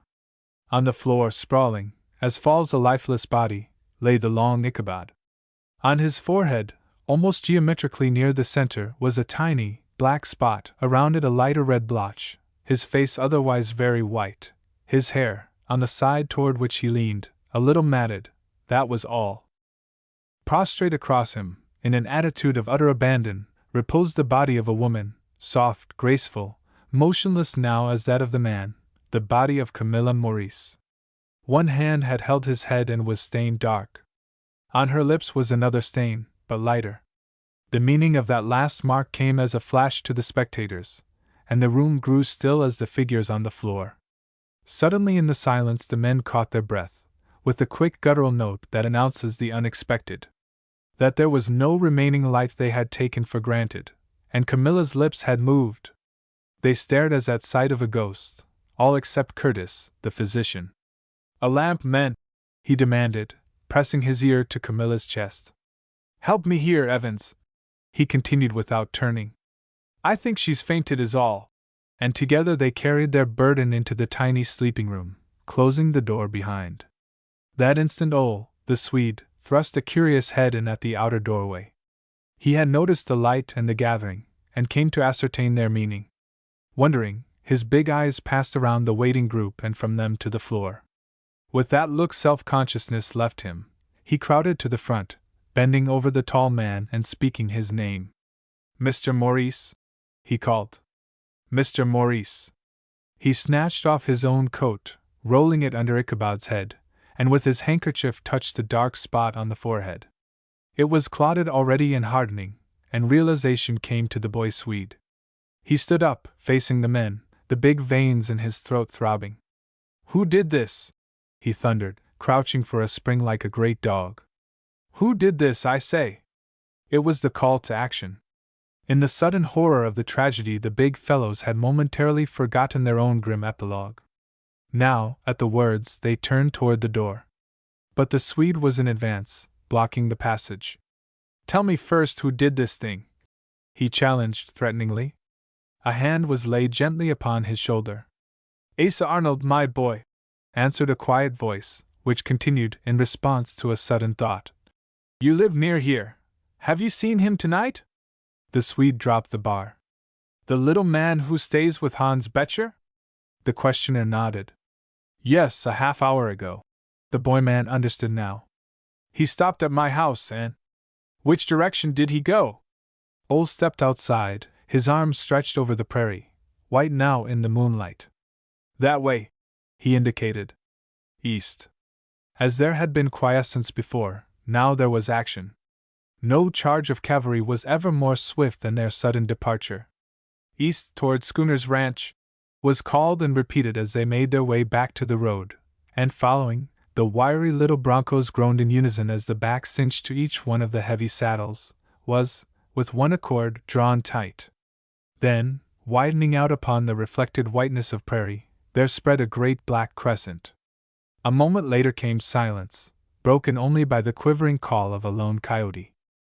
Ole watched them out of sight, then turned back to the door, the mood of the heroic past, once more the timid, retiring Swede. But now he was not alone. But Evans was quietly working over the body on the floor, laying it out decently as the quick ever lay out the dead. "Evans!" called the doctor from the bedroom. As the agent responded, Ole heard the smothered cry of a woman in pain. The big boy hesitated, then sat down on the doorstep. There was nothing now for him to do, and suddenly he felt very tired. His head dropped listlessly into his hands. Like a great dog, he waited, watching. Minutes passed. On the table the oil lamp sputtered and burned lower. Out in the stable the horse repeated its former challenging whinny. Once again through the partition the listener caught the choking wail of pain, and the muffled sound of the doctor's voice in answer. At last Bud Evans came to the door, his face very white. "Water," he requested, and Ole ran to the well and back. Then, impassive, he sat down again to wait. Time passed, so long a time it seemed to the watcher that the riders must soon be returning. Finally Evans emerged from the side room, walking absently, his face gray in the lamplight. The Swede stood up. "Camilla Maurice, is she hurt?" he asked. The little agent busied himself making a fire. "She's dead," he answered slowly. "Dead, you say?" "Yes, dead," very quietly. The fire blazed up and lit the room, shining unpityingly upon the face of the man on the floor. Evans noticed, and drawing off his own coat spread it over the face and hands, covering them from sight. Then, uncertain, he returned and sat down, mechanically holding his palms to the blaze. A moment later, Dr. Curtis appeared at the tiny bedroom entrance, and emerging as the little man had done before him, he closed the door softly behind. In his arms he carried a blanket, carefully rolled. From the depths of its folds, as he slowly crossed the room toward the stove, there escaped a sudden cry, muffled, unmistakable. The doctor sank down wearily in a chair. Oh, the boy faced, without a question, broad and fresh wood, laying it down on the floor very, very softly. "Will he live?" asked Bud Evans suddenly, with an uncertain glance at the obscuring blanket, and hearing the query, the Swede paused in his work to listen. The big doctor hesitated, and cleared his throat. "I think so, though, God forgive me, I hope not." And he cleared his throat again. Journey's end. Steve! It was the girl who spoke, but the man did not seem to hear. He was staring through the window, unseeingly, into the heart of his bitter foe, winter. He sat silent, helpless. "Steve!" At last he awoke. "Molly, girlie!" An hour had passed since he left the doctor's office to reel and stagger drunkenly through the slush and the sleet, and the icy blasts, which bit cruelly into his very vitals. Now he and Molly were alone in the tiny library. Babcock had been warmed, washed, fed. Seemingly without volition on his part, he was before the hard coal blaze, his feet on the fender, the light carefully shaded from his eyes. Once upon a time. But Steve Babcock, master mechanic, had not lost his nerve, once upon a time. "Steve," the voice was as soft as the wide brown eyes, as the dainty oval chin. "Steve, tell me what it is." The man's hand, palm outward, dropped wearily, eloquently. That was all. "But tell me." The girl's chair came closer, so that she might have touched him. "You went to see the doctor?" "Yes." "And he?" Again the silent, hopeless gesture, more fear-inspiring than words. "Don't keep me in suspense, please." A small hand was on the man's knee, now, frankly unashamed. "Tell me what he said." For an instant there was silence, then Babcock shrugged awkwardly, in an effort at nonchalance. "He said I was. In spite of himself, the speaker paused to moisten his lips. "A dead man." "Steve!" Not a word this time, not even a shrug.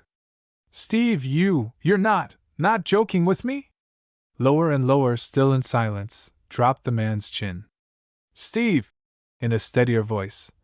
"Please answer me. You're not joking?" "Joking!"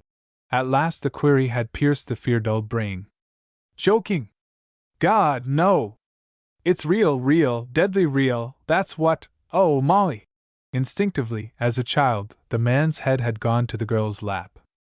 Though never before had they spoken of love or of marriage, either noted the incongruity now. "It's all over. We'll never be married, never again get out into the country together, never even see the green grass next spring. At least I won't, never." "Oh, Molly, Molly!" The man's back rose and fell spasmodically. His voice broke. "Molly, make me forget. I can't bear to think of it." Can't. Not a muscle of the girl's body stirred, she made no sound. No one in advance would have believed it possible, but it was true. 5 minutes passed. The man became quiet. "Steve!" The voice was very even. "What else did the doctor say?" It was the doddering query of an old man. The girl repeated the question, slowly, with infinite patience, as though she were speaking to a child. "What else did the doctor say?" Her tranquility in a measure calmed the man. "Oh, he said a lot of things, but that's all I remember, what I told you. It was the last thing, and he kind of tilted back in his chair. The spring needed oil, it fairly screamed. I can hear it now. Steve Babcock, said he, you've got to go someplace where it's drier, where the air's pure and clean and sweet the year round. Mexico's the spot for you, or somewhere in the far west where you can spend all your time in the open, under the roof of heaven." He leaned forward, and again that cursed spring interrupted. "If you don't go, and go right away," he said, "as sure as I'm talking to you, you're a dead man." Babcock straightened, and leaden-eyed, looked dully into the blaze. "Those," he whispered, "were his last words. And if you do go?" very quietly. He said I had a chance, a fighting chance. Once more the hopeless, deprecatory gesture. But what's the use? You know, as well as I, that I haven't $100 to my name. He might just as well have told me to go to the moon. We poor folks are like rats in a trap when they turn the water on, helpless. Babcock had wandered on, forgetting for the moment that it was his own case he was analyzing. Now of a sudden it recurred to him, cumulatively, crushingly, and, as before, his head instinctively sought refuge. We can't do anything but take our medicine, Molly, just take our medicine. Patter, patter sounded the sleet against the window panes, mingling with the roar of the wind in the chimney, with the short, quick breaths of the man. In silence he reached out, took one of the girl's hands captive, and held it against his cheek. For a minute, 5 minutes, she did not stir, did not utter a sound, only the soft oval face tightened until its gentle outlines grew sharp, and the brown skin almost white. All at once her lips compressed. She had reached a decision. Steve, sit up, please, I can talk to you better so. Pityingly, protectingly, she placed an arm around him and drew him close, not as man to maid, but the pity of it, as a feeble child to its mother. Listen to what I say. Today is Thursday. Next Monday you are going west, as the doctor orders.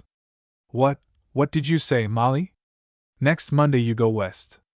You mean, after all, I'm to have a chance?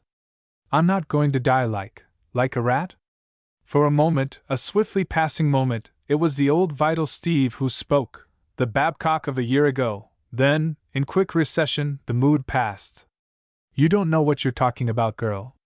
I can't go, I tell you. I haven't the money. I'll see that you have the money, Steve. I've been teaching for 8 years, and living at home all the while. The man, surprised out of his self-centeredness, looked wonderingly, unbelievingly at her. You never told me, Molly. No, I never saw the need before. The man's look of wonder passed. Another, fearful, dependent, the look of a child in the dark, took its place. But alone, Molly. A strange land, a strange people, a strange tongue. Oh, I hate myself, girl, hate myself. I've lost my nerve. I can't go alone. I can't. You're not going alone, Steve. There was a triumphant note in her voice that thrilled the man through and through. She continued. Only this morning, I don't know why I did it, it seems now like Providence pointing the way. I read in the paper about the rich farmlands in South Dakota that are open for settlement. I thought of you at the time, Steve, how such a life might restore your health, but it seemed so impossible, so impracticable, that I soon forgot about it. But Steve, we can each take up a quarter section, 320 acres, altogether. Think of it! We'll soon be rich. There you will have just the sort of outdoor life the doctor says you need. He looked at her, marveling. Molly, you don't mean it, now when I'm this way. He arose, his breath coming quick, a deep blot of red in the center of each cheek. It can't be true when you never let me say anything before. Yes, Steve, it's true. She was so calm, so self-possessed and withal so determined, that the man was incredulous. That you'll marry me? Say it, Molly! Yes, I'll marry you. Molly! He took a step forward, then of a sudden, abruptly halted. But your parents, in swift trepidation. Molly, they. Don't let's speak of them. Sharply. Then in quick contrition, her voice softened. Once more it struck the maternal note. Pardon me, I'm very tired. Come. We have a spare room. You mustn't go home tonight. The man stopped, coughed, advanced a step, then stopped again.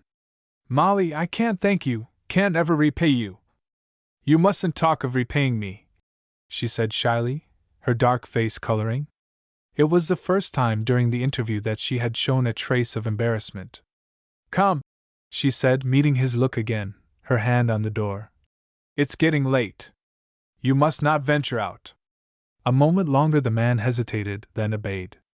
Not until he was very near, so near that he could touch her, did a vestige of his former manhood appear. He paused, and their eyes were locked in a soul-searching look. Then all at once his arm was round her waist, his face beside her face. Molly, girl, won't you, just once? No, no, not that. Don't ask it. Passionately, the brown hands flew to the brown cheeks, covering them protectingly. But at once came thought, the spirit of sacrifice, and contrition for the involuntary repulse. Forgive me, Steve, I'm unaccountable tonight. Her voice, her manner were constrained, subdued. She accepted his injured look without comment, without further defense. She saw the perplexed look on his thin face. Then she reached forward, up, and her two soft hands brought his face down to the level of her own. Deliberately, voluntarily, she kissed him fair upon the lips. 2. The sun was just peering over the rim of the prairie, when Mrs.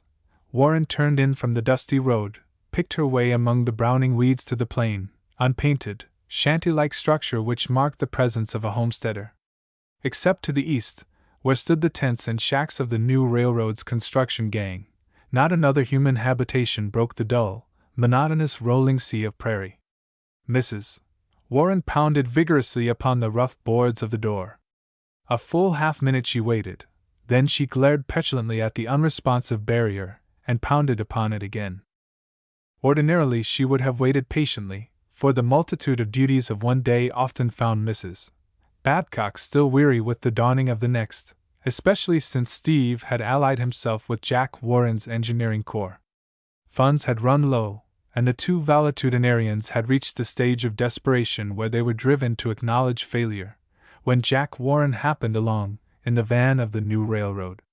The work of home building, from the raw material, had been too much for Steve's enfeebled physique, so it happened that Molly performed most of his share, as well as all of her own. Yet Steve toiled to the limit of his endurance, and each day, at sundown, flung himself upon his blanket, spread beneath the stars, dog-tired, fairly trembling with weariness. But he soon developed a prodigious appetite, and after the first few weeks, slept each night like a dead man, until sunrise. This morning Annie Warren was too full of her errand to pause an instant. She stood a moment listening, one ear to the splintery, unfinished boards. Then, "Molly," she ventured, "are you awake?" No answer. Molly, more insistent, "Wake up and let me in." Still no response. Molly, for the third time, "It is I, Annie. May I enter?" "Come." The voice was barely audible. Within the uncomfortably low, dim room the visitor impetuously crossed the earthen floor halfway to a rude bunk built against the wall, then paused, her round, childlike face soberly lengthening. "Molly, you have been crying!" she charged, resentfully, as if the act constituted a personal offense. "You can't deceive me. The pillow is soaked, and your eyes are red." She came forward, impulsively, and threw herself on the bed, her arm about the other. "What is it? Tell me, your friend Annie." Beneath the light coverlet, Molly Babcock made a motion of deprecation, almost of repugnance. "It is nothing. Please don't pay any attention to me. But it is something. Am I not your friend?" For a moment neither spoke. Annie Warren all at once became conscious that the other woman was looking at her in a way she had never done before.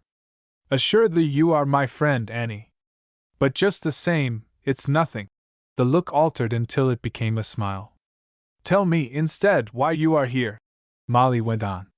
"It is not usual at this time of day." Annie Warren felt the rebuff, and she was hurt. "It is nothing."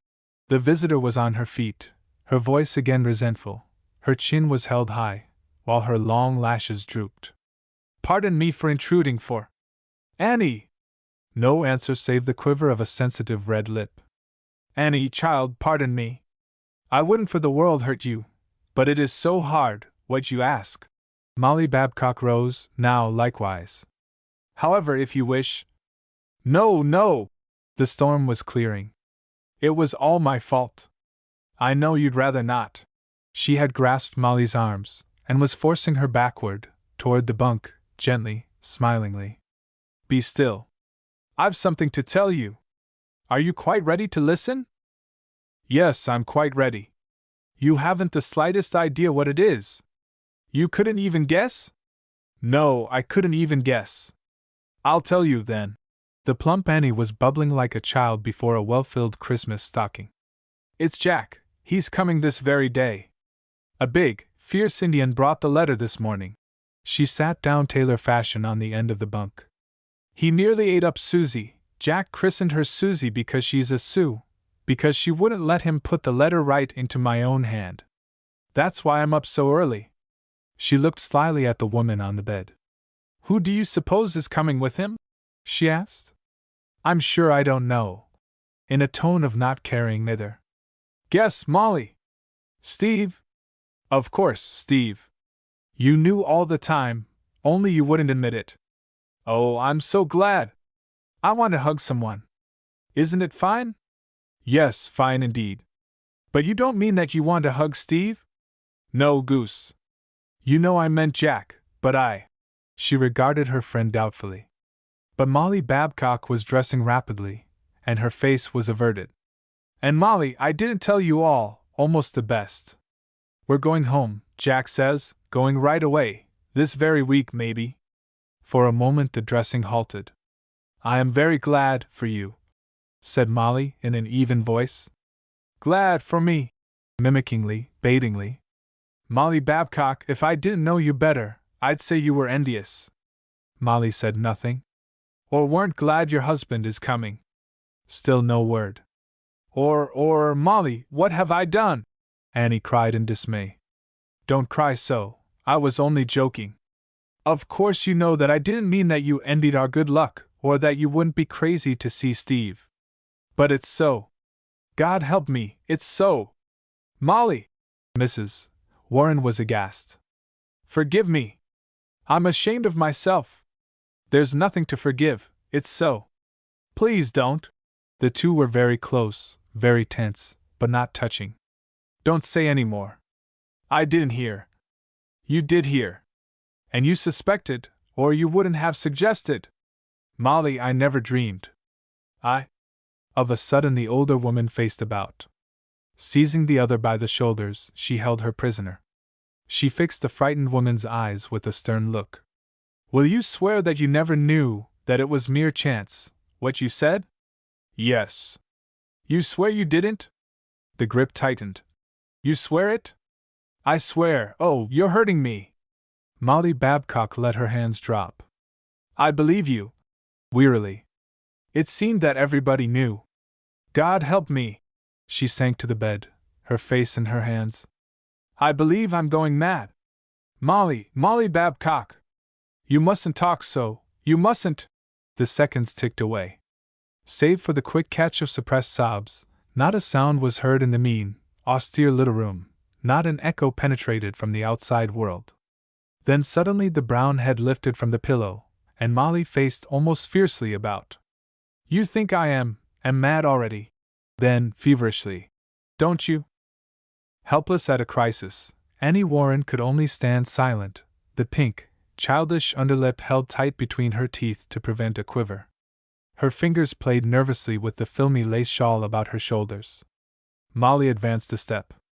"Don't you?" Annie found her voice. "No, no, no! Oh, Molly, no, of course not! You, Molly!"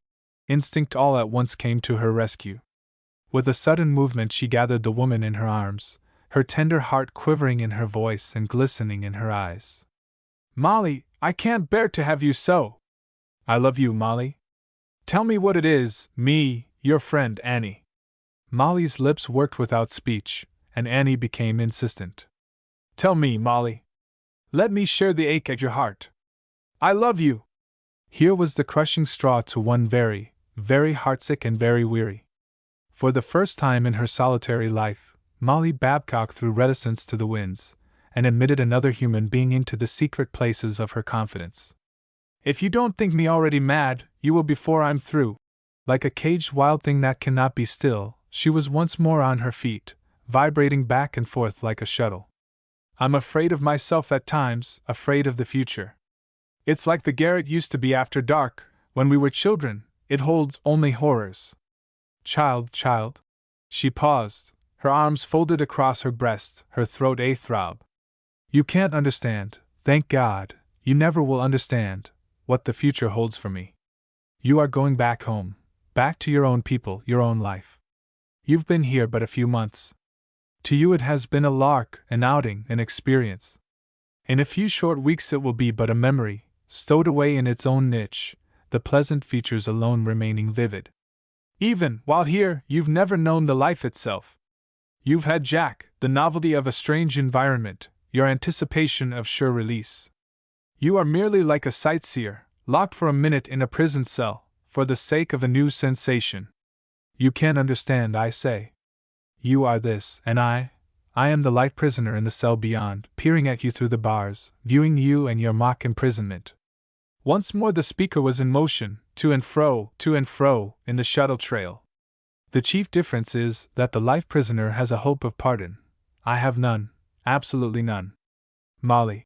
Pleadingly. You mustn't. I'll ask Jack to give Steve a place at home, and you can go. Go.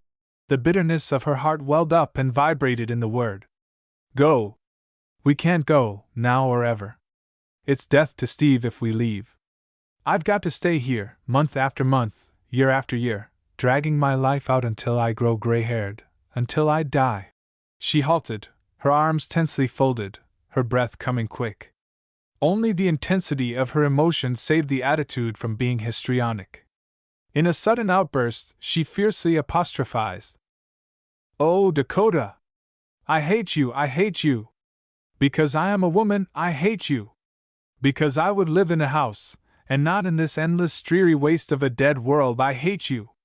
Because your very emptiness and solitude are worse than a prison, because the calls of the living things that creep and fly over your endless bosom are more mournful than death itself, I hate you! Because I would be free, because I respect sex, because of the disdain for womanhood that dwells in your crushing silence, I hate, oh my God, how I hate you! She threw her arms wide, in a frantic gesture of rebellion. I want but this, she cried passionately. To be free, free, as I was at home, in God's country. And I can never be so here, never, never, never. Oh, Annie, I'm homesick, desperately, miserably homesick. I wish to heaven I were dead. Annie Warren, child woman that she was helpless, when face to face with the unusual. Her senses were numbed, paralyzed. One thought alone suggested itself. But haltingly. For Steve's sake, certainly for him. Stop! As you love me, stop! Again no suggestion of the histrionic in the passionate voice. Don't say that now. I can't stand it. I don't mean that. Forget that I said it. I'm not responsible this morning. Please leave me. She was prostrate on the bed at last, her whole body a-tremble. But, Molly! Go, go! Cried Molly, wildly. Please go! Awed to silence, Annie Warren stared helplessly a moment, then gathered her shawl about her shoulders, and slipped silently away. 3. Molly Babcock was listlessly going about some imperative domestic task, behind the mean structure which represented home for her, when Steve came upon her. She was not looking for him. He had been gone so long, out there somewhere, in that abomination of desolation, building a railroad, that the morbid fancy had come to dwell with her that the prairie had swallowed him, and that she would never see him more. So he came upon her unawares. The buffalo grass rustled with the passage of her skirts. His eyes lighted, the man seemed to grow in stature, 6 feet of sun-blessed, primitive health. Now was the time. Molly! There was a sudden gasp from the woman. With a hand to her throat, she wheeled swiftly round, confronting him. I'm back at last. Aren't you glad to see me? She was as pallid as an Easter lily, pallid, despite the fact that she had decided, and had nerved herself for his coming.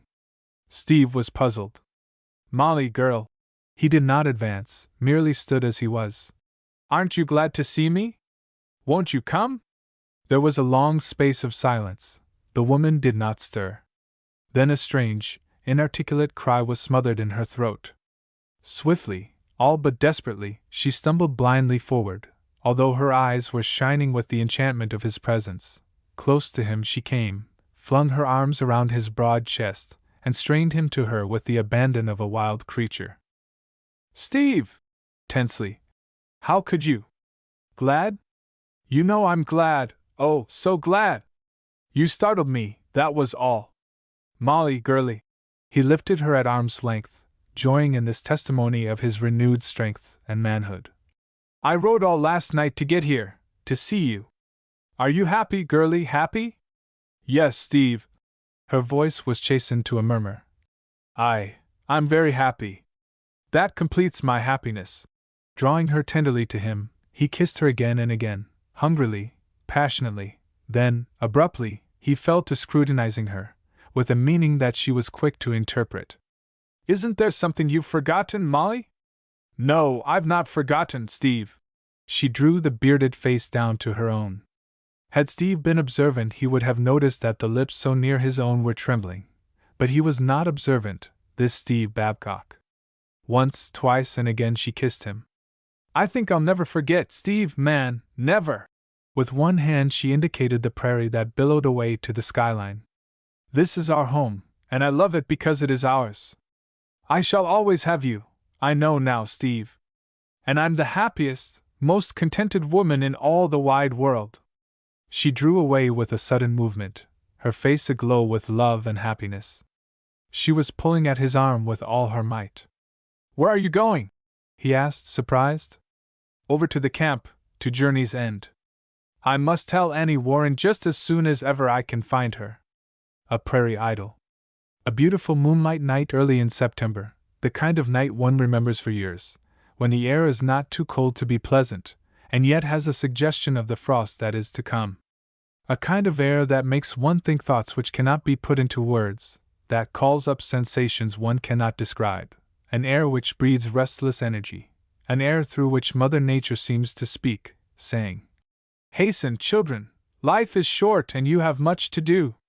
It was nearing 10 o'clock, and a full moon lit up the rolling prairie country of South Dakota for miles, when the first team of a little train of 6 moved slowly out of the dark shadow blots thrown by the trees at the edge of the Big Sioux, advancing along a dim trail towards the main road. From the first wagon sounded the suggestive rattle of tin cooking utensils, and the clatter of covers on an old cook stove. Next behind was a load piled high with a compound heap of tents, tennis nets, old carpets, hammocks, and the manifold unclassified paraphernalia which 20 young people will collect for a 3-weeks outing. These wagons told their own story. Camp Eden, the fanciful name given to the quiet, shady spot where the low chain of hills met the river, the spot where the very waters seemed to lose themselves in their own cool depths, and depart sighing through the shallows beyond. Camp Eden was deserted, and a score of very tired campers were reluctantly returning to home and work. Last in the line and steadily losing ground, came a single trap carrying 2 people. One of them, a young man with the face of a dreamer, was speaking. The spell of the night was upon him. So this is the last of our good time, and now for work. He stopped the horse and stood up in the wagon. Goodbye, little Camp Eden. Though I won't be here, yet whenever I see the moon shining so, and the air feeling frosty and warm and restless, and the corn stalks whitening, and the young prairie chickens calling, you'll come back to me, and I'll think of you, and of the Big Sioux, and of— His eyes dropped to a smooth brown head, every coil of the walnut hair glistening. It made him think of the many boat rides they two had taken together in the past 2 weeks, when he had watched the moonlight shimmering on rippling, running water, and compared the play of light upon it, and upon that same brown head, and had forgotten all else in the comparison. He forgot all else now. He sat down, and the horse started. The noisy wagons ahead had passed out of hearing. The pair were alone. He was silent a moment, looking sideways at the girl. The moonlight fell full upon her face, drawing clear the line of cheek and chin, bringing out the curve of the drooping mouth and the shadow from the long lashes. She seemed to the sensitive lad more than human.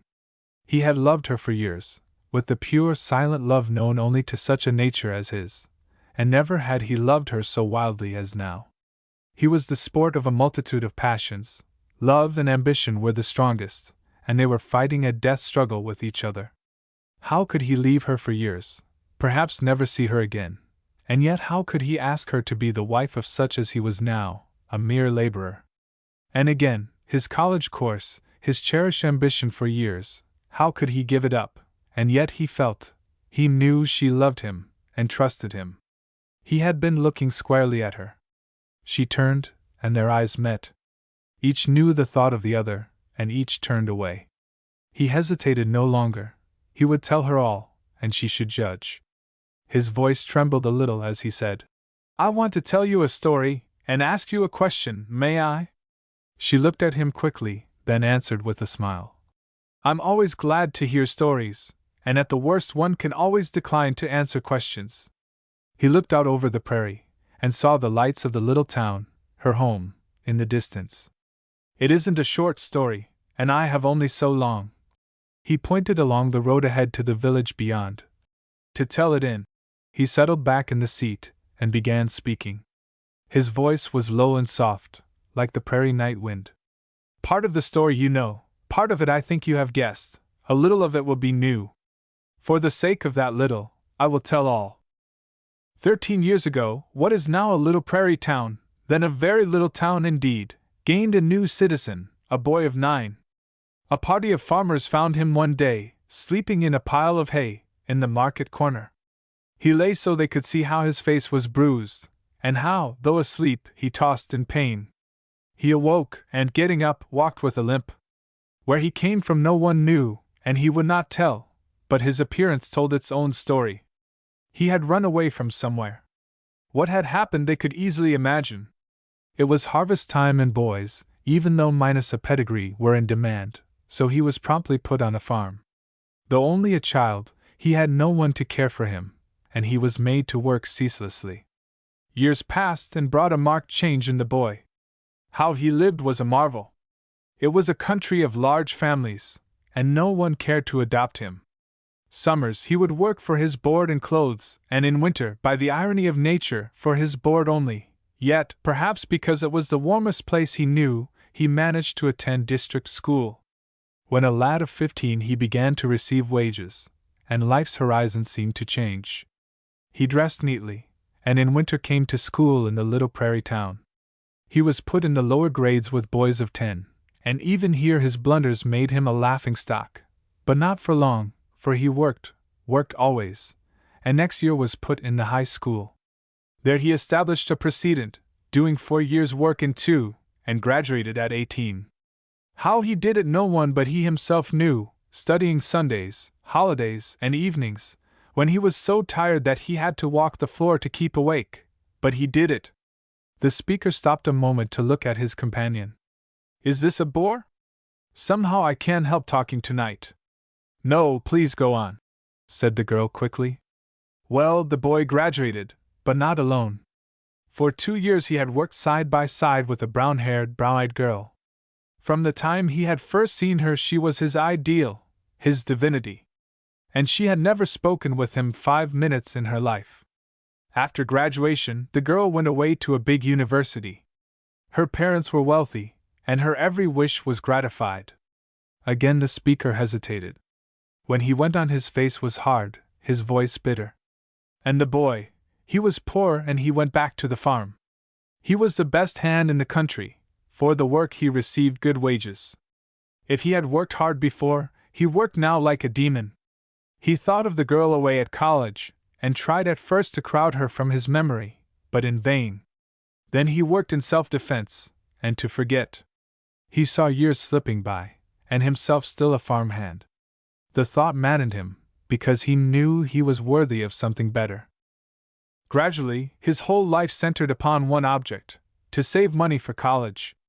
Other boys called him close and cold, but he did not care.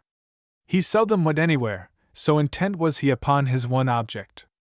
On hot summer nights, tired and drowsy, he would read until nature rebelled, and he would fall asleep to dream of a girl with brown eyes that made one forget everything. In winter he had more time, and the little lamp in his room became a sort of landmark. It burned for hours after every other light in the valley had ceased shining. For years passed, and at last the boy had won. In a month he would pass from the prairie to university life. He had no home, few friends. Who spoke, those who did not were safely packed at the bottom of his trunk. His going from the little town would excite no more comment than had his coming. He was all ready, and for the first time in his life set apart a month, the last, as a vacation. He felt positively gay. He had fought a hard fight, and had won. He saw the dawning of a great light, saw the future as a battleground where he would fight, not as he was then, but fully equipped for the struggle. But no matter what air castles he built, they were such as young men will build to the end of time. The speaker's voice lowered, stopped. He looked straight out over the prairie, his eyes glistening. If so far the boy's life had been an inferno, he was to be repaid.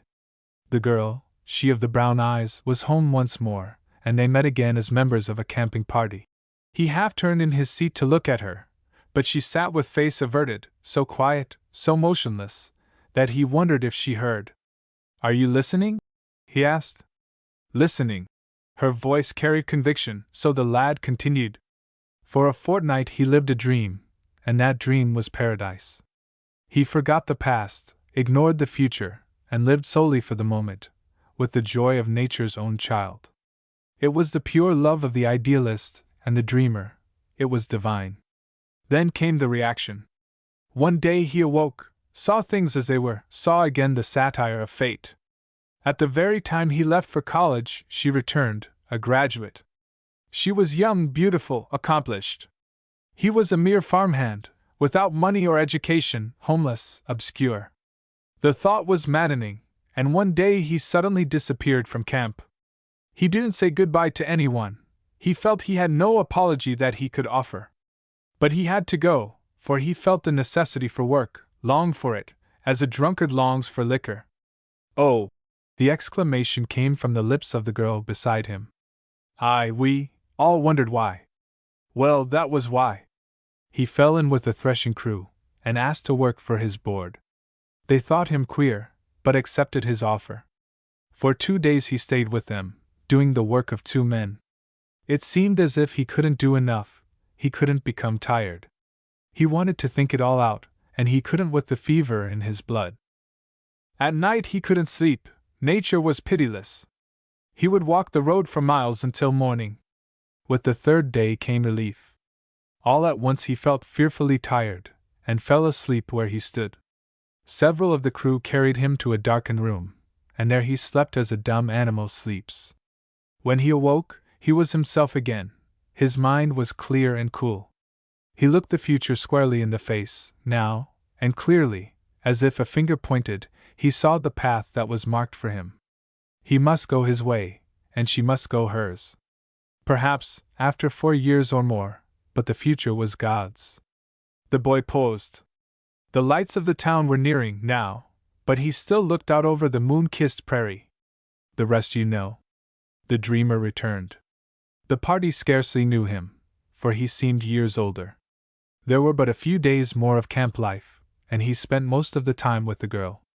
Like a malefactor out on bail, he was painting a picture for the future. He thought he had conquered himself, but he hadn't. It was the same old struggle. Was not love more than ambition or wealth? Had he not earned the right to speak? But something held him back. If justice to himself, was it justice to the girl? Conscience said no. It was hard, no one knows how hard, but he said nothing. Once more he turned to his companion, in his voice the tenderness of a lifelong passion. "This is the story. Did the boy do right?" A life's work, greater than a life itself, hung on the answer to that question. The girl understood it all.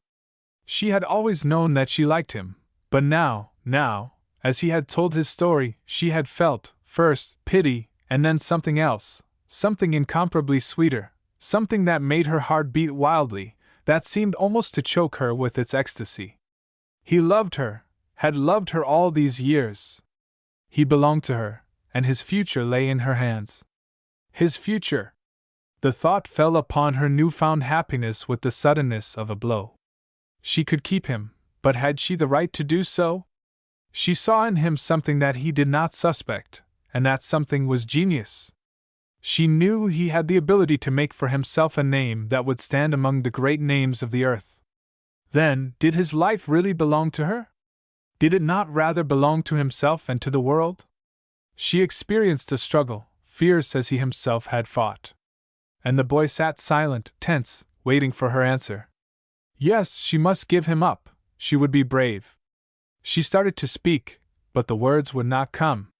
Suddenly she buried her face in her hands, while the glistening brown head trembled with her sobs. It was the last drop to the cup overflowing.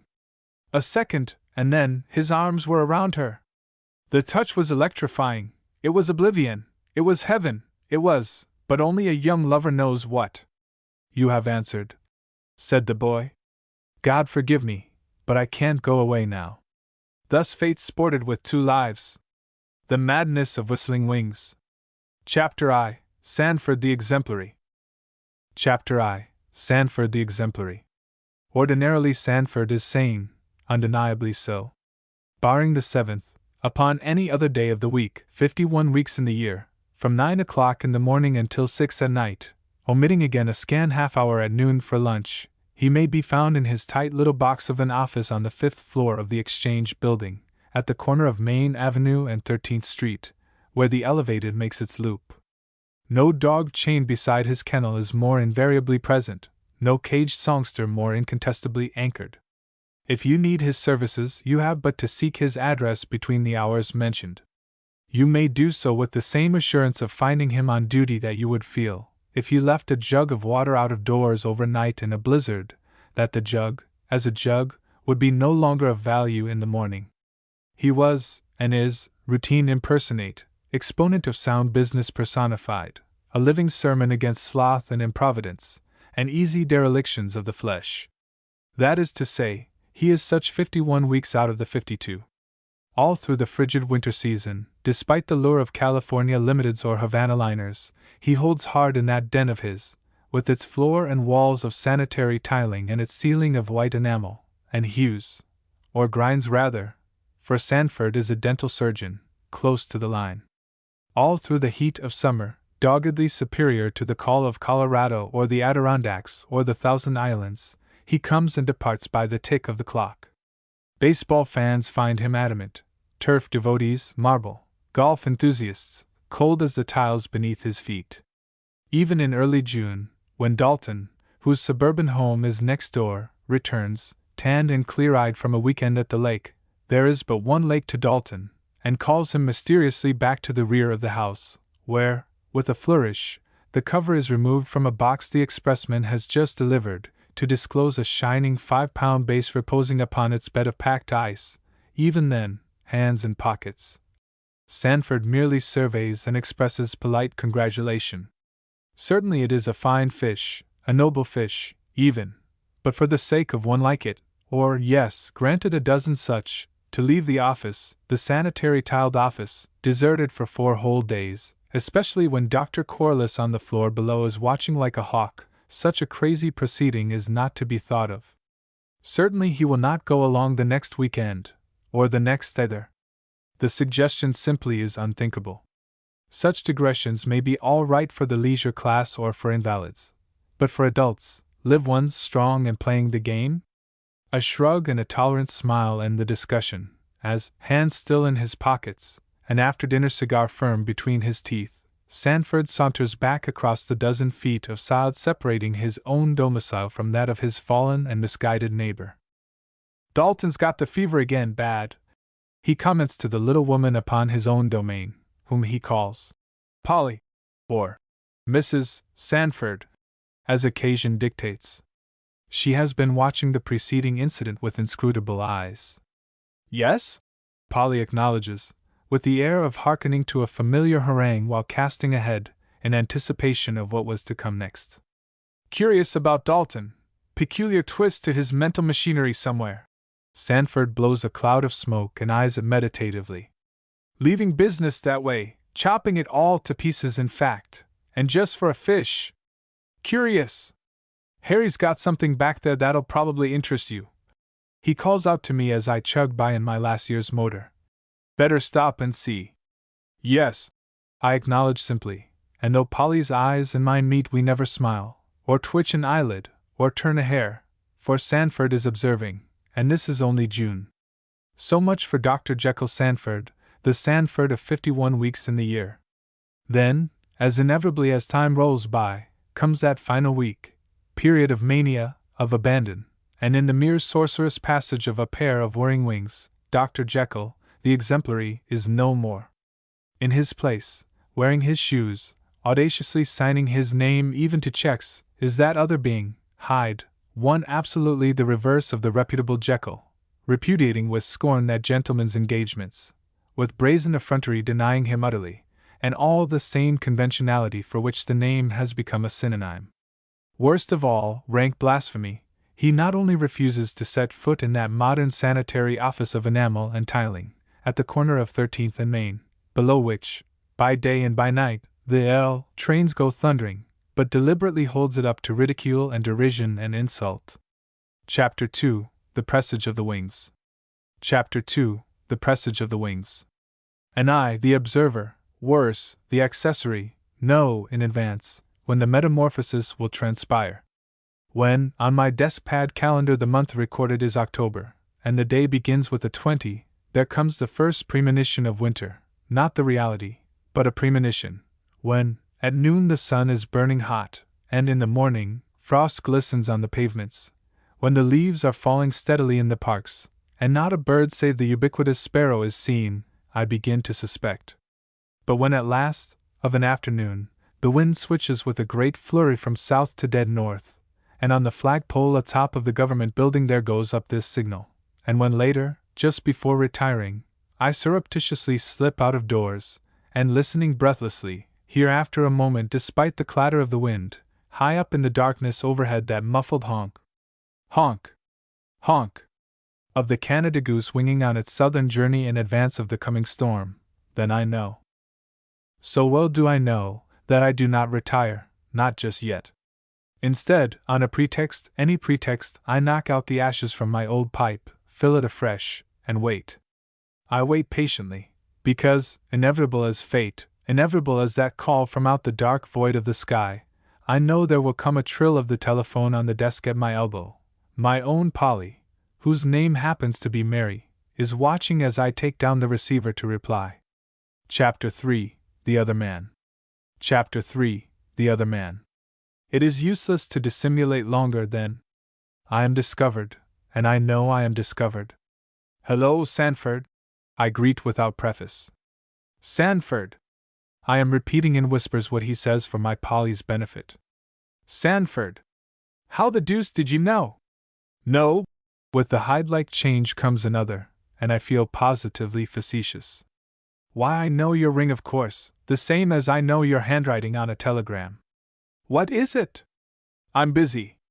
I'm busy too. Don't swell up. Imagine swell up, from Sanford, the repressed and decorous. I just wanted to tell you that the honkers are coming. No! You're imagining, or you dreamed it. Anyway, what of it? I tell you I'm busy. Cut it out. I'm almost scared myself, the voice is positively ferocious. I heard them not 5 minutes ago, and besides, the storm signal is up. I'm getting my traps together now. Our train goes at 3:10 in the morning, you know. Our train goes at 3:10 in the morning. I said so. Our train? Our train, the one which is to take us out to Rush Lake. Am I clear? I'll wire Johnson to meet us with the buckboard. Clear, yes, but go in the morning. Why, man, you're crazy. I have engagements for all day tomorrow. So have I. And the next day? Yes. And the next? A whole week with me. What of it? What of it? Why, business. Confound business. I tell you they're coming. I heard them. I haven't any more time to waste talking either. I've got to get ready. Meet you at 3:10, remember? But. Number, please. Request Central, wearily. Chapter 4: Capitulation. Chapter 4: Capitulation. Thus it comes to pass that I go, as I know from the first I shall go, and Sanford knows that I will go, and most of all, as Mary knows that I will go. In fact, she is packing for me already, not saying a word, but simply packing, and I go outdoors again, sidling into a jog beside the bow window, to diminish the din of the wind in my ears, listening open-mouthed until. Yes, there it sounds again, faint, but distinct, mellow, sonorous, vibrant. Honk! Honk! Honk! And again honk! Honk! Honk! It wafts downward from some place, up above where the stars should be and are not, up above the artificial illumination of the city, up where there are freedom, and space infinite, and abandon absolute. With an effort, I force myself back into the house. I take down and oil my old double barrel, lovingly, and try the locks to see that all is in order. I lay out my wrinkled and battered duck suit handy for the morning, after carefully storing away in an inner pocket, where they will keep dry, the bundle of postcards Mary brings me, first exacting a promise to report on one each day, when I know I shall be 5 miles from the nearest post office, and that I shall bring them all back unused.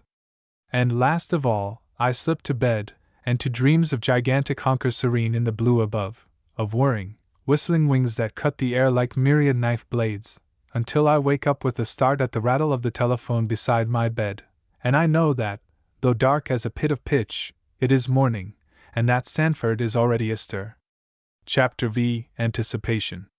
Chapter V. Anticipation. In the smoking car forward I find Sanford. He is a most disreputable-looking specimen. Garbed in weather-stained corduroys, and dried grass sweater, and great calfskin boots, he sprawls among gun cases and shell carriers. No sportsman will entrust these essentials to the questionable ministrations of a baggage man, and the air about him is blue from the big cigar he is puffing so ecstatically. He nods and proffers me its mate. "Going to be a great day," he announces succinctly, and despite a rigorous censorship there is a suggestion of excitement in the voice. "The wind's dead north, and it's cloudy and damp. Rain, maybe, about daylight." "Yes." I am lighting up stolidly, although my nerves are a-tingle. "We're going to hit it right, just right. The flight's on. I heard them going over all night. The lake will be black with the big fellows, the Canada boys." "Yes," I repeat, then conscience gives a last dig. I ought not to do it, though. I didn't have time to break a single engagement. I'm a dental surgeon, too, by the way, with likewise an office of tile and enamel. Or explain it all. And the muss there'll be at the shop when— Forget it, you confounded old dollar grubber! A fresh torrent of smoke belches forth, so that I see Sanford's face but dimly through the haze. "If you mention teeth again, until we're back, merely mention them, I'll throttle you." The train is in motion now, and the arc lights at the corners, enshrouded each by a zone of mist, are flitting by. "Yes," he repeats, and again his voice has that minor strain of suppressed excitement. "We're hitting it just right.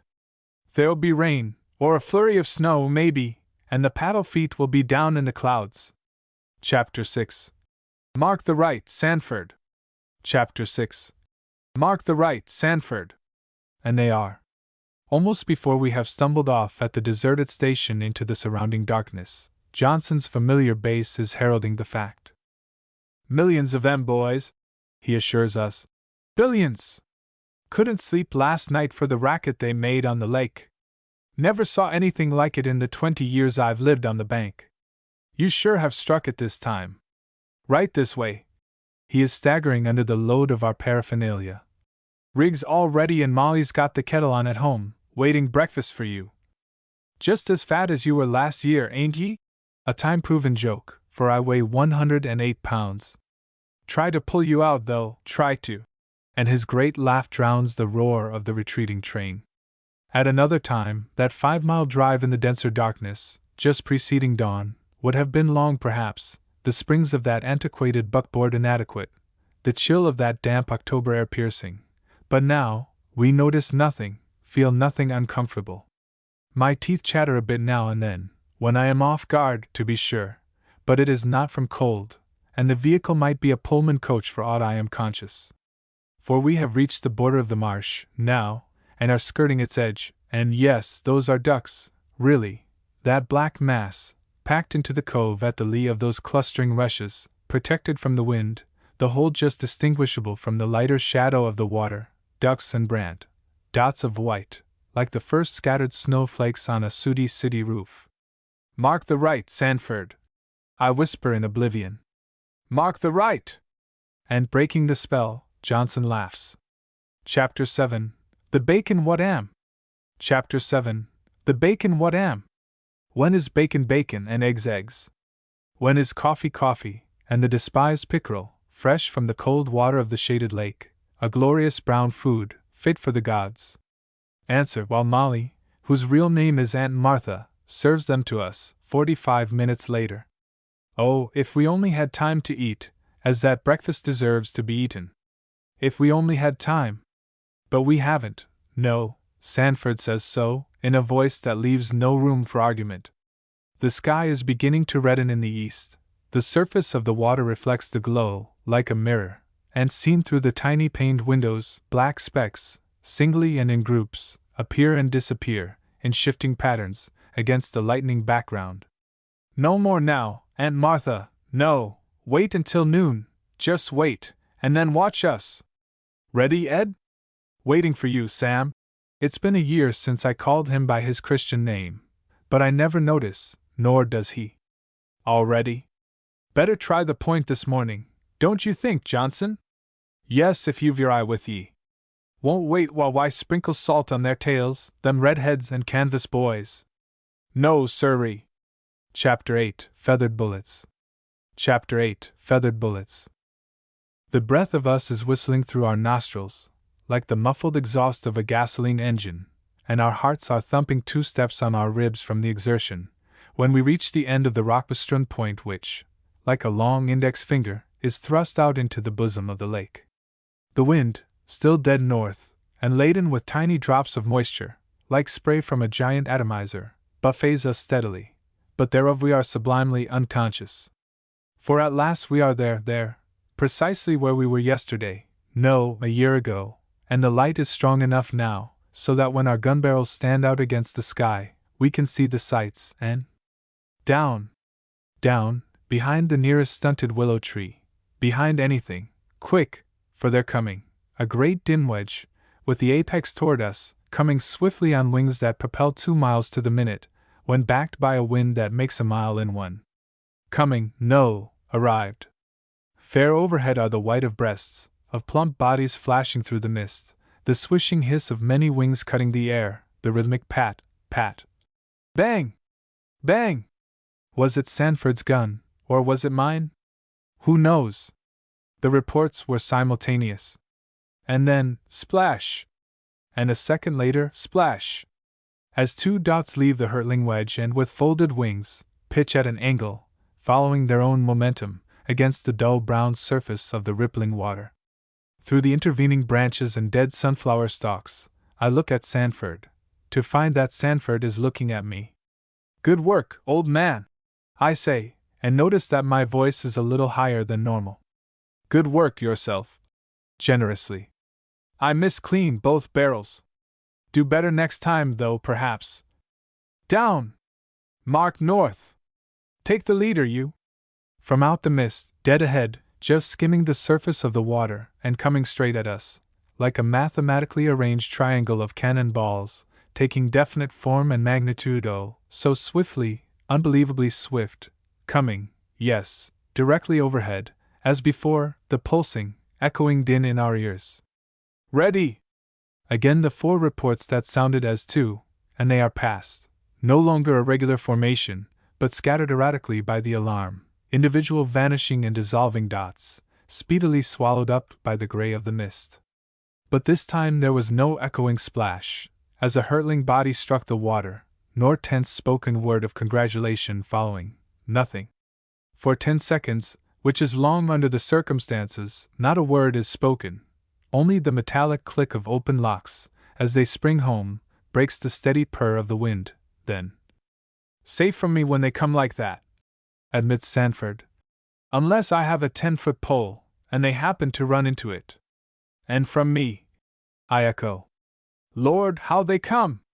They just simply materialize before your eyes, like an impression by flashlight, and then vanish. Yes. Seems as though they take fire, like meteorites from the friction. I'm looking for the smoke, myself, down! Mark your left! Pat! Pat! Pat! Swifter than spoken words, swift as the strokes of an electric fan, the wings beat the air. Swish-h-h. long drawn out, crescendo, yet crescendo as, razor keen, irresistible, those same invisible wings cut it through and through, while, answering the primitive challenge, responding to the stimulus of the game, the hot tingle of excitement speeds up and down our spines. Nearer, nearer, mounting, perpendicular. The 3rd Battalion of that seemingly inexhaustible army has come and gone, and mechanically, we are thrusting fresh shells into the faintly smoking gun barrels. Got mine that time, both of them. No repression, nor polite self-abnegation from Sanford this time, just plain, frank exultation and pride of achievement. Led him a yard, too, maybe, but I got him clean. Did you see?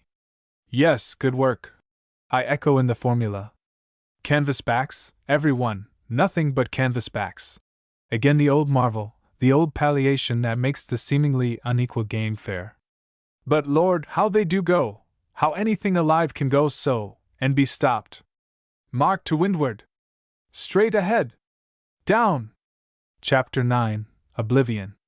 Chapter 9, Oblivion. This, the morning?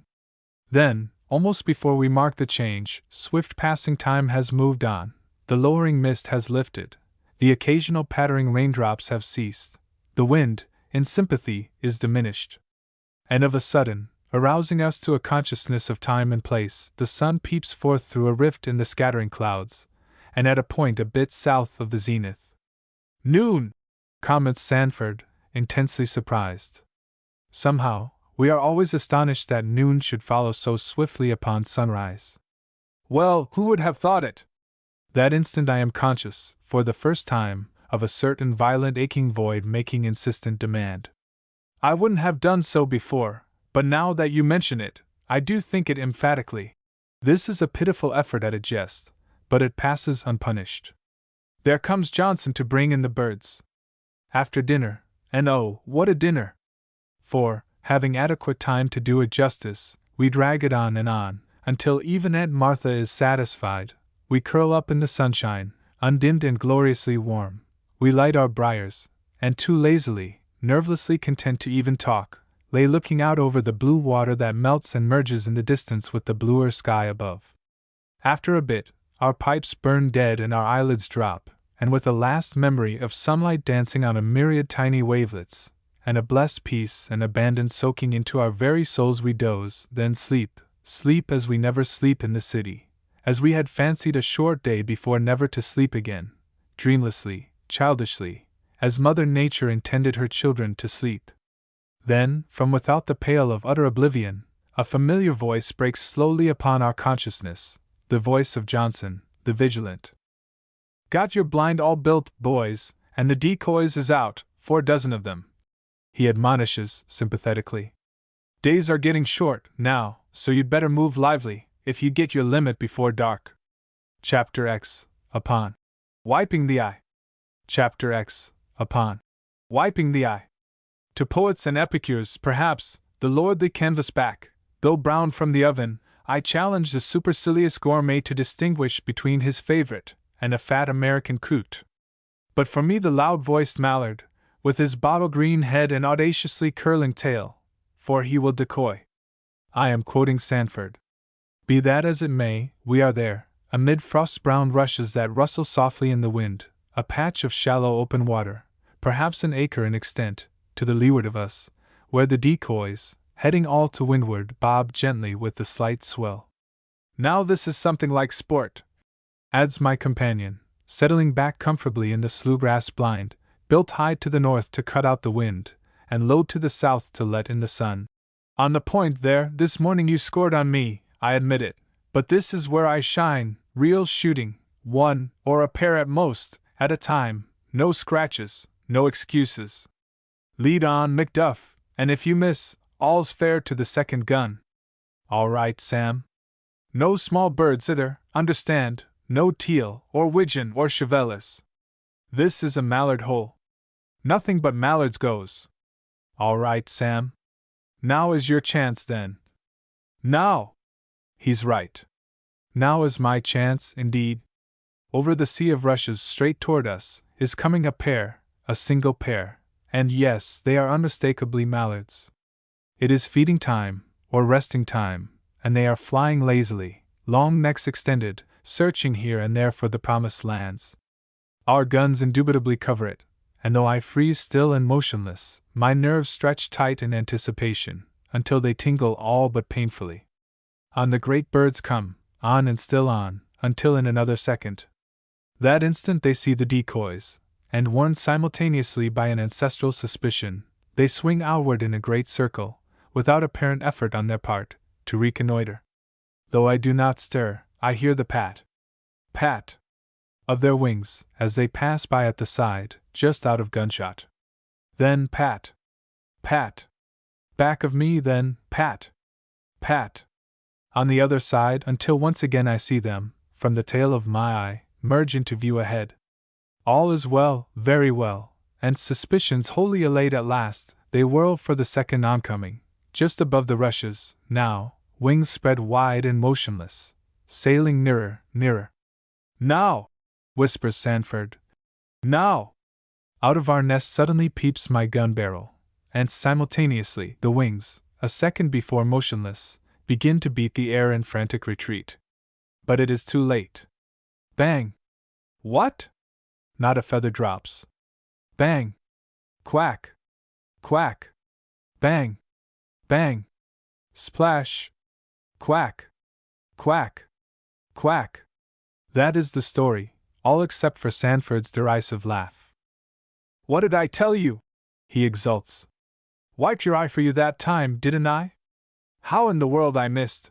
It is all that I can say. They looked as big as suspended tubs.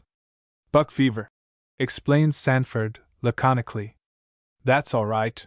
I feel my fighting blood rising, and I swear with a mighty wordless oath that I'll be avenged for that laugh. The day is young yet. If, before night, I don't wipe both your eyes, and wipe them good. I know you will, old man.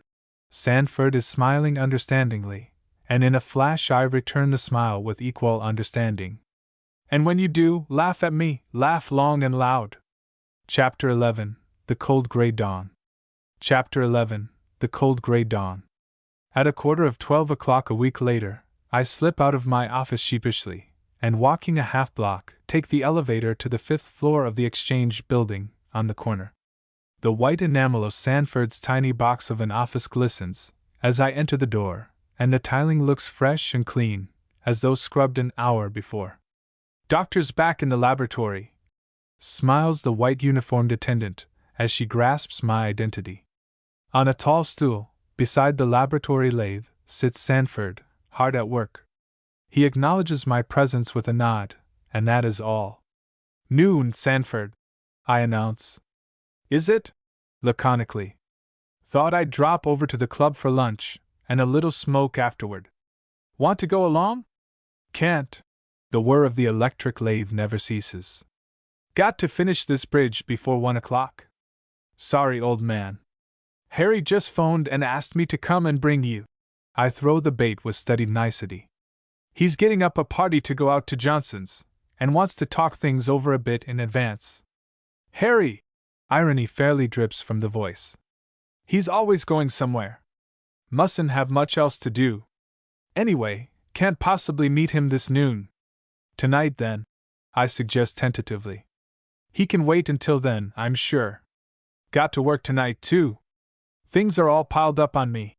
Sanford applies a fresh layer of pumice to the swiftly moving polishing wheel, with practiced accuracy.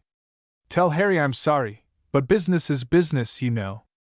Purr-ar-ar, drones on the lathe. Purr-ar-ar. I hear it as I silently slip away. Yes, Sanford is sane, and will be for 51 weeks. A frontier romance, a tale of Jumal Mansion. A new settlement in a new country. No contemporary mind can conceive the possibilities of future greatness that lie in the fulfillment of its prophecy. A long, irregular quadrangle has been hewn from the woods bordering the north bank of the Ohio River. Scattered through the clearing are rude houses, built of the forest logs. Bounding the space upon 3 sides, and so close that its storm music sounds plain in every ear, is the forest itself. On the 4th side flows the wide river, covered now, firm and silent, with a thick ice blanket. Across the river on the Kentucky shore, softened by the blue haze of distance, another forest crowds down to the very water's edge. It is night, and of the cabins in the clearing each reflects, in one way or another, the character of its builder. Here a broad pencil of light writes, "Careless!" on the black sheet of the forest. There a mere thread escaping tells of patient carpentry. At one end of the clearing, so near the forest that the top of a falling tree would have touched it, stood a cabin, individual in its complete darkness except for a dull ruddy glow at one end, where a window extended as high as the eaves. An open fire within gnawed at the half-green logs, sending smoke and steam up the cavernous chimney, and casting about the room an uncertain, fitful light, now bright, again shadowy. It was a bare room that the flickering firelight revealed, bare alike as to its furnishings and the freshness of its peeled logs, the spaces between which had been chinked with clay from the river bank. Scarcely a thing built of man was in sight which had not been designed to kill, scarcely a product of nature which had not been gathered at cost of animal life. Guns of English make, stretched horizontally along the walls upon pegs driven into the logs. In the end opposite the wide fireplace, homemade cooking utensils dangled from the end of a rough table, itself a product of the same factory. In front of the fire, just beyond the blaze and the coals and ashes, were heaped the pelts of various animals. Black Bear and Cinnamon rested side by side with the rough, shaggy fur of the buffalo, brought by Indians from the far western land of the Dakotas. Upon the heap, dressed in the picturesque utility garb of buckskin, homespun, and hickory, which stamped the pioneer of his day, a big man lay at full length, a large man even here, where the law of the fittest reigned supreme. A stubbly growth of beard covered his face, giving it the heavy expression common to those accustomed to silent places and dim forest trails. Aside from his size, there was nothing striking or handsome about this backwoods giant, either of face nor of form. Yet, sleeping or waking, working or at leisure, he would be noticed and remembered. In his every feature, every action, was the absolute unconsciousness of self, which cannot be mistaken. Whether active or passive, there was about him an insinuation of reserve force, subtly felt, of a strong, determined character, impossible to sway or bend. He lay now motionless, staring with wide-open eyes into the fire and breathing slowly, deeply, like one in sleep. There was a hammering upon the door, another, louder, then a rattling that made the walls vibrate. "Come!" called the man, rousing and rolling away from the fire. A heavy shoulder struck the door hard, and the screaming wooden hinges covered the sound of the entering footfall. He who came was also of the type, homespun and buckskin, hair long and face unshaven. He straightened from a passage which was not low, then turning pushed the unwieldy door shut. It closed reluctantly, with a loud shrilling of its frost-bound hinges and frame. In a moment he dropped his hands and impatiently kicked the stubborn offender home, the suction drawing a puff of smoke from the fireplace into the room, and sending the ashes spinning in miniature whirlwinds upon the hearth. The man on the floor contemplated the entry with indifference, but a new light entered his eyes as he recognized his visitor, though his face held like wood. "Evenin', Clayton," he greeted, nodding toward a stool by the hearth. "Come over and sit down to the entertainment." A whimsical smile struggled through the heavy whiskers. "I've been seeing all sorts of things in there." A thoughtful nod toward the fire. "Guess, though, a fellow generally does see what he's looking for in this world. See here, Bud," the visitor bluntly broke in, coming into the light and slurring a dialect of no nationality pure. "Why can't stop me thataway? There ain't no use talking about the weather either." A motion of impatience, then swifter, with a shade of menace. "You know what I came over fair. It's actin' the fool, I know, we few families out here weeks away from everybody, but this clearin' can't hold us both." The menace suddenly left the voice, unconsciously giving place to a note of tenderness and a vague self-fear. "I love that girl better'n your life or anything else, Bud, I tell you this square to your face. I can't stand it. I followed you last night clean home from the party, and I had a knife. I just couldn't help it. Every time I know next time it'll happen. I don't ask you to give her up, Bud, but to settle it with me now, fair and open, for I do something I can't help." He strode swiftly to and fro across the room as he spoke, his skin-shod feet tapping muffled upon the bare floor, like the pads of an animal. The fur of his leggings, rubbing together as he walked, generated static sparks which snapped audibly. He halted presently by the fireplace, and looked down at the man lying there. "It's 'tween us, Bud," he said, passion quivering in his voice. Minutes passed before Bud Ellis spoke, then he shifted his head, quickly, and for the first time squarely met Clayton's eyes. "You say it's between you and me," he initiated slowly. "How do you propose to settle it?" The other man hesitated, then his face grew red. "You make it hard for me, Bud, as though I was a boy talkin' to ye big here.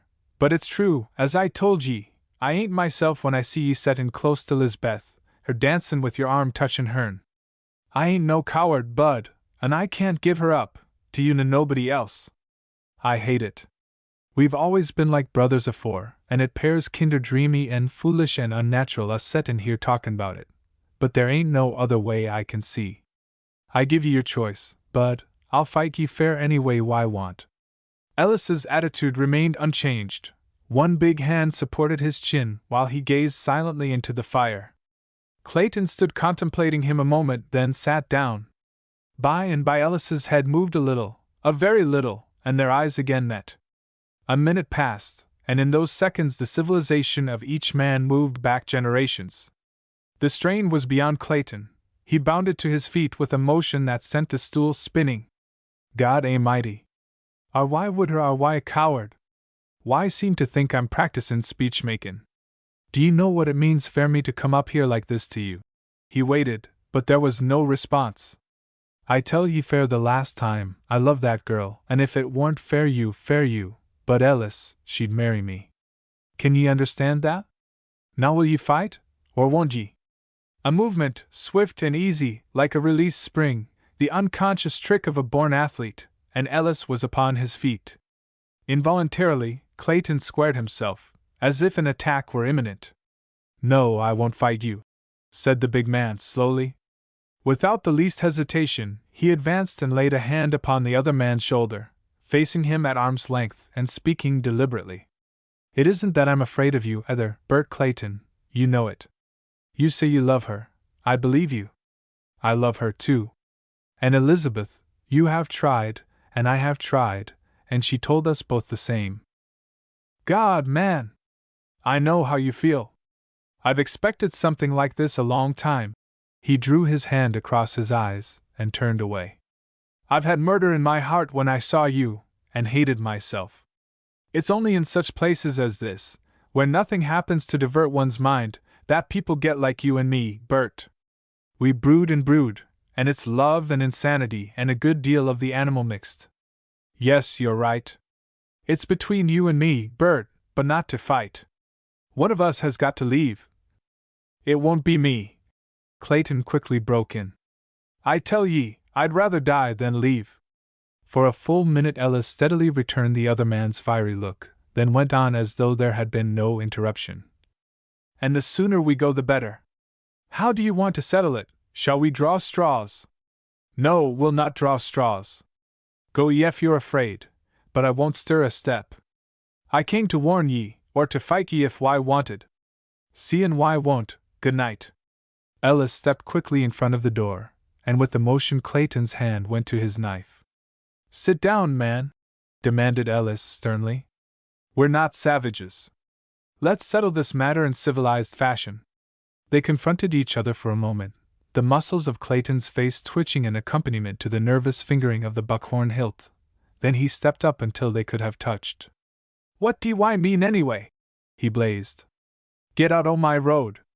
Ellis leaned against the door bar without a word. The fire had burned down, and in the shadow his face had again the same expression of heaviness. The breathing of Clayton, swift and short, like one who struggles physically, painfully intensified the silence of that dimly lighted, log-bound room. With his right hand Clayton drew his knife. He laid his left on the broad half-circle of wood that answered as a door handle. "Open that door," he demanded huskily, "or by God, I'll stab ye!" In the half-light the men faced each other, so near their breaths mingled.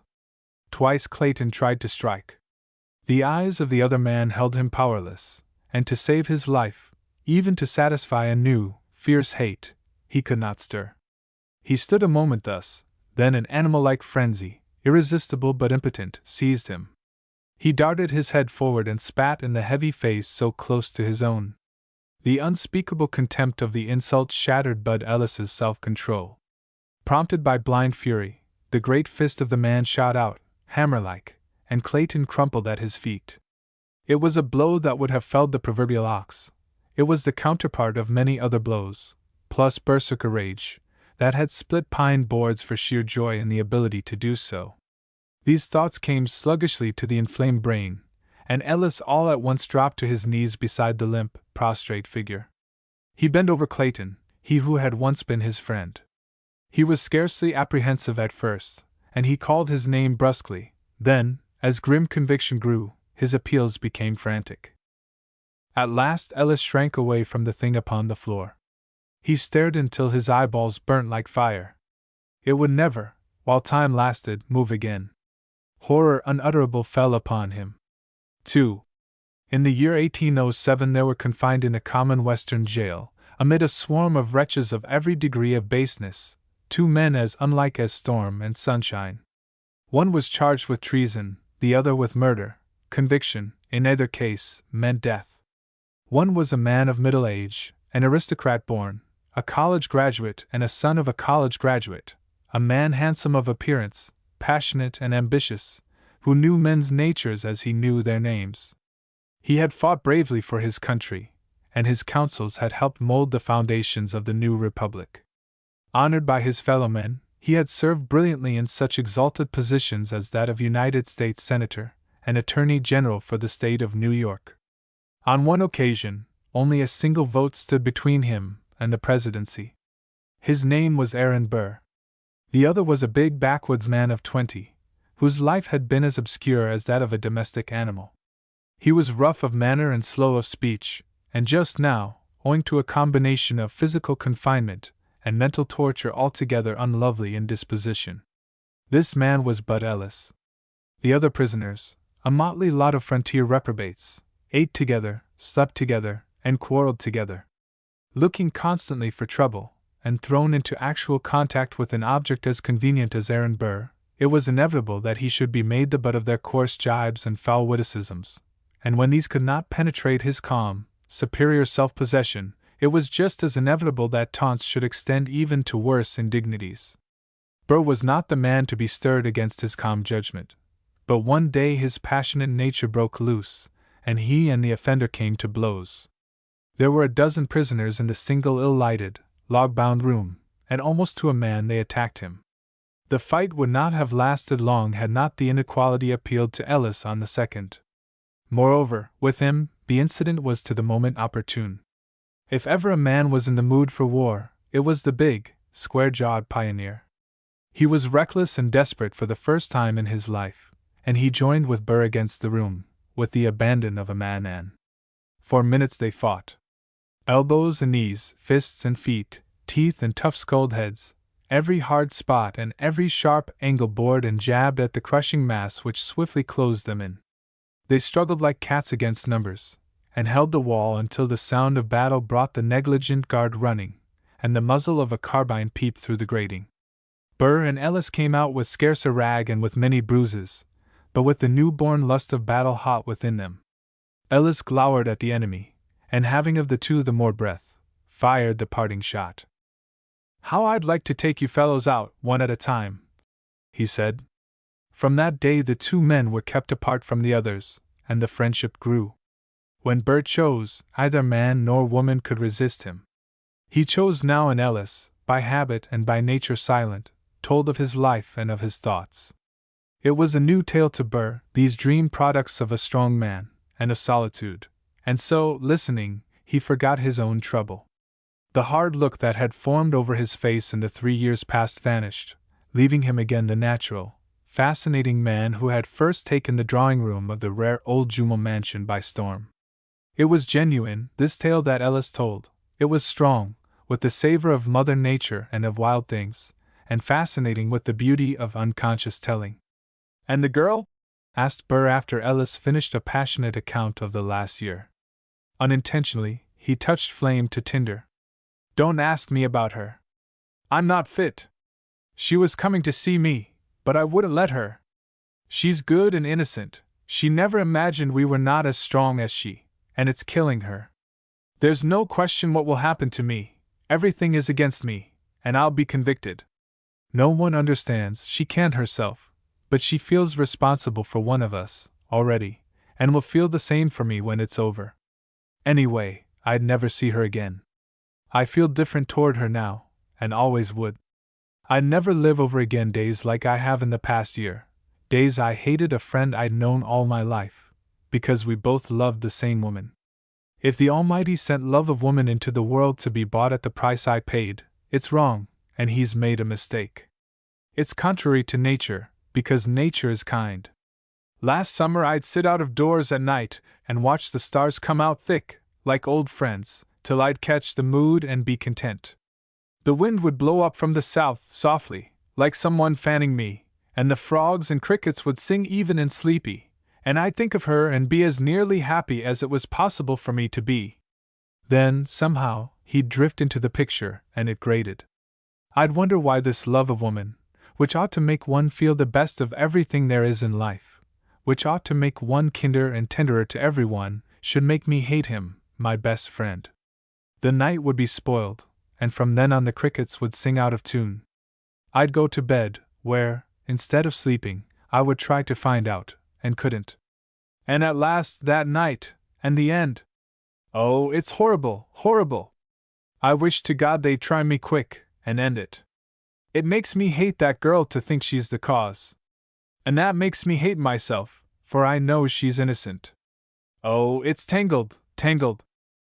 Of the trial which followed, the world knows. How Burr pleaded his own case, and of the brilliancy of the pleading, history makes record at length. 'Twas said long before, when the name of Burr was proud on the nation's tongue, years before that fatal morning on Weehawken Heights, that no judge could decide against him. Though reviled by half the nation, it would seem it were yet true. Another trial followed, but of this history is silent, though Aaron Burr pleaded this case as well. It was a trial for manslaughter, and every circumstance, even the prisoner's word, declared guilt. To show that a person may be guilty in act, and at the same time, in reality innocent, calls for a master mind, the mind of a Burr. To tell of passion, one must have felt passion, and of such Burr had known his full share. No lawyer for the defense was ever better prepared than Burr, and he did his best. In court he told the jury a tale of motive, of circumstance, and of primitive love, such as had never been heard in that county before, such that the 12 men, without leaving their seats, brought a verdict of not guilty. "I can't thank you right," said the big man, with a catch in his voice, wringing Burr's hand. "Don't try," interrupted Burr quickly. "You did as much for me." And even Burr did not attempt to say any more just then. 3. The two men went east together, traveling days where now hours would suffice. Why Burr took the countryman home with him, knowing, as he did, the incongruity of such a step, he himself could not have told. It puzzled Ellis still more. He had intended going far away to some indefinite place, but this opportunity of being virtually thrust into the position where he most wished to be was unusual. It was a reversal of all precedent, and so why demur? On the way, Burr told much of his life, probably more than he had told before in years. He knew that the sympathy of Ellis was sincere, and a disinterested motive was with him a new thing, a key to confidence. A woman was at this time, and had been for years, foremost in Burr's mind. He was going to see her now. Beyond that his plans were dim. During a career of politics, there had crept into the man's life much that was hard and worldly, but this attachment was from ambition far apart, his most sacred thing. She was a brilliant woman, this friend of Burr's, one whom many sought, but it was not this which influenced him. She had been his best friend, and had taken him into her own home during the darkest hour of his life, when condemnation was everywhere. Gossip had fluttered, but to no avail. Burr never forgot a friend, and in this case it was more than friendship, it was a genuine love that lasted, for years later, in his old age and hers as well, old Jumal Mansion made gay at their wedding. "What do you expect to do?" asked Burr of Ellis. Anything just now that will make me forget, answered the countryman, quickly. So there's enough of it is all that I ask. I'm going to get a little more education first. Sometime I'll study law, that is, if I'm here sometime. I've got to be where there's life and action. I'll never end by being common.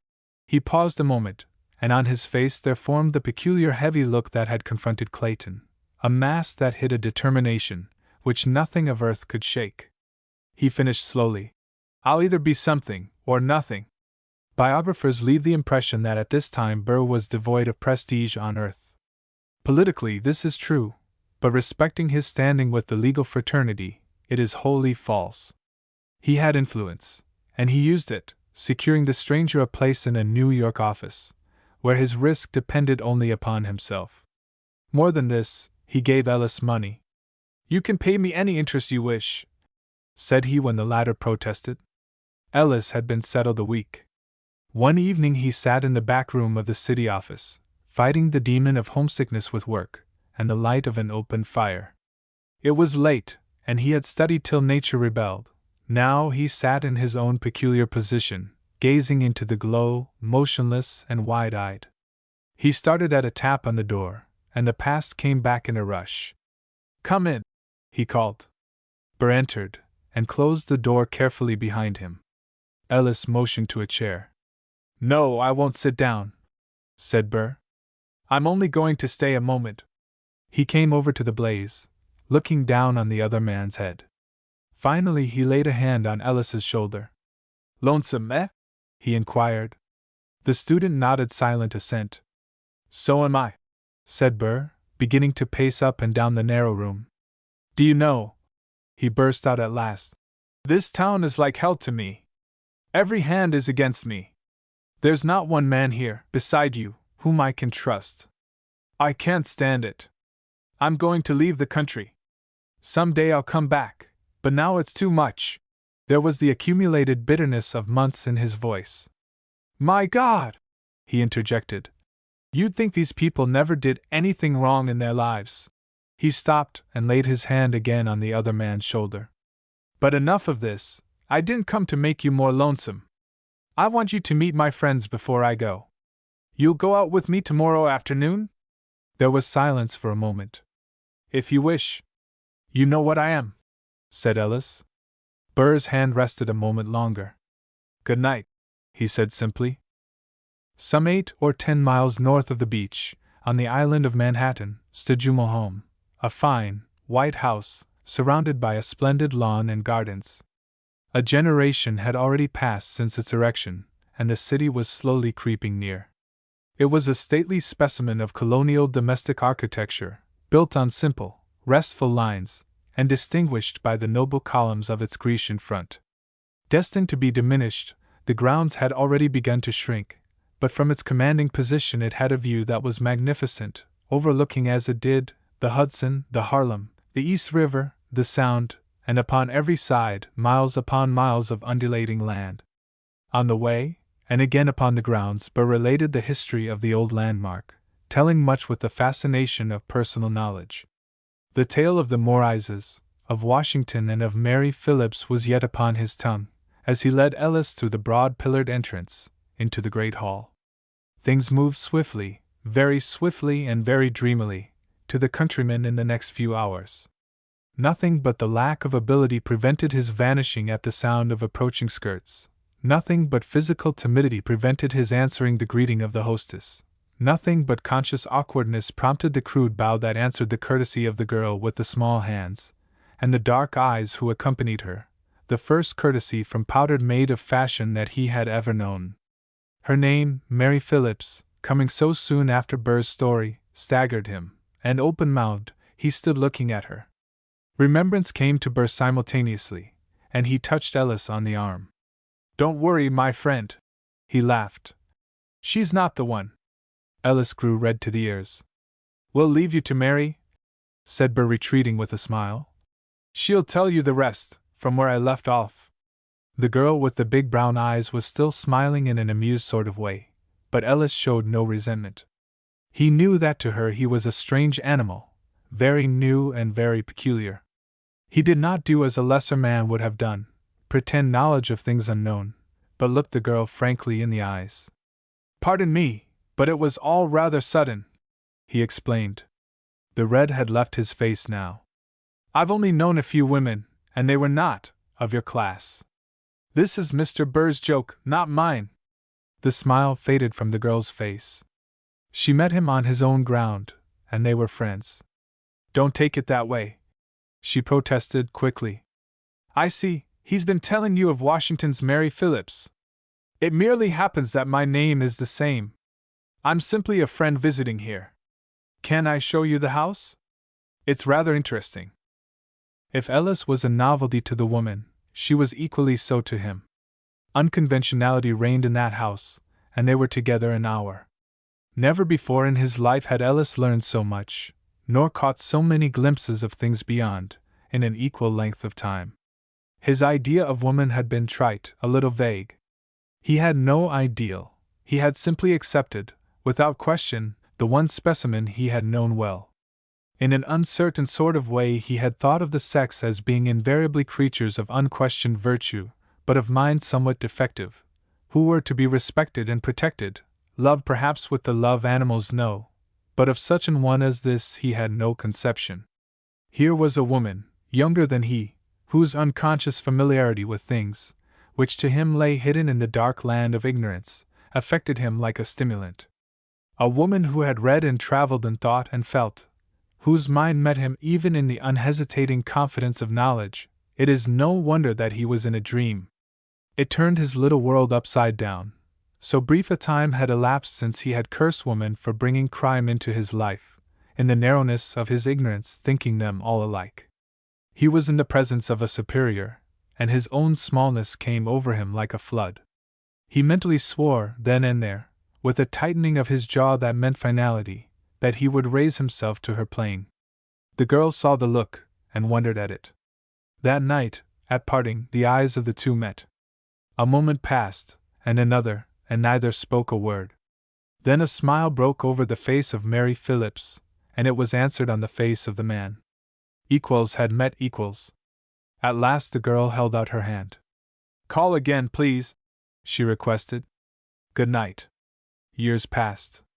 Burr had gone and returned again, and Jumeau Mansion had waxed festive to honor his homecoming. Then he opened an office in the city, and drab-colored routine fell upon him, to remain. Meanwhile time had done much for Ellis, rather, it had allowed him to do much for himself. He had passed through all the stages of transition, confusion, homesickness, despondency, but incentive to do was ever with him. At first he had worked to forget, and in self-defense, but nature had been kind, and with years memory touched him softly, as though it were the past of another. Then a new incentive came to him, an incentive more potent than the former, and which grew so slowly he did not recognize it, until he met it unmistakably face to face. Again into his life and against his will had crept a woman, and this woman's name was Mary Phillips. He met her now on her own ground, but still, as of old, with honors even. She had changed little since he first saw her. As often as he called, he met the same frank smile, and the brown eyes still regarded him with the same old candid, unreserved interest. Ellis was, as the town would have said, successful. He had risen from a man-of-all-work to the state bar, and an office of his own. He had passed the decisive line, and his rise was simply a question of time. He was in a position where he could do as he chose. He appreciated that Mary Phillips was the incentive that had put him where he was. She appealed to the best there was in his nature. She caused him to do better work, to think better thoughts. He unselfishly wished her the best there was of life. Just how much more he felt he did not know, at least this was sufficient. He would ask her to marry him. It was not the mad, dazzling passion of which poets sing, but he was wiser than of yore. Of Mary he was uncertain. That he was not the only man who went often to old Jumeau Mansion he was well aware, and with the determination to learn certainties, there came a tenderer regard than he had yet known. Jumeau was gay that night. There would be few more such scenes, for the owner was no longer young, but of this the throng in brocade and broadcloth and powder, who filled the spacious mansion, were thoughtless. Everywhere was an atmosphere of welcome, from the steady light of lanterns festooned on facade and lawn, to the sparkle of countless candles within. It was that night that Ellis drew Mary Phillips aside and told her the tale that grew passionate in the telling. Fortune was kind, for he told it to the soft accompaniment of wine glasses ringing, and the slow music of the stately minuet. Mary Phillips heard him through without a word, an expression on her face he had never seen before. Then their eyes met in the same frank way they had hundreds of times before, and she gave him her answer. "I've expected this, and I've tried to be ready, but I'm not. I can't say no, and I can't say yes. I wouldn't try to explain to anyone else, but I think you'll understand. Forgive me if I analyze you a little, and don't interrupt, please." She passed her hand over her face slowly, a shade wearily. "There are times when I come near loving you, for what you are, not for what you are to me. You are natural, you're strong, but you lack something I feel to be necessary to make life completely happy, the ability to forget all and enjoy the moment. I have watched you for years. It has been so in the past, and will be so in the future. Other men who see me, men born to the plain, have the quality, call it butterfly if you will, to enjoy the now. It appeals to me, I am of their manner born." Their eyes met and she finished slowly. "It's injustice to you, I know, but I can't answer now." They sat a moment side by side in silence. The dancers were moving more swiftly to the sound of the Virginia reel. Ellis reached over and took her hand, then bent and touched it softly with his lips. "I will wait, and abide," he said. "The cup that o'erflowed, an outline. In a room, half lighted by the red rays of a harvest moon, a woman lay in the shadow, face downward on the bed. It was not the figure of youth, the full lines of waist and hips spoke maturity. She was sobbing aloud and bitterly, so that her whole body trembled. The clock struck the hour, the half, again the hour, and yet she lay there, but quiet, with face turned toward the window and the big, red harvest moon. It was not a handsome face. Besides, now it was tear-stained and hard with the reflection of a bitter battle fought.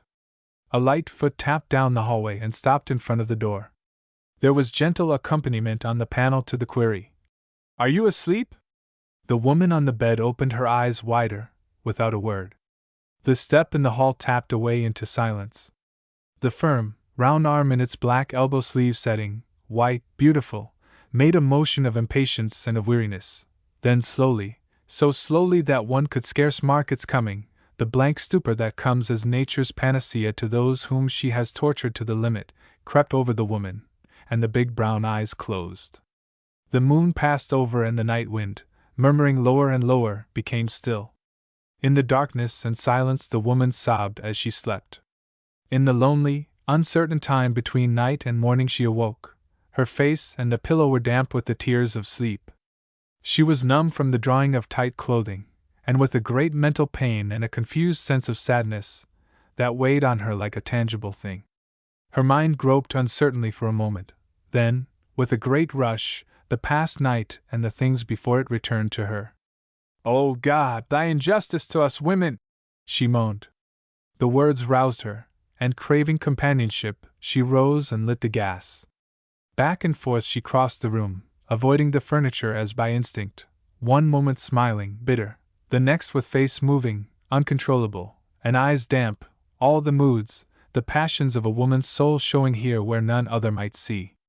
Tired out, at last she stopped and disrobed, swiftly, without a glance at her own reflection, and returned to bed.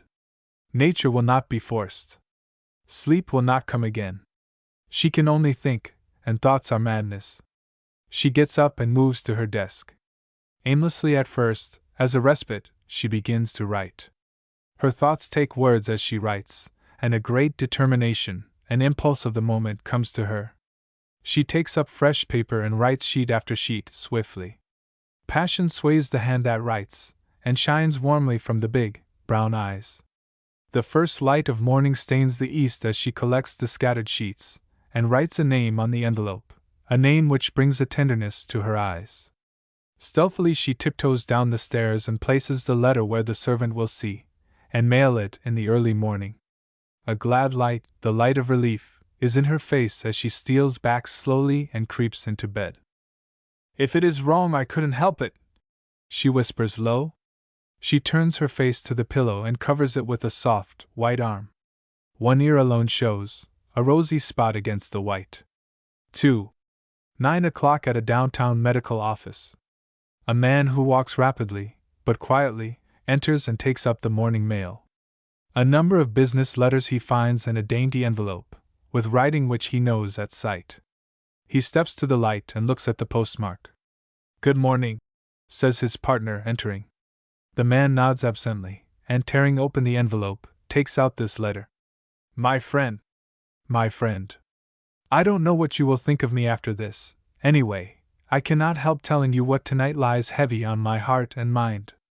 I've tried to keep still. God knows I've tried, and so hard. But nature is nature, and I am a woman.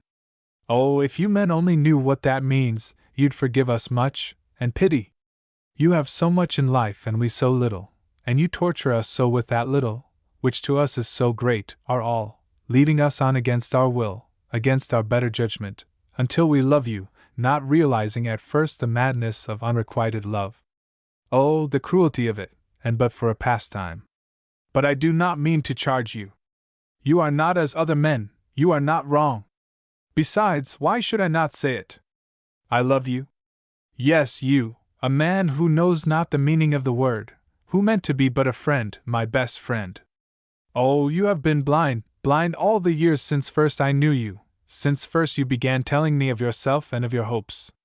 You did not know what it meant to such as I to live in the ambition of another, to hope through another's hope, to exult in another's success. I am confessing, for the first time, and the last time. No, man, all the time I loved you. Forgive me that I tell you. I cannot help it. I am a woman, and love in a woman's life is stronger than will, stronger than all else together. I ask nothing.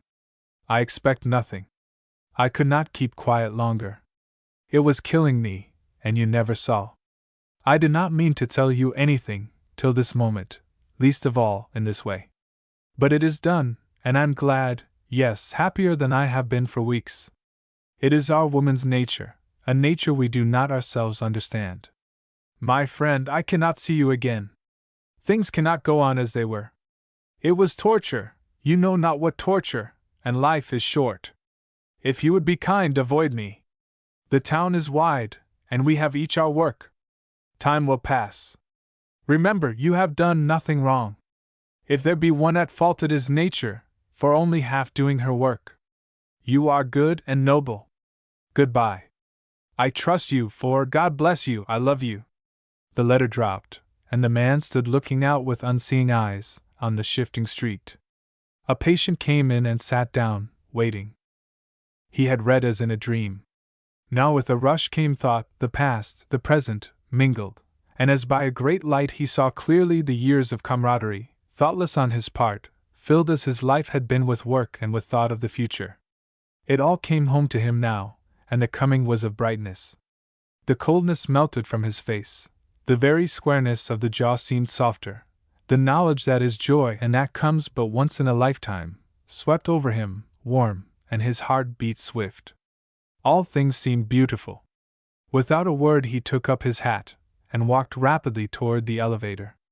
A smile was in the frank blue eyes, and to all whom he met, whether stranger or friend, he gave greeting. The patient, waiting for his return, grew tired and left, and leaving, slammed the office door behind him. Unjudged. The source of this manuscript lies in tragedy. My possession of it is purely adventitious. That I have had it long you may know, for it came to me at an inland prairie town, far removed from water or mountain, while for 10 years or more my name, above the big-lettered dentist sign, has stood here on my office window in this city by the lake. I have waited, hoping someone would come as claim it, but my hair is turning white and I can wait no longer. As now I write of the past, the time of the manuscript's coming stands clear amid a host of hazy, half-forgotten things.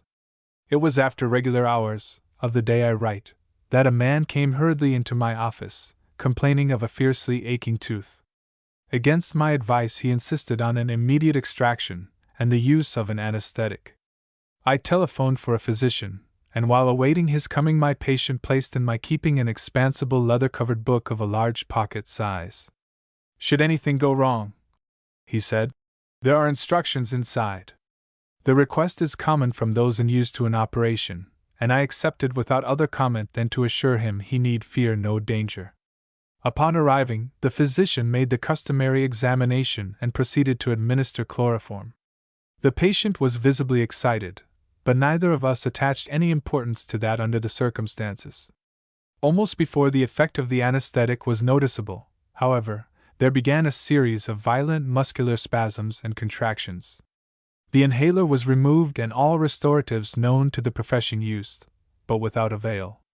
He died in a few moments, and without regaining consciousness. The symptoms were suspicious, entirely foreign to any caused by the anesthetic, and at the inquest the cause came to light. In the man's stomach was a large quantity of strychnine. That he knew something of medicine is certain, for the action of the alkaloid varies little, and he had the timing to a nicety.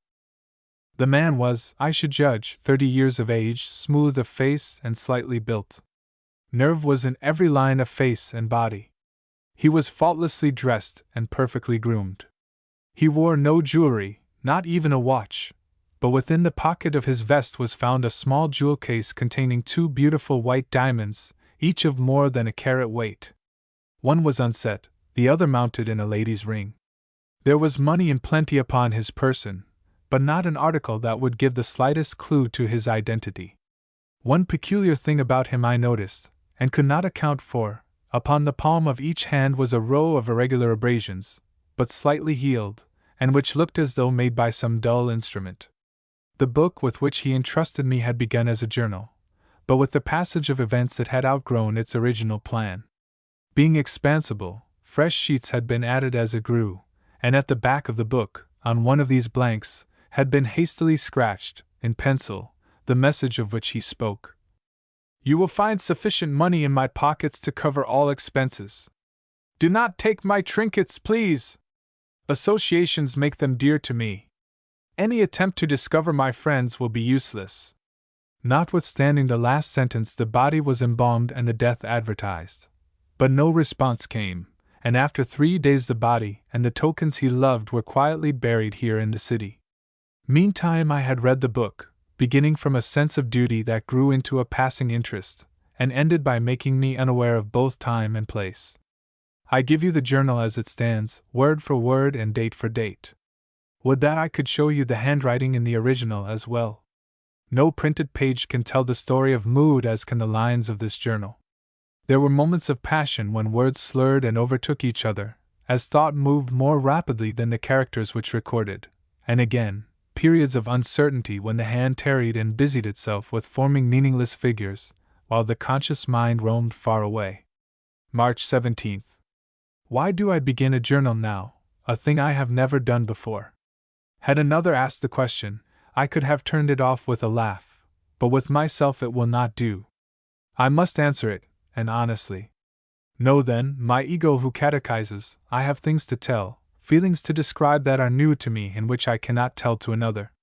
The excuse sounds childish. But listen, I speak it softly, I love, and he who loves is ever as a child. I smile at myself for making the admission. I, a man whose hair is thinning and silvering, who has written of love all his life, and laughed at it. Oh, it's humorous, deliciously humorous. To think that I have become, in reality, the fool I pictured others in fancy. April 2nd.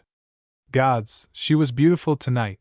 The way she came to meet me, the long skirt that hung so gracefully, and that fluffy, white, sleeveless thing that fitted her so perfectly and showed her white arms and the curves of her throat.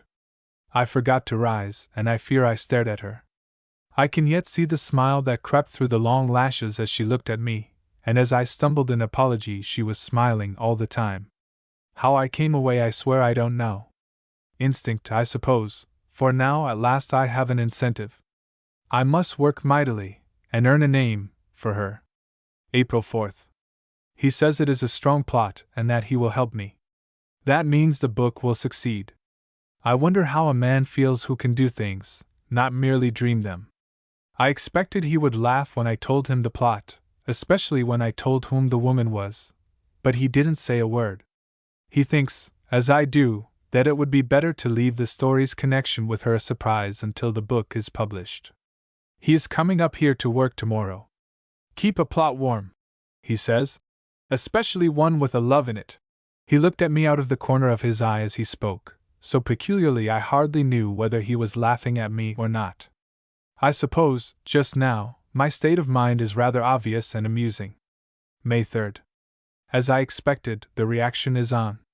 What a price we have to pay for our happy moments in this world. I'm tired tonight and a little discouraged, for I worked hard all day, and did not accomplish much. Lack of inspiration, he said. The heroine is becoming a trifle dim. Hadn't you better go and enthuse a little tonight? I was not in a mood to be chaffed. I told him shortly. No, you had better go yourself. He smiled and thanked me. With your permission, he said, I will. Nature certainly has been kind to him, for he is handsome and fascinating beyond any man I ever knew. I wanted to use him in the story, but he positively refused. He said that I would do better. So we finally compromised on a combination. The man has his hair and my eyes, his nose and my mouth. Over the chin we each smiled a little grimly, for it is stubborn, square, and fits us both. After all, it is not a bad ensemble. The character has his weak points, but, all in all, he is not bad to look upon. June 10th. We went driving this evening, she and I, far out into the country, going and coming slowly. The night was perfect, with a full moon and a soft south wind. Nature's music makers were all busy. On the high places, the crickets sang loudly their lonesome song to the night, while from the distant river and lowlands there came the uncertain minor of countless frogs in chorus. For 2 hours I tasted happiness, divine happiness, happiness so complete that I forgot time. I have known many beautiful women, women splendid as animals are splendid, but never before one whose intense womanliness made me forget that she was beautiful. I can't explain, it is too subtle and holy a thing. I sat by her side, so near that we touched, and worshipped as I never worshipped at church. If but for this night alone, my life is worth the living. June 12th. It seems peculiar that he should be working with me at this story, strange that he should care to know me at all. Perhaps I stand a little in awe of the successful man. I think we all do. At least, he is the example par excellence. I have seen him go into a room filled with total strangers, and though he never spoke a word, have heard the question all about. Who is he? Years ago, when he as well as I was an unknown writer, we each submitted a story to the same editor, by the same mail. Both were returned. I can still see the expression on his face as he opened his envelope, and thrust the manuscript into his pocket. He did not say a word, but his manner of donning his top coat and hat, and the crash of the front door behind him betrayed his disappointment. His work was afterwards published at his own risk. The ink on my story is fading, but I have it still. July 2nd. She is going to the coast for the season, and I called tonight to say au revoir. I could see her only a few minutes as her carriage was already waiting, something, I believe, in honor of her last night in town. She was in evening dress, and beautiful, I cannot describe. Think of the most beautiful woman you have ever known, and then, but it is useless, for you have not known her. I was intoxicated, happy as a boy, happy as a god. I filled the few moments I had, full to overflowing. I told her what every man tells some woman sometime in his life. For once I felt the power of a master, and I spoke well. She did not answer. I asked her not to. I could not tell her all, and I would have no reply before. Her face was turned from me as I spoke, but her ears turned pink and her breath came quickly. I looked at her and the magnitude of my presumption held me dumb, yet a warm, happy glow was upon me, and the tapping of feet on the pavement below sounded as sweetest music. As I watched her she turned, her eyes glistening and her throat all a-tremble. She held out her hand to say goodbye. I took it in mine, and at the touch my resolution and all other things of earth were forgotten, and I did that which I had come hoping to do. Gently, I slipped a ring with a single setting over her finger, then bending low, I touched the hand with my lips, whitest, softest, dearest hand in God's world. Then I heard her breath break in a sob, and felt upon my hair the falling of a tear. August 5th. I am homesick tonight and tired. It is 10:30, and I have just gotten dinner. I forgot all about it before. The story is moving swiftly. It is nearly finished now, moreover it is good, I know it. I sent a big roll of manuscript to him today. He is at the coast, and polishes the rough draft as fast as I send it in. He tells me he has secured a publisher, and that the book will be out in a few months. I can hardly wait to finish, for then I, too, can leave town. I will not go before. I have work to do, and can do it better here. He tells me he has seen her several times. God! A man who writes novels and can mention her incidentally, as though speaking of a dinner party. August 30th. I finished today and expressed him the last scrap of copy. I wanted to sing, I was so happy. Then I bethought me, it is her birthday. I went downtown and picked out a stone that pleased me. Their messenger will deliver it, and she can choose her own setting. How I'd like to carry it myself, but I have a little more work to do before I go. Only 2 more days and then. I have been counting the time since she left, almost 2 months. It seems incredible when I think of it. How I have worked. Next time I write my journal confessor, I will have something to tell. I will have seen her, she who wears my ring. Ah! Here comes my man for orders. A few of my bachelor friends help me celebrate here tonight. I have not told them it is the last time. September 5th. Let me think, I am confused. This hotel is vile, abominable, but there is no other. That cursed odor of stale tobacco, and of cookery. The landlord says they were here yesterday and went west. It's easy to trace them, everybody notices. A tall man, dark, with a firm jaw, the most beautiful woman they have ever seen, they all say the same. My God! And I'm hung up here, inactive a whole day. But I'll find them, they can't escape, and then they'll laugh at me, probably. What can I do? I don't know. I can't think.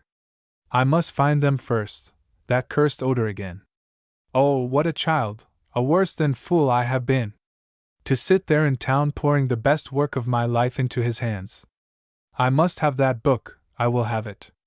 To think how I trusted her, waited until my hair began to turn, for this. But I must stop. This is useless, it's madness. September 9th. It is a beautiful night. I have just come in from a long walk, how long I don't know. I went to the suburbs and through the parks, watching the young people sitting 2 and 2 in the shadow. I smiled at the sight, for in fancy I could hear what they were saying.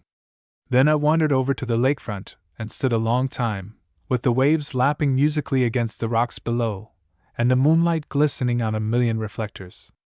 The great stretch of water in front, and the great city behind me sang low in concord, while the stars looked down smiling at the refrain. Be calm, little mortal, be calm, they said. Calm, tiny mortal, calm, repeated endlessly until the mood took hold of me, and in sympathy I smiled in return. Was it yesterday? It seems a month since I found them. Was it I who was so hot and angry? I hold up my hand, it is as steady as my mother's when, years ago, as a boy, she laid it on my forehead with her good night. The murmur of this big hotel speaks soothingly, like the voice of an old friend. The purr of the elevator is a voice I know. It all seems incredible. Today is so commonplace and real, and yesterday so remote and fantastic. He was lounging in the lobby, a hand in either pocket, when I touched him on the shoulder. He turned, but neither hands nor face failed him by emotion. I presume you would prefer to talk in private? I said. Will you come to my room? A smile formed slowly over his lips. I don't wish to deprive my... He paused, and his eyes met mine. My wife of a pleasant chat with an old friend. I would suggest that you come with us to our suite. I nodded. In silence we went up the elevator. In equal silence, he leading, we passed along the corridor over carpets that gave out no telltale sound. She was standing by the window when we entered. Her profile stood out clear in the shaded room, and in spite of myself a great heart-throb passed over me. She did not move at first, but at last turning she saw him and me. Then I could see her tremble. She started quickly to leave, but he barred the way. The smile was still upon his face. "Pardon me, my dear," he protested, "but certainly you recognize an old friend." She grew white to the lips, and her eyes blazed. Her hands pressed together so tightly that the fingers became blue at the nails. She looked at him, such scorn I had never seen before. Before it, the smile slowly left his face.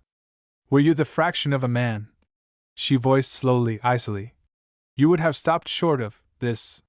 She made a motion of her hand, so slight one could scarce see it, and without a word he stepped aside.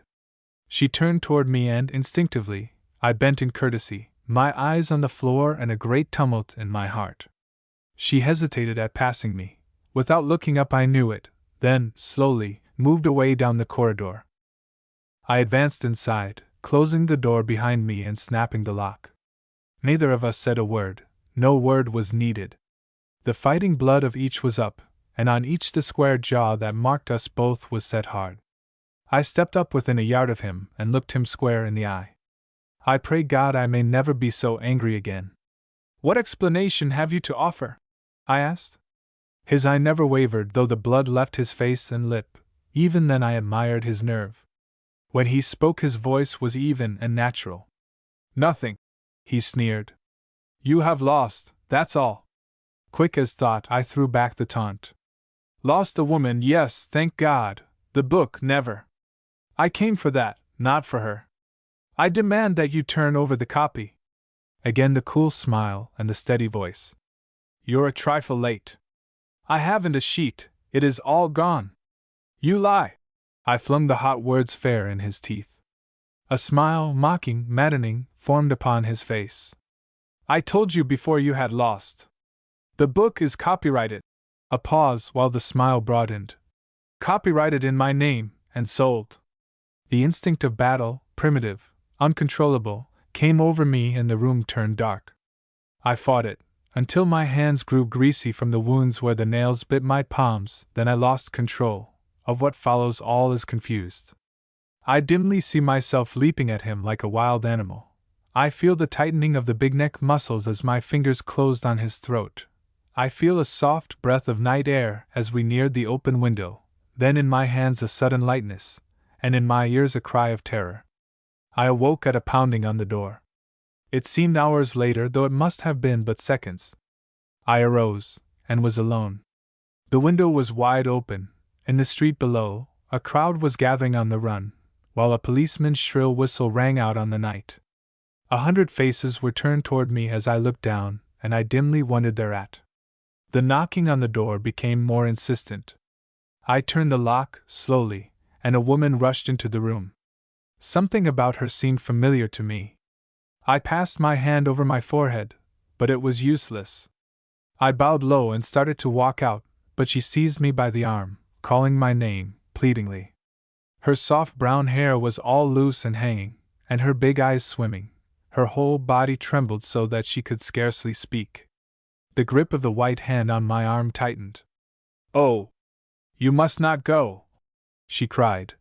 "You cannot!" I tried gently to shake her off, but she clung more closely than before. "You must let me explain," she wailed. "I call God to witness, I was not to blame."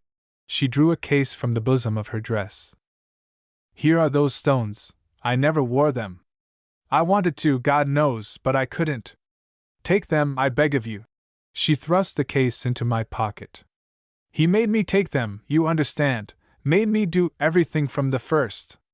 I loved him once, long ago, and since then I couldn't get away. I can't explain." She was pleading as I never heard woman plead before. "Forgive me, tell me you forgive me, speak to me." The grip on my arm loosened and her voice dropped. "Oh, God, to have brought this on you when I loved you!" The words sounded in my ears, but made no impression.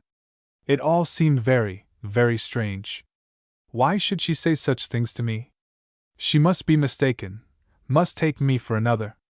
I broke away from her grasp, and groped staggeringly toward the door. A weariness intense was upon me, and I wanted to be home alone. As I moved away, I heard behind me a swift step as though she would follow, and my name called softly, then another movement, away. Mechanically I turned at the sound, and saw her profile standing clear in the open window frame. Realization came to me with a mighty rush, and with a cry that was a great sob I sprang toward her. Suddenly the window became clear again, and through the blackness that formed about me I dimly heard a great wail of horror arise from the street below.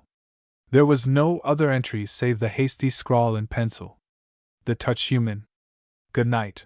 A lingering of fingertips that touched, as by accident, a bared head, the regular tap of shoes on cement, as a man walked down the path. Good night, and God bless thee, he repeated softly, tenderly, under his breath, that none but he might hear, words of faith spoken reverently, and by one who believes not in the God known of the herd. Good night, and God bless thee, whispered the woman slowly, and the south wind, murmuring northward, took the words and carried them gently away as sacred things. The woman stood thinking, dreaming, her color mounting, her eyes dimming, as she read deep the mystery of her own heart. They had sat side by side the entire evening, and had talked of life and of its hidden things, or else had remained silent in the unspoken converse that is even sweeter to those who understand each other. She had said of a mutual friend, "He is a man I admire. He has an ideal. A thing but few of earth possess." "No, I think you are wrong. I believe all people have ideals. They must. Life would not be life without." "You mean object rather than ideal. Does not an ideal mean something beautiful, something beyond, something we'd give our all for? Not our working hours alone, but our hours of pleasure and our times of thought. An ideal is an intangible thing, having much of the supernatural in its make-up.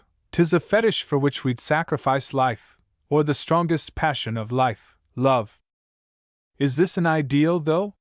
Could anything be beautiful to us after we'd sacrificed much of life, and all of love in its attainment? Is not everything that is opposed to love also opposed to the ideal?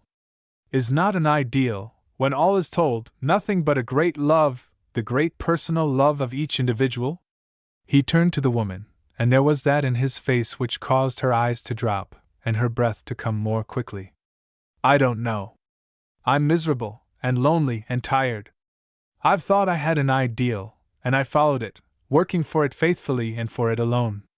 I've shown it to myself, glowing, splendid, when I became weary and ready to yield. I've sacrificed, in attempting its attainment, youth and pleasure, self, continually. Still, I'm afar off, and still the light beckons me on. I work day after day, and night after night, as ever, but the faith within me is growing weaker. Might not the ideal I worshipped after all be an earth-born thing, an ambition whose brightness is not of pure gold, but of tinsel? That which I have sought speaks always to me so loudly that there may be no mistake in hearing. I am thy God, it says, worship me, and me alone. Sacrifice, sacrifice, sacrifice thyself, thy love. Thus shalt thou attain me. One day I stopped my work to think, hid myself solitary that I might question. What shall I have when I attain thee? I asked. Fame, fame, the plaudits of the people, a pedestal apart. Yes, whispered my soul to me, and a great envy always surrounding, a great fight always to hold thy small pedestal secure. Of such as this are ideals made? No, 'twas a mistake. I have sought not an ideal, but an ambition, a worthless thing. An ideal is something beautiful, a great love. 'Tis not yet too late to correct my fault, to seek this ideal, this beautiful thing, this love. He reached over to the woman, and their fingers, as by chance, touching, lingered together. His eyes shone, and when he spoke his voice trembled. You know the ideal, the beautiful thing, the love I seek. Side by side they sat, each bosom throbbing, not with the wild passion of youth, but with the deeper, more spiritual love of middle life. Overhead, the night wind murmured, all about, the crickets sang. Turning, she met him face to face, frankly, earnestly. Let us think. She rose, in her eyes the look men worship and worshipping, find oblivion. A moment they stood together. "Good night," she whispered. "Good night," his lips silently answered, pressing upon hers. A dark horse. Iowa City is not large, nor are the prospects for metropolitan greatness at all flattering. Even her most zealous citizen, the ancient of the market corner, admits that there ain't been much stirrin' for quite a spell back. And among the broad fraternity of commercial travelers, the town is a standing joke. Yet, throughout the entire state, no community of equal size is so well known. It is the home of the State University. In the year 90-something or other, there was enrolled in the junior class of the university, one Walter R. Chester, but it is doubtful whether 5 other students in the same classic seat of learning could have told you his given name. Away back in his freshman year he had been dubbed Lord Chester. And as Lord Chester alone is his name still preserved and revered in university annals. The reasons lying back of this exaltation to the peerage were not very complex, but quite as adequate as those usually inspiring college nicknames. He was known to be country bred, and the average freshwater school defines the country as a region of dense mental darkness, commencing where the campus ends and extending thence in every direction, throughout the uncharted realms of space. Each Friday afternoon, Lord Chester would carefully lock his room and disappear upon a bicycle. This much was plainly visible to everybody. On Monday he would reappear. The hiatus afforded a peg from which much unprofitable speculation was suspended. The argument most plausible was that he went home, while one romantic youth suggested a girl. The accusation was never repeated. What? The Lord a ladies' man? Tut! One would as soon expect a statue to drill a minstrel show. Thus Chester's personal affairs remained a mystery. He never talked reflexively, rare attribute in a college man, and moreover, curiosity never throve well in his presence. It utterly failed to bear fruit. Another peculiarity distinguished him from all the rest of the student body. He roomed by himself. Although invariably courteous and polite to visitors, he was never known to extend an invitation for a second visit. He quite obviously wanted to be left alone, and the fellows met him more than halfway. But what, more than anything else, probably helped to designate him Lord, was the scrupulous way in which he dressed. There was no hint of the pastoral in his sartorial accomplishments, and it was his one extravagance. Though from the country and therefore presumably poor, no swell son of the Western Hope Mon made an equally smart appearance. We have been viewing the youth from the standpoint of his fellow students. As a matter of fact, they never saw the real man, the man behind the closed door, at all. He was a terrific worker. When he decided to do a thing, he did it. Night was as day at such times, and meals were unthought of. He literally plunged out of sight into his work, and as yet he had never failed. One reason for this uniform success lay in the fact that he was able to define his limitations, and never attempted the impossible. He was, indeed, poor, that is, relatively so. His earliest recollections were associated with corn rows and grilling suns, which accounted for the present cheerfulness with which he tackled any task, and for his appetite for hard work. When tired, he would think of the weight of a hoe in a boy's hand at 6 o'clock in the afternoon, and proceed with renewed vigor. Such was Lord Chester, product of work and solitude, a man who knew more about the ideal than the real, a man who would never forget a friend nor forgive an injury, who would fight to the bitter end and die game, hero of the Marathon, whose exciting history is impossible to avoid in Iowa City. By nature, Chester was an athlete, and by way of exercise he was accustomed to indulge in a few turns daily upon the cinder path. One evening in early spring he was jogging along at a steady brisk pace, when 2 men in training suits caught up with him. They were puffing when they fell in beside him. Presently they dropped behind, and one, a tall important youth, of the name of Richards, called out, "I say, me lud, aren't you going to clear the trail?" Quick as a shot, Chester halted and faced around. "What's that?" he asked quietly. The other 2 nearly bumped into him, but managed to come to a standstill, before precipitating that catastrophe. They lurched back upon their heels, nearly toppling backwards, too surprised for the moment to speak. Chester did not stir. "Jiminy crickets!" Richard's companion exclaimed in a moment. You're deuced sudden, Chester, I must say. And Richard's manner promptly grew conciliatory. Old man, he said, smiling, you really ought to train. You've got form, by George, you have! Besides, you wouldn't have any opposition to speak of, you know. Richards was still smiling, but a smile, however warmly encouraged from within, is apt to take cold in a frost. The casual glance with which Chester took in the young man, from his light sprinting pumps to his eyes, may be accurately described as frigid. Not until he had held the other's embarrassed look for an appreciable pause did he deign to speak. There really ought to be, he said without emotion, at least one man in the field. I think I shall train. Thus it came about that Lord Chester decided to enter athletics. 5 minutes previously even the thought had not occurred to him, but he wasn't the man to quail before a bluff. The track management of this particular university was an oligarchy, was governed by a few absolute individuals. Perhaps such a condition is not as rare as might be supposed. However that may be, it was here a case of being either in or out. Chester was unpopular, and from the first had been out. There were only 4 entries for the running events, the same names appearing in all, so he could not be kept from the field. But he well knew that various ways existed by which favoritism could be shown, and that these preferences, too trifling in themselves to warrant complaint, might prove a serious handicap in a close contest. He knew that, however honors might lie among the other entries, they would hesitate at nothing to prevent him from taking a place. In fact, Richards openly boasted that he would pocket his leadship at the finish. So Chester shaped his plans accordingly. He had never aimed at the impossible, nor did he now. He withdrew from all short-distance runs and yard dashes, and concentrated his mind upon the marathon, thus dignified, although the faculty would permit nothing more arduous than 2 miles. In saying trained, everything is meant that the word can be made to imply the sort of hour in, hour out, to the limit of endurance training which either makes or kills. A fortnight before field day Chester was in perfect condition, and had his capabilities gauged to a nicety. He was now entered only in the marathon. They virtually had forced him from the half-mile, and they should be made to pay the penalty. One day before the race Chester went to the bank and inquired the amount of his balance. It was shown him, $106 and some odd cents.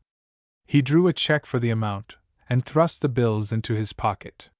From the bank he walked straight up Main Street for 3 blocks, then turned in at a well-kept brick house. "Mr. Richards in?" he asked of the servant girl. "Yes, sir. Right upstairs, second door to the left. He's got company now." The junior nevertheless resolutely mounted the stairs and knocked upon the door. The noise inside resembled a pocket edition of the Chicago Board of Trade, so Chester hammered again, louder. "Come!" someone yelled, and the noise subsided. He opened the door and stepped inside.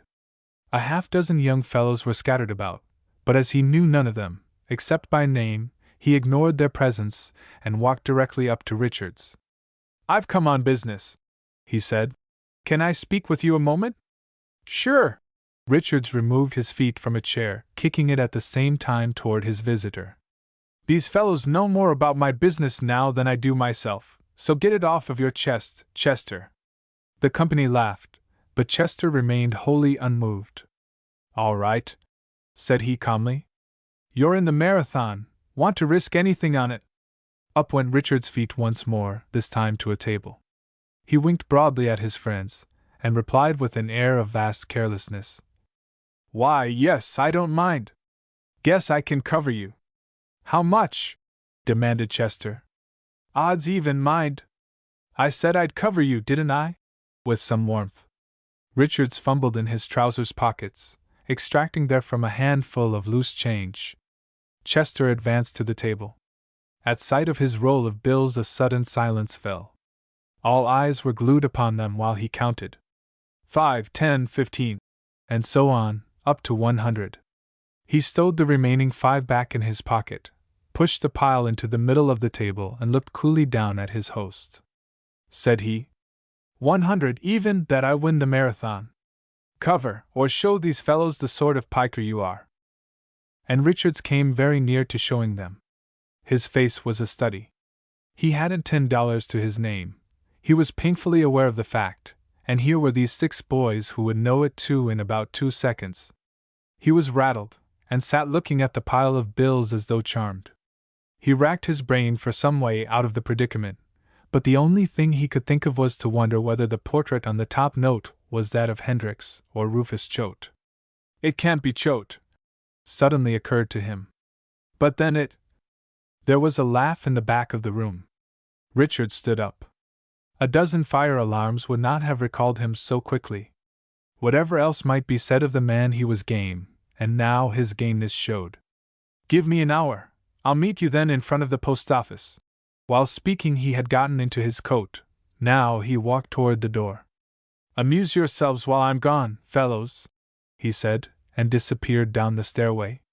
Chester replaced the notes in his pocket, nodded gravely to the company, and followed. Not a boy spoke, but all sat staring blankly at the doorway. An hour later, both Richards and Chester appeared at the post office. The former, by dint of much persistent circulation among his fellow athletes, had found enough of them who were willing to pool their funds in order to secure the necessary amount. The 2 young men had witnesses, the wager was properly closed, and the money deposited. Neither spoke an unnecessary word during the meeting, but when Chester started to leave, Richards turned facetiously to his friends. "Is bloomin' Ludship will start training Friday. Bet he has his wheel in soak." To which remark Chester paid not the slightest attention. Whatever may be said to the contrary, 6 boys can no more retain a secret than can 6 girls, and inside of an hour the story of the big bet had spread over the town. In due course it penetrated to the city. One day a reporter appeared and interviewed the principals, and on the following Sunday their photographs adorned the pink section of a great daily. This was nuts for the university, but it is getting ahead of our own story somewhat. Chester, naturally, was the center of curiosity. He had not pawned his bike, as was demonstrated when Friday rolled around, but had it been known that the last cent he owned in the world had been staked upon the issue, no doubt the interest would have been greater. Field day opened bright and clear, and early in the afternoon Athletic Park began to fill. A rumor had gone abroad that the 2 principal competitors had actually come to blows, and that each had sworn to die rather than lose the race. Long before the opening event the enclosure was crowded with spectators, all eagerly discussing the marathon, to the exclusion of every other contest. The opinion was freely expressed that Richards would put a crimp in that chesty Chester, and that he would win in a walk. They made no bones about playing favorites. It was a still, hot day, and if there is any advantage in atmospheric conditions, each contestant should have been inspired with that absolute confidence of winning, without which the fastest race is but a tame affair. At 2 o'clock the band commenced playing. The judges tried to follow the program, but the cries of "Marathon! Marathon!" grew so insistent and clamorous that they finally yielded, and the event was called. Richards responded first. He was popular, and the grandstand gave him an ovation as he took his position under the wire. It seemed as though the handkerchief of every girl present was in the air. The 2 figureheads, friends of Richards, came next, and last of all Chester. A feeble attempt at applause marked his passage in front of the grandstand, but he never looked up, and for any indication he gave to the contrary, he might have been the only person on the grounds. His track suit was hidden by a long black door curtain, in lieu of a bathrobe, and a pretty girl on the front row remarked audibly, "He's all ready for the funeral." "Sure thing," answered her companion. "He knows his obsequies are about to take place." "Peels well," a man by the rail critically commented. "But rats, Richards has pocketed this event ever since he's been here. You can't make the pace for him with anything slower than an auto." The runners were in line at last, crouching low, tense, fingertips upon the ground, the starting pistol above their heads. "Starters ready?" floated in a sing-song voice from the judge's stand. "Timers are read YY." A sharp crack from the pistol, and they were off. Then a queer thing happened. Instead of dawdling along behind, as everyone expected, Chester, without an instant's hesitation, pushed to the front and set the pace. And what a pace! It was literally a race from the word go. Chester took the inside and faced the music, Richards and the others close in behind. Sympathy in the grandstand was beginning to turn. Everybody appreciates pluck. The spectators, however, knew him to be a novice, and many supposed that he had lost his head, so when he passed the grandstand on the first lap, any amount of contradictory advice was shouted noisily. "Let them set the pace! You're killing yourself! Oh, you bally lord, go it, kid! Don't let him nose you out, Chester, old scout! Save your air, old top, you'll need it!" And much more of a like kind was hurled at him, which reached his ears through the veil of singing wind, like the roar of distant breakers upon the seashore. He kept his own counsel. He had followed that pace every day during the last 2 weeks of his training, and he knew precisely what he could do. Besides, the air was quiet, and the disadvantage of being pacemaker was not so great as people thought. In this formation they came round the half-mile oval the second time, each man working with the nice regularity of well-oiled machinery. Not a sound now from the grandstand. Only the soft pat of the runner's feet could be heard. The crowd had caught Chester's idea, but could he hold out? They had passed the 3/4 pole on the third lap when a yell went up, and everybody rose excitedly to their feet. Space was growing rapidly between the leaders and those behind. It was now resolved to a duel between the principals. As they dashed past, the crowd examined them closely, scores of field glasses being trained upon them like so many guns. Chester was still erect, his head well back, chest forward, arms working piston-like, close down at his sides, while his long, regular tread was as light and springy as an Indian's. His jaw was set grimly, but it was manifest that he was still breathing deep and regularly through his nostrils. It was equally manifest that his opponent was in distress. The last of his strength and determination was dying away in a desperate effort to keep his pace. His face was colorless, eyes staring, his step irregular. Worst of all, his mouth was open, and his chest could be seen to vibrate as he panted. "By Jove!" muttered the man at the rail, as amazed as though the blue canopy of heaven had suddenly fallen. "Chester'll take it, I do believe!" And the crowd was beginning to believe the same. The rivals maintained their relative positions until, on the last lap, the 3/4 pole was once more reached. The two figureheads had dropped out and mounted a fence where they would not be too far away from the finish. Every eye was trained upon the racers, the excitement was tense. Chester was pounding grimly away, sweat was pouring down his face until it glistened in the sun, his legs ached as though in a boot of torture. But he had no thought of allowing Richards to close the gap between them by an inch. He was counting the pat-pat-pat of his feet upon the track. 73 more, and it's won, old boy, he muttered. He could hear Richards' every breath. 1, 2, 3, he counted. He heard a voice, so broken that the words could hardly be distinguished, and he glanced back. "For God's sake, Chester, hold up!" gasped Richards. "I can't lose this race, now." He was a pitiable figure, his white face drawn in lines of pain, his body swaying uncertainly, as he pressed despairingly on. For one moment Chester's heart felt a throb of pity.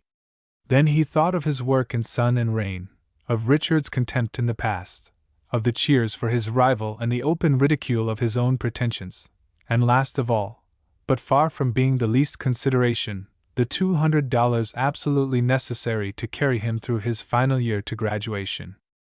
Nobody knew about that $200, save himself and one little girl, who had driven into town early in the afternoon, and who had slipped timidly into as good a seat as she could find in the stand. She showed one dot of pink among hundreds of fluffy white gowns. Chester was ignorant of her presence, but as he sped round and round the track, her eyes never once left him.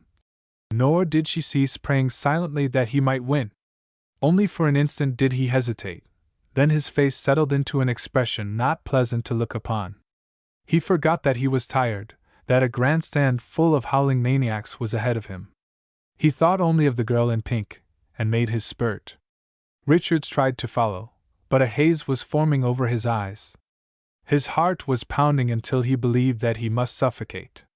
Then he reeled suddenly, lost his balance and fell into darkness.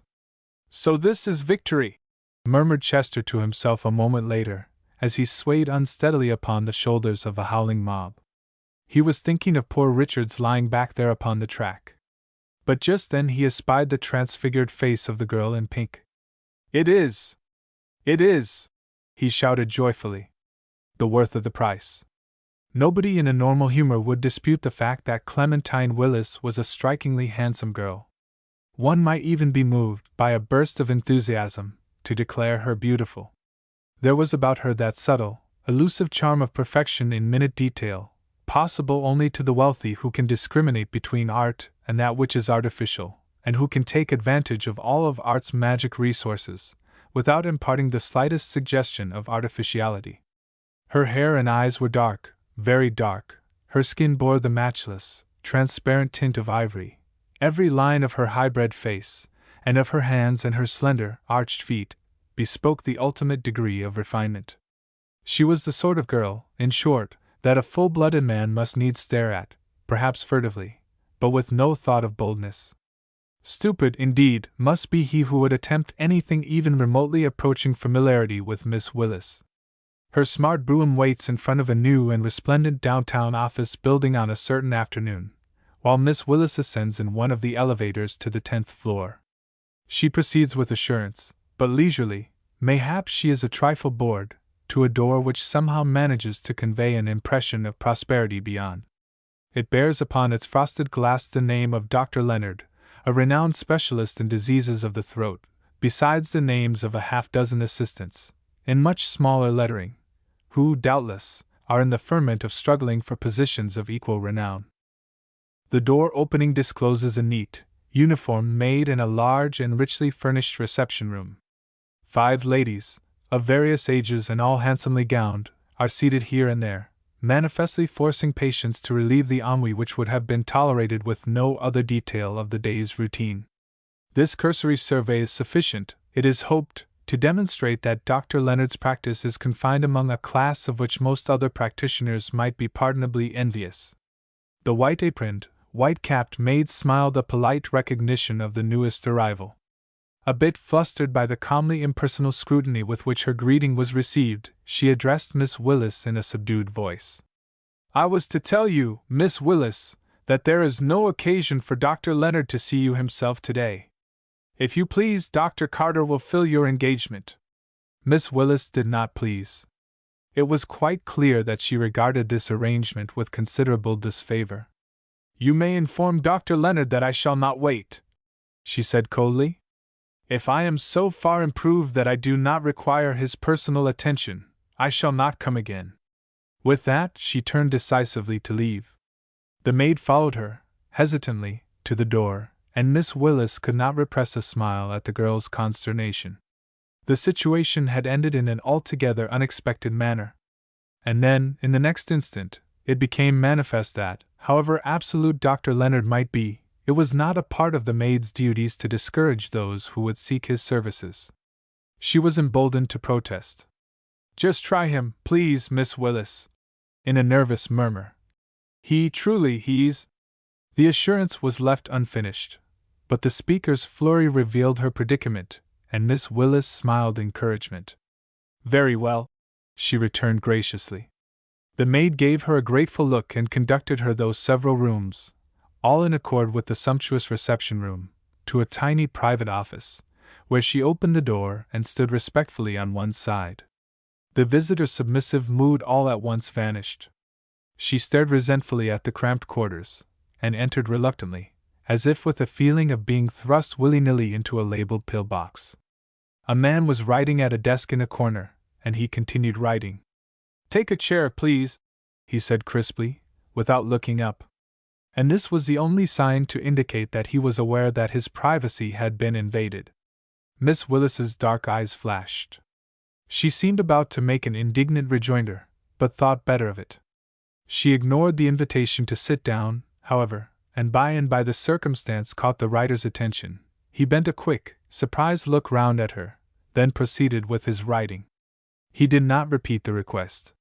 He presently finished his task, noted the time, and made an entry upon a tabulated sheet beside him. He then filed the memorandum upon a hook, and swung round in his chair, facing the intruder, for such the girl felt herself to be. Fortunately, Miss Willis was not without a sense of humor, and she was able to perceive an amusing quality in her reception today.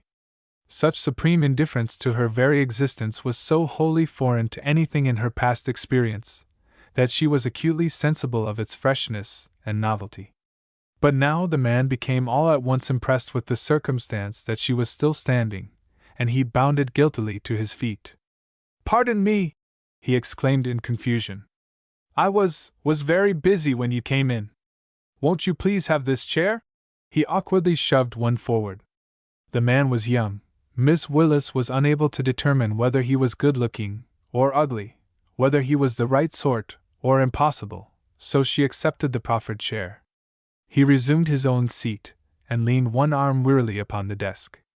Already he had forgotten his momentary embarrassment, and he was now regarding the girl simply as a patient. "Dr. Leonard has given me the history of your case," he informed her in a matter-of-fact way. "He requests that I continue with it, unless, of course, you prefer that he treat you himself." He got up as he spoke, and Miss Willis decided that he was good-looking and young, and that he was tall and of a figure to appeal to the feminine eye. Then she was guilty of a most reprehensible act of slyness. She turned full upon him the batteries of her lustrous dark eyes, and smiled dazzlingly, bewitchingly. "I came to see Dr. Leonard," she said in a tone that made one think of dripping honey. "And I object to being turned over to an assistant, at least before consulting me." Utterly at variance with all precedent, the bewitching look produced no effect whatever. The man bowed gravely, pressed a bell button, and then went over to where Miss Willis was sitting. Before he could speak, if he had any such intention, a girl in starched cap and apron appeared in answer to his ring. "Miss Willis has concluded not to remain," he informed the maid. "Show number 27 into room 4. Inform her that I will see her in 2 minutes. Producing his watch, he deliberately marked the time. He turned to Miss Willis in a moment, with an air which said as plainly as words could have said it, "It's a terrible waste of precious time, but if necessary I'll sacrifice the 2 minutes to humoring any further caprices you may develop." This was too much for the young lady's tranquility. She laughed, and laughed frankly. "Pray tell me," she managed to say, "what my number is." Without the slightest alteration in his serious mien, he consulted a list hanging beside his desk. 7, he announced at length. "Oh! Why?" quickly. "Has there been some mistake?" "No, oh no." Miss Willis was now perfectly composed. "I had a feeling, though, that it must have been nearer 7,000. It would be impossible, you know," the man patiently explained, "to see that many patients in a day." "Indeed? How interesting!" Her irony was unnoticed, and once more she laughed. To tell the truth, if anybody could associate such a frivolity with Miss Willis's dignity, she giggled. She contemplated the man with undisguised curiosity. Naturally enough, she had met more men than she could even remember, but never one anything like this particular specimen. To add to her quickened interest, he was not only positively good-looking, but every line of his face, the poise of his well-proportioned, upstanding figure, the tilt of his head and the squareness of his chin, all spoke of strength, of elemental strength, and of a purposeful, resolute character.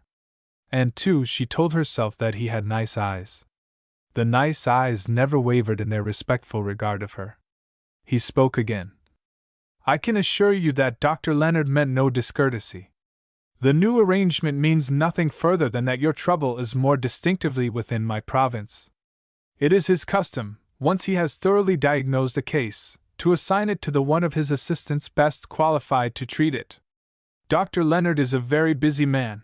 He can't be expected to do more than supervise his aides." And now he was actually rebuking her. He bowed once more, and moved toward the door. His hand was upon the knob, when an imperious command brought him to a standstill. "Wait," said Miss Willis.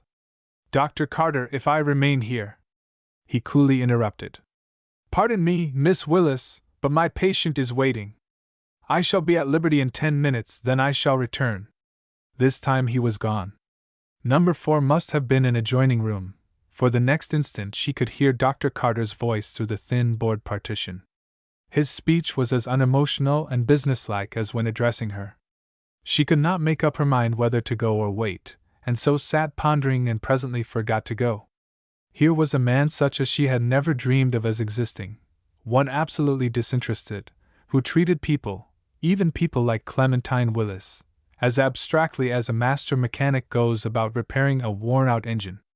Perhaps it was a characteristically feminine decision at which she presently arrived, but anyway she made up her mind, then and there, to no more of this man. After a while Miss Willis fell to surveying the room, with an undefined hope, perhaps, that it would throw some further light upon the young doctor's character. It was essentially the home of a busy man. Every article had a use and a definite one. The spirit of the place was contagious, and presently she began to have a feeling that she was the one useless thing there. In one corner of the room was the desk where he had been writing, upon which was a pile of loose manuscript.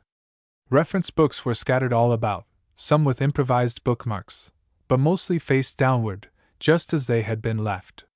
The environment was that of one who seeks to overtake and outstrip time, rather than to forget him.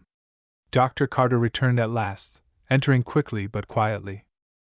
"Pardon my leaving you so abruptly," he apologized, the impersonal note again in his voice, and an inquiry as well. He seemed surprised that she had not departed. The girl was manifestly at a loss for words. This was such an extraordinary predicament for her to find herself in that she determined to say something at any cost. "Dr. Carter," she faltered, "I have changed my mind. I wish you to continue my treatment, if you will." It was not at all what she had intended saying, and she was chagrined to feel her cheeks grow suddenly hot. She knew that they must be rosy. It was likely that young Dr. Carter wasn't used to smiling, but suddenly his eyes were alight. He spoke, and the dry, impersonal note was gone. "I'm glad," he said. "We hard-working doctors can stand almost anything, without caring a snap of our fingers, too. But when it comes to doubting or questioning, not our methods, but those that have been tried and proven, and of which we merely avail ourselves, why, we can't be expected to waste much sympathy on the scoffers." He rang the inevitable bell, and gave word to the maid. "Tell Dr. Leonard that Miss Willis has decided to continue her treatment with me." Now, in the light of the foregoing experience, it was strange that during the next week Miss Willis's throat should require considerably more attention than it ever had under the celebrated specialist's personal ministrations. She made 5 visits to Dr. Carter, but it could not be said that he had advanced an inch toward the opening she had made. His voice and manner were a bit more sympathetic, and that was all. Miss Willis seemed to find a keen delight in the fact that her identity, for the time being, was erased by a number. During each visit she made it a point to learn what this number was, treating the matter in a sportive spirit, unbending her wit to ridicule a practice which failed to discriminate among the host of patients who came to see Dr. Leonard. "For our purposes," Dr. Carter tolerantly explained, "a number more conveniently identifies our patients. Their differences are only pathological. A name is easily forgotten, Miss Willis, unless there is some unusual circumstance associated with it, to impress it upon the mind." She was curious to learn what unusual circumstance had caused him to retain her name, but lacked the temerity to ask. She would have been amazed, unbelieving, had he told her that it was her beauty, that he was clinging rather desperately to the unlovely number, which had no individuality, and whose features were altogether neutral and negative. The change in his manner, when it came, almost took away her breath. It was on the occasion of her last visit. After the familiar preliminary examination, instead of proceeding at once with the treatment, as had been his invariable custom, Dr. Carter walked over to his desk and sat down. For a space he soberly regarded her. "Miss Willis," said he presently, "there is nothing whatever the matter with your throat." She gasped. This calm statement brought confusingly to her mind the circumstance that she had forgotten her throat and its ailment, when, of all considerations, the afflicted member should have been uppermost in her mind. Dr. Carter had not, however, and he must be wondering why she continued to come after the occasion to do so no longer existed. He at once relieved her embarrassment, though. "I suppose," he said, and she felt a thrill at the note of regret in his voice. That you will be glad to escape from this hive? No, I shan't, she said, with unnecessary warmth. This involuntary denial surprised even herself, and she blushed. The smile left Dr. Carter's lips, but he said nothing, merely sat looking at her in his grave way. Here was to be another period, which Miss Willis could look back upon as one of temporary inability to find words. She started to leave, furious with herself for her inaptness, and instead of going she paused and turned back. Dr. Carter had risen. He was standing as she had left him. She drew a card from her card case. You may think what you please of me, Dr. Carter, she said with sudden impulse, extending the card and meeting his look steadily. But I would be glad if you were to call. It seemed to take him a long time to read the address. All at once his hands were trembling, and when he looked up the expression in the gray eyes brought a swift tide of color to the girl's face, where it deepened and deepened until she tingled from head to foot, and a mist obscured her vision. Nothing in all this world would give me more pleasure, said the man. The girl turned and fled. That very evening Dr. Carter availed himself of the invitation. Singularly enough, since she had been hoping all the afternoon that he would come, Clementine Willis was frightened when his name was announced. Her hand was shaking when he took it in his, but there was not a trace of expression on his face. Miss Willis realized, for the first time, that she had been horribly brazen, or, at least, she told herself that she had been, and as a consequence, she was wretchedly ill at ease. Her distress was in marked contrast with the man's self-possession, which amounted almost to indifference. There was no spark visible of the fire which had flashed earlier in the day. It was as though he had steeled himself to remain invulnerable throughout the call. And the usually composed girl prattled aimlessly, voicing platitudes, conventionalities, banalities, inanities, anything to gain time and to cover her embarrassment, to all of which the man listened in sober silence, watching her steadily. Abruptly, Miss Willis grew angry with herself, and stopped. When angry she was collected. Dr. Carter's face lit up humorously. You have no idea, he said, how you have relieved my mind. The girl looked a question. I supposed I was the embarrassed individual. He laughed. If you had only given me a hint, suggested the girl, reproachfully. She was now amazed that she had ever lost her grip upon herself, and wondered why she had. A hint! He exclaimed. I was dumb, I thought you'd see. The tension was off, and they laughed together. From then on, both remained natural. In the midst of a lull, Dr. Carter suddenly said, You'll think me a barbarian, Miss Willis, but I have a request to make. I am in the mood tonight to be unconventional. The corners of his serious mouth lifted humorously. To be what I really am. He illuminated. And to meet you in the same spirit. He paused with a little shrug. It is a disappointing reversion to the primitive, I must admit. He glanced up whimsically. May I ask you a question, any question? Do you think it possible? The girl evaded. For a modern woman to meet you, the way you say, naturally? He seemed to question her seriousness. I have seen little of women for a number of years, he returned, but I'd hate to think it impossible. Little of women, was the surprised comment. You misunderstand, he quickly corrected. I go out so seldom that the woman I see is not the real woman at all, not the woman of home. His hand made a little motion of forbearance.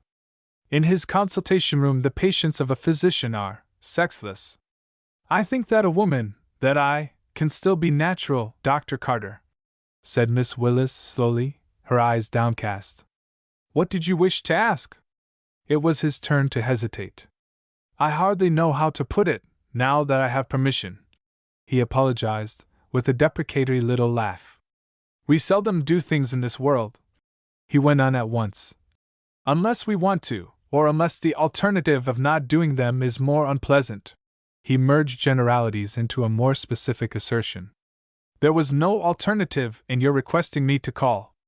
Candidly, why do I interest you? His voice was alive, and the woman, now thoroughly mistress of herself, gazed into the frankest of frank gray eyes. I scarcely know, she said, weighing her answer. Perhaps it was the novel experience of being considered sexless, of being classified by a number, like a beetle in a case. Let me answer with another question. Why did I interest you sufficiently to come? He sat in the big chair with his chin in his hand, looking now steadily past and beyond her, one foot restlessly tapping the rug. I can't answer without it seeming so hopelessly egotistical. The half-whimsical, half-serious smile returned to his eyes. Don't let me impose upon your leniency, please. I may wish to make a request sometime again.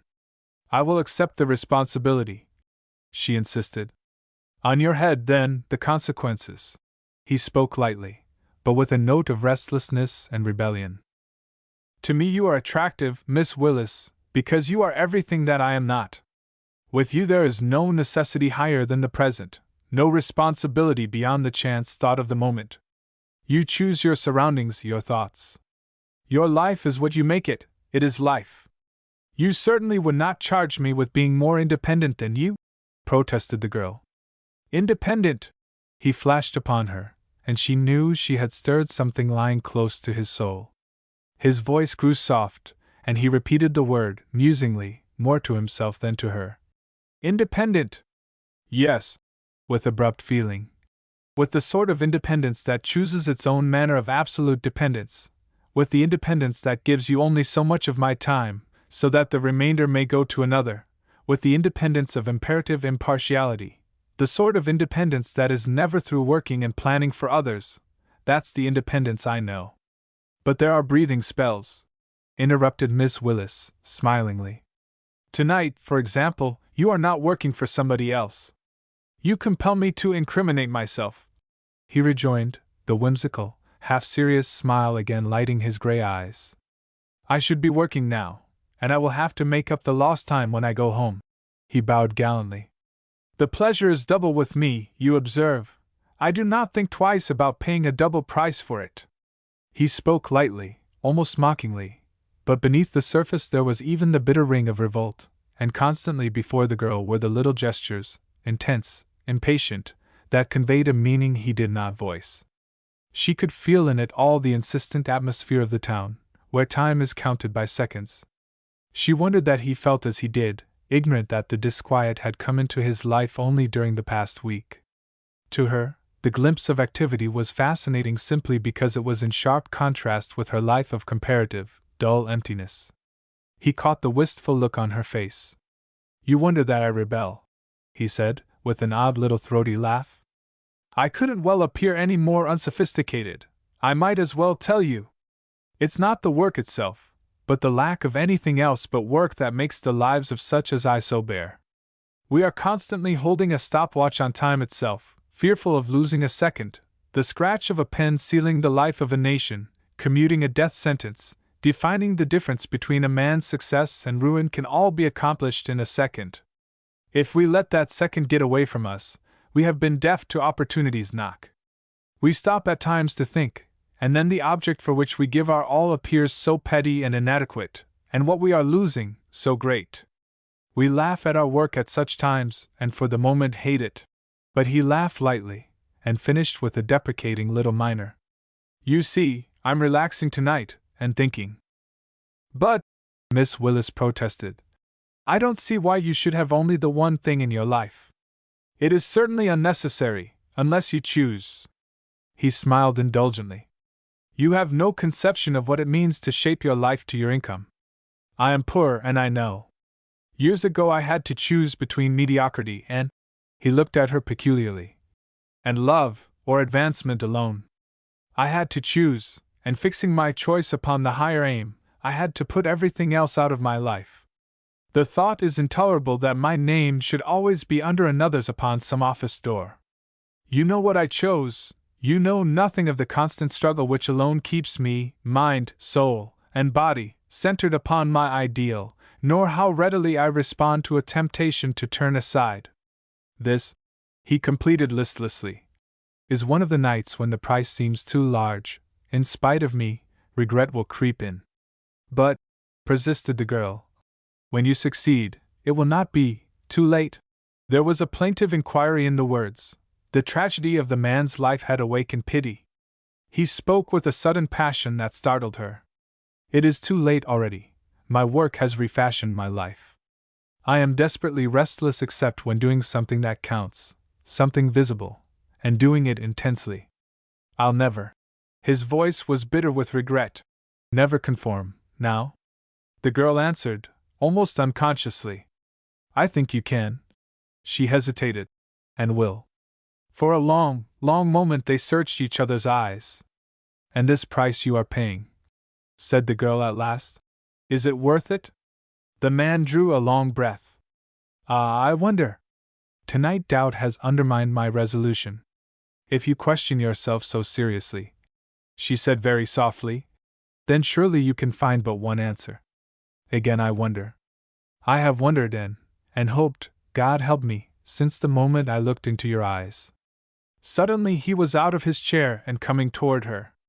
Her heart leaped, her eyes shone, she extended her hands in welcome. Then you will come again, she whispered, as they drew together. If you will let me. I couldn't stay away now. The end.